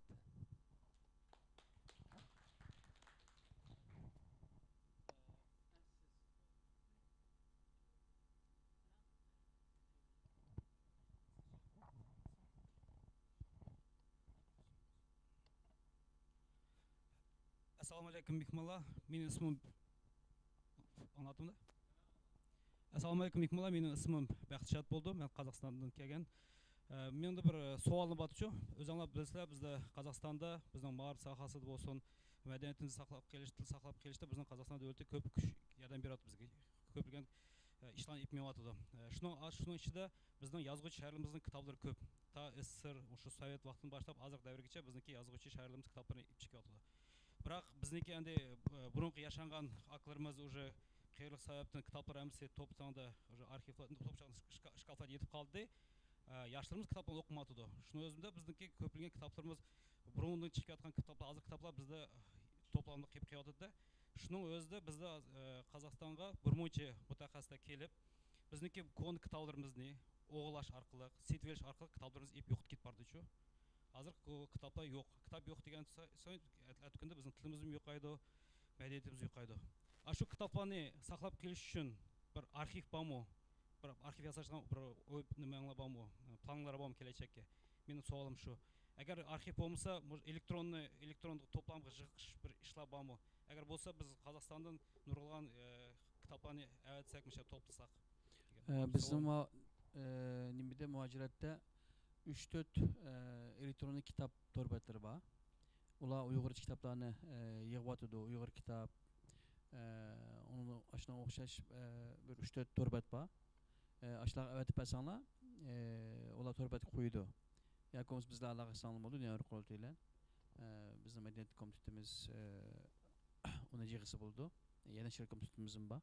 Onu kılalayımız. Rahmet. Başka suallar var mı? Hem de ben bir narsani to'xtab qo'yib qo'yildim. Davlatchilik deganda biz davlatimizdan ayrilib qolg'ili hamda eng oxiri 44-yili qurilgan Sharq Turkiston davlatimizdan ayrilib qolg'ilimi 77 yil bo'lib qolibdi. 49-yilda yig'ilgan bo'lsa. Ham davlat qurish uchun boshqa millatlar qanday davlat qurdi? O'sha mustamlikaga yo'liqqan millatlar, masalan, Yahudilar bo'lsin, Bosniyaliklar olsun, Kosova olsun, yana başka mesela ular qanday davlat qurdi? Buni tadqiq qilishimiz kerak. Mesela addisi Yahudilarga biraz o'xshab ketadi bizningki ahvolimiz. Yahudilar bilasizlar 1947-yilda davlat qurdi. Davlat qurishdan 51 yil burun qanday davlat quramiz? Davlatni nerede quramiz? Bunun mayit qandaq bo'ldi deb 1896-yili Theodor Herzl degan odam Yahudi davlati degan kitobni yozdi. bir ideologiya yaratıdı. Onunla buraya Yahudiler mesela deyli Afrika'da devlet kurumuz, pulluğa zemin setip elip, ya olmasa Janubi Amerika'da devlet kurumuz dep ayna degen. Ondan keyin o yerda kursak Yahudilarni qanday apırmız? Apağıl olmaydı dep o ideya qabul qilinmagan. Demek Yahudi devleti kuruluştan 51 yıl burun bir ideologiya oturup koyulgan. Yahudi devleti qanday buluş kerak? Onun bayrağı sızılgan azıcık İsrail'in bayrağı. Şuna oxşaş biz Uygurlarmı bir ideologiya yaratışımız gerek. Uygur devleti zaten qanday bir devlet buludu. Bunu qanday kurumuz, bunu ziyalıyla bunu güç çıkarıp bir ideologiya, özümüzge has bir ideologiya yaratışımız gerek. Yani ortak akıl bilen bir milli ideologiya buluş gerek bu bir. İkincisi biz kelgüsüde yaşamakçı olan devletimizin bir modeli. Qanday bir devlet buldu? Bunu eniq halkka bildirişimiz gerek. Hem demokrat devletler kollaydıgan hem bizim vatandaki Uygurlar, vatanserdeki Uygurlar hem biz yaxşı görüdigan bir modelini oturup koyuşumuz gerek. Onundan başka bu narsani qilish uchun alduran ihtiyaclık adamı yetiştirishimiz gerek. Yaşlarını yetiştirishimiz bek mühim. İhtiyaclık sahalarda teşkilatlarni qurishimiz gerek. Teşkilatlar yeterli emas. Teşkilatlar bek jiqib ketdi deymiz, ama haqiqiy ish qildigan qabil teşkilatlar az. Şu 1896 yılı Yahudilarınki 1200 teşkilat var ekan. 1200. Ha. Bizning teşkilatımız az. Ama mesela məxsus ayollarning işini qiladigan teşkilat, məxsus balalarning işini teşkilat, məxsus kişilərninki mesela psixik meselelerini qilgan teşkilat, teşkilatlarni tarbiyalayan teşkilat. Ya onun türü bek jiq. Ha, demekçi məxsuslaşgan, kəsbiləşgan teşkilatlarni qurishimiz kerak. Oxşaş ish qilgan teşkilat emas da. Yani birisi bir ishni qilayotgan bo'lgan bo'lsa, o sahani o to'ldiribdi. Biz boshqa bo'sh sahani to'ldirgan teşkilatlarni qurishimiz kerak. Bu muhim. Onundan keyin mevcut teşkilatlarni kesbileştirishimiz kerak. Qaysi teşkilat qaysi ishni yaxshi qila olsa, sen ishingni davomlashtir, boshqa ishga aralashmay, ash ishda eng no'chi bo'l. Seni qo'llayli deb o şekilde qilishimiz kerak. Onundan keyin teşkilat rahbarlarini siyaset ve lobbycilik haqida tarbiyalashimiz kerak. Bayan degandekidek, xalqaro siyaset nima, lobbycilik nima?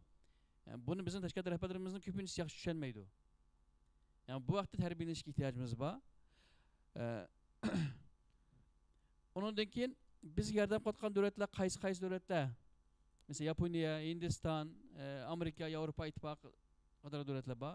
Bu devletlerle qanday hamkorlashimiz? Çünkü hemmisinin xarakter bir-birisinden biraz farqlandı. Hemmisi o'xshash muomala qilib olmaydi. Bunun qarta bir manba bo'lish, tadqiqot bo'lish kerak. Ondan keyin moliya manbasini qanday qilamiz? İchki moliya manbasimizni qanday qilamiz? Uyg'urlarni qanday pul to'playmiz masalanda? Uyg'urlar yordam qilgan davlatlardan qanday iqtisodiy yordam olamiz? Bu biz tadqiq qilish tegishli muhim bir ish. Qolgan ishlar, bu ishlarni hal qilsak, hamma ish hal bo'ldi. Demakchi o'g'lim, biz biraz ish qilishni o'rgansek, Uyg'urlar bular chet eldagi Xitoyga qarshi ish qilayotgan, qarshi tura qilgan Uyg'urlar biraz kasbiyroq ish qilishni o'rgansak, bizning millat, bizning aqlimizni agishidi. Xitoy tarafga ketmaydi, da'vo masalan erkak suslaşmaydı. Yani biz qila oladigan ishlarning ko'pinchisini qila olamiz. Yani bizde ilham ümit bor. Çünkü Xitoy bilan Amerika bo'lsin, G'arb davlatlari bo'lsin, bir raqobatda. Ya Xitoy bitirib turdi, yoki bo'lmasa Amerika boshqa davlatlar bitirib turdi. Bizning dushmanimizning dushmani hozircha bizning do'stimiz. Shunga biz Xitoyning yemirilishiga har jihatdan tayyor bo'lishimiz kerak. O'zimizning davlatini qura oladigan bir sistem barpo qilishimiz kerak. O chaqda biz ko'zlagan maqsadga yetamiz deb o'ylayman. Boshqa savollar Meni bir savolim bor. Meni bir savol so'rayman. Gapmaganlar bir gap baqsida. Meningki endi savol emas. Bir amaliy bir misol, bir harakat, ya'ni ahvol deymiz-ku. Biz hozir shu Uyg'ur xalqaro Uyg'ur munbiri deb hozir 3 qatim bugun bu qatim 3-chi qatimligi, uning oldida 2-chi qatim bo'lgan, Belgiyada birinchisi, Yaponiyada ikkinchisi. O vaqtda 2-chi qatimlik Uyg'ur hozir masalan biz abayatni dedik-ku, muhtara efendim davlatchilik qurish haqida so'zildi. Ma ag'inimiz davlat qurish haqida, qanday suvat tutish haqida savol so'radi. endi keyingi qitimda masalan hozir nurg'un yana iqtisodiy ahvol deymiz uyg'urlarniki o'zimizni tashkillashtirish haqida nihoyatda fikrlar yaxshi ideyalar o'tirib qo'yildi. Endi bu masala mushu yig'in faoliyat tugagandan keyin mishada qolamdi. Andan keyin 4-chi qitimli xalqaro uyg'ur munbirda yana mushu gaplarni damduq yoki 3-chi qitimli xalqaro uyg'ur munbirda degan gaplarni shu 4-chi qitimli xalqaro uyg'ur munbirda qanchalik ijro qilib o gaplar qilinib qanchalik qadamlarni oldik, qanchalik real ishlarni qila oldik. Mush haqda bir degan gapimizniki ijro bo'linishidan pirsent qanchalik mush haqda bir boshqa turib baqsaq yaxshi deb o'ylayman. Balkim bu gaplarni 2-chi qitimli xalqaro uyg'ur munbirida deyilgan bo'lishi mumkin, ammo hozir 1 yil 2 yil o'tdi. Bu vaqtda biz shu gaplar deyilgan bo'lsa qanchalik qila oldik? Buningki javobi yoki savol so'roqi bormi yo'qmi? 4-chi qitimda qanchalik qila olamiz? Buni qanday kim hisob oldi yoki qanday bir mushaqda bir o'ylashib baqqan bo'lsak, menimcha qilgan ishimizningki natijasi nega bo'ldi? Qay gapni qildik? Nimani qila oldik? Mushaqda farq aniq deb o'ylayman. Ikkinchi degan gapim bu yerda biz ota-ona bolalarimiz va cho'ng kichik deymiz. Hamda mushada o'zimizningki bolalari qanchalik hammamiz ketamiz, gapni o'chig'i o'limiz. Ammo biz o'lgandan keyin, ketgandan keyin yoki bizning bolalarimiz bu bizning oqimizdan, bizning izimizdan ma'lumdi. Yoki bolalarimiz Yevropalik bo'lib, Turkiyalik bo'lib, Yaponlik bo'lib, o'zining ona tilini madaniyatini unutib ma'lumdi, yoki Uyg'ur bo'lib yashamdi, bu da'voga ega chiqamdi, bizning qo'limizdan bu ishni olamdi. Buni qanchalik qila oldik oilada, bolalarimizga qanchalik bir tarbiya qila oldik, men bilmayman endi, lekin mush bolalarimizga bir ching tutib, mush ahvolni, mushu yo'lni, yangi og'amchini biralashsak yaxshi deb o'ylayman. Shunga endi hozir qaragan bo'lsak, Uyg'ur davosida biz hammamiz kurashdik, necha yoqi namoyishlarni qildik, faoliyatlarni qildik, ammo mush o'rtoqlarning ichida farzandlarimizni ilib, yenimizda turib, siyosiy faoliyatlarda, namoyishlarda qila oldikmi? Masalan, bu qanchalik bo'ldi? Buni bilmaymiz. Shunga mushni hammamiz bir o'ylashib boqqan bo'lsak, men farzandimga nimani bera olayman, nimani qila olayman, bu ishni yapmaganmanmi, mushni o'ylashib boqqan bo'lsak, rahmat. Ben bir cümle koşup koymakçı da bu şu devletçilik meselesi de anlattı. Hakikaten dünyada en kıyın iş devlet kuruşamdı. Onu hemmimiz biliriz. O sanışamaz o. Şu anda bu devlet kuruş için bu şu yaşlığa Uygur'un devlet kuralaydıqanlığı boğan işkençisini aşırışımız lazım. Mesela ben Türkiye'de çoğun olgan ballağa bir ders verdim. Bana şu sualını sordu, bana pek tesir kıldı o. Dedi ki müellim dedi bu Türkler devlet kuruş için neçe milyon can berip diken işte Sakarya uruşu, o uruş, bu uruş dep. Uygurlar tarihte aynı cidel kılmagan mı, aynı uruş kılmagan mı dedi. Şimdi bizden tarih kitaplarımızını okusak, hadi unçuluğlar yok hem de onu kabul kılışımız lazım da. Şunalık Uygurlardaki bu devlet kuruş işkencisini artırış için bir iki yıl tarih kitabımız oluşu lazım. Birisi resmi tarih. Her devlette bir resmi tarih oldu, bir popüler tarih oldu. O popüler tarih hem de yüzüge karab yazdı onu. Birisi Uygurla yüzü tarih bir komitet kurup şula tarihçilerin tasdikinden ötken Uygur milliyetçiliğine asas kılgan. Manda bir kitabımız olsa yaşlığa okusak bunu burun Dünya Uygur Kurultayı'nın jığılları da mecik mütehassislerin de tekliflerini koygan. Bu nem kaldı ama kılıç asan emez ama bunu kılışımız lazım. Bir ikincisi diasporanı güçlendirişimiz lazım. Yani o bir edebiyatsız tıl olmaydı, tılsız edebiyat olmaydı. Mesela biz hazır ben ötkende bir makal yazış için nem kıldım. Çettelde hazır şiir, burun da köp şiir yazılıp diken. Hazır roman yazılıptı, tiyatro yazılıptı, hikaye yazılıptı. Bütün edebiyat türleri çetelde yazılıvatıdı.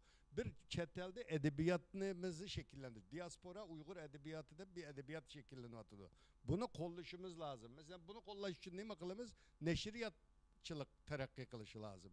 2014-15'lerde Teklemakan Uygur Neşriyatı'nın sahibi mi oturup da Nurgun Neşriyat açıldı Türkiye'de. Nayet yakşı güçlendi. Uygurlarda o kitap elip bunda kitap yazgan adamını bir kollap koyay deydigan o kültür bulmagaçka bizde o aciz boğaçka kitapxanalarımız ölüp atıdı. Bunu kanda tırıldırımız. Bir şiir yazsa, edebiyat yazsa o kitap yayılışı lazım bütün dünyadaki Uygurlar arasında. Torla arkalık olsun, nemeler arkalık olsun. Şuna menin demekçi oğlum, diasporanı güçlendirsek chet eldeki Uygurlar. Biz bu diaspora sözünü işleteyle atalgısını. Muhaciretteki Uygurlar deyimiz ama cık bizdeki milletler ama diaspora bir kadimki Rumçı, Yunançı bir gep, Girikçe. Şu siyasi manisi mi bağ onun çoğuluğu. Çetelge çıketken ama zorla bir milletinin gövdüsünü mında ayrı etken digen, ayrılıp çıketken digen manası var. Şunu biz diaspora Uygur edebiyatı, diaspora Uygur şiiriyeti de mında muşunu bütün yazgıçılar, akbaratlarda munda yazsak, muşunu şekillendirsek değil mi? Köp rahmet.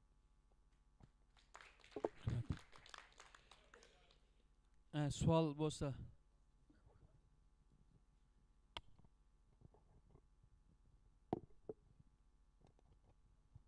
Assalamu alaikum, hürmetlik.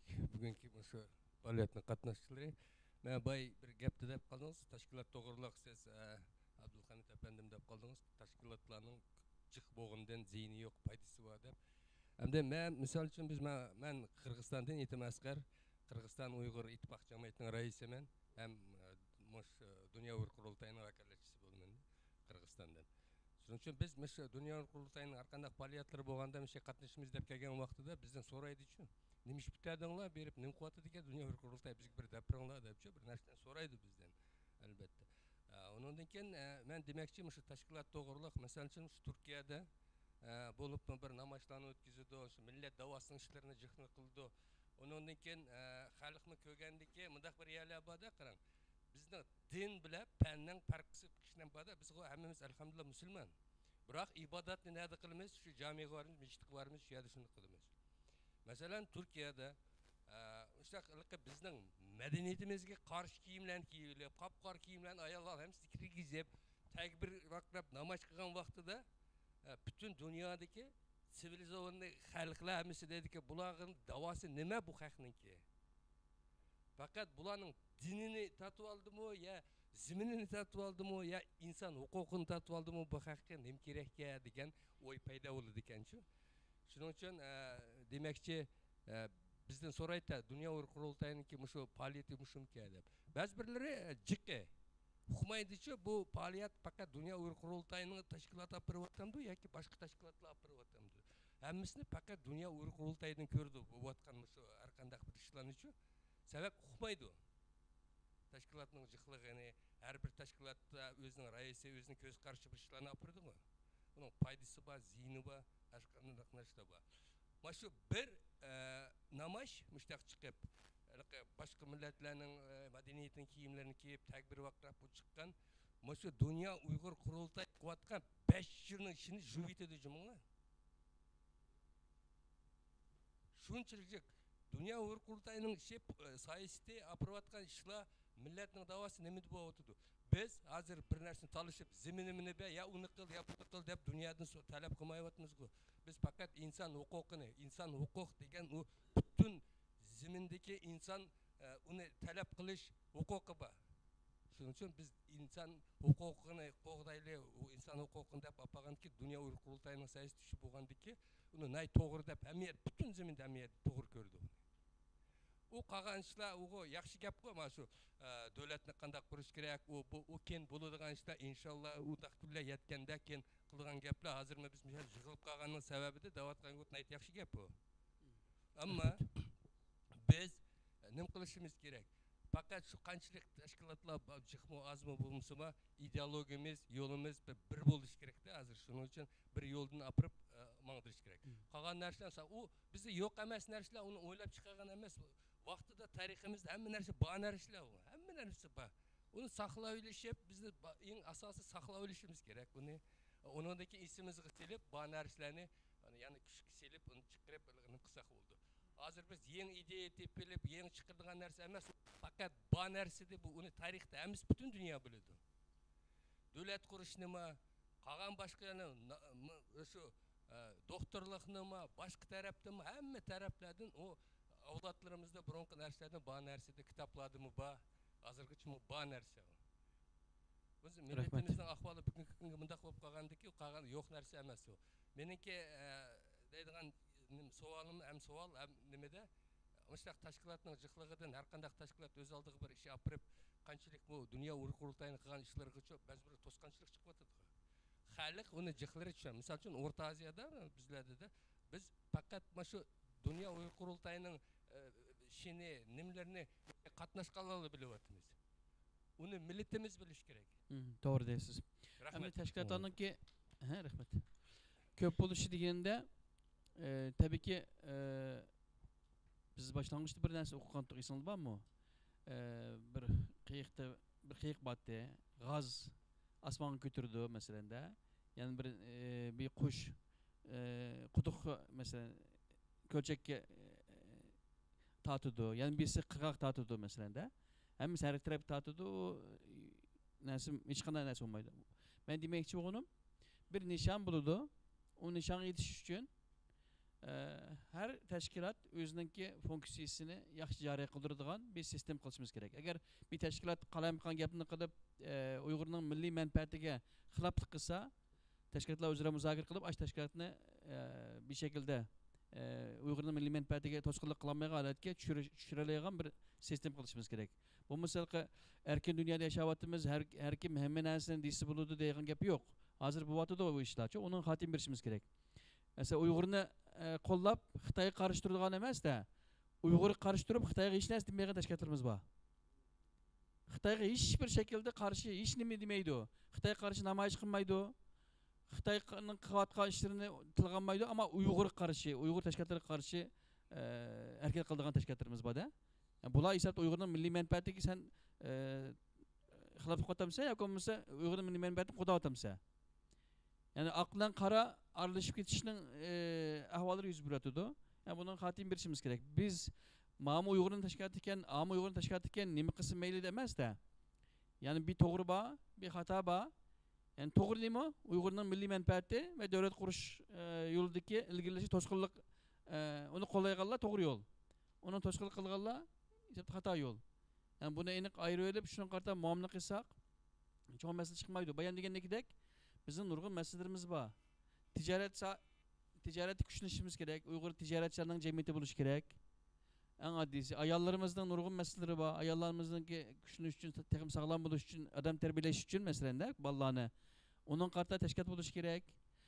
Bayon degandek mesela erlarninki oiladagi o'rni, jamiyatdagi o'rnini yuqori ko'taradigan, erlarga psixologik maslahat beradigan masalanda nurg'un psixologik besimlar erlarning ustida turadi. Aşağı okşaş kesbiyleşken teşkilatlarını kursak demekçimen. Okşaş işini kıldıgan, yani birbirine rekabetleştiğin, deyimiz, birbirine uğursuz kolayga teşkilatlarını demeyatma. Yani bunu enik ayrı alışımız gerekiyor. Çünkü terakki milletlerde aşina buldu işler. Yani bizde bir teşkilat bir iş kısa, ben aşağı okşaş kılaydı çoğu da yani bir kuru ölüp, okşaş işini kılıp milletin işki büyülep, kıkanın hiç kadar faydası yok. Yani ikincisi bizdeki sorgan sualınız, hem de qara kiyim kiyish bizning Uyg'urlarniki bizning vatandagi nimada madaniyatimizda yo'qdi. Mush 2009dan keyingi nimalarda Xitoy o'zi o'ydirib bizni texnik radikal nimalar ko'rsatish uchun xalqaroga ashna o'ydirdi. Ularning kallasini yuydi. Qara kiyim kiygizdi. Suriyaga masalanda, u bu davlatlarga, Mang'uzda, Turkiyaga keldi. Hozir Turkiyadagi ashu nuqul qara kiyim kiyganlar bizning Uyg'ur jamiyatlar aralashmaydi. Yani maddi yardım dese elip barı ağıl kilidi o. Onundan başka vakit içinde olanı Xitay kontrol kılgılık. Xitay'nın ki adamları kontrol kılgılık. Yani Türklerge, halkara cemiyetke Uygur'un sert göğüs için oyun oynagılık. Normalde bizden ki Kaşkay'da, Xotan'da mesela Aksu'da o karın kiyim kiyik adamı yoktu. Biz tuğulup çoğun vaktimizde. Normal kiyim kiretti. Mesela hiç kim bunda dindar boğusu mu? Normal kiyim kirettik.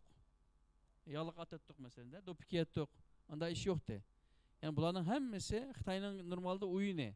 Yani bizden neden Uygurlarımız oyunga hepsinden aldınıp gitti.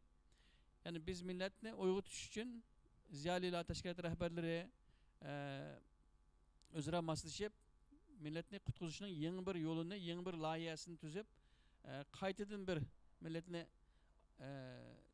qaddini tik tutadigan bir holatga ekanmasak, boshqa chiqish yo'limiz yo'q.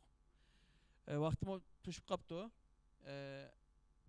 Ko'pdan ko'p rahmat. Bu bir ixtiyoriy suhbat xarakterlik bir yaxshi muzokara bo'ldi.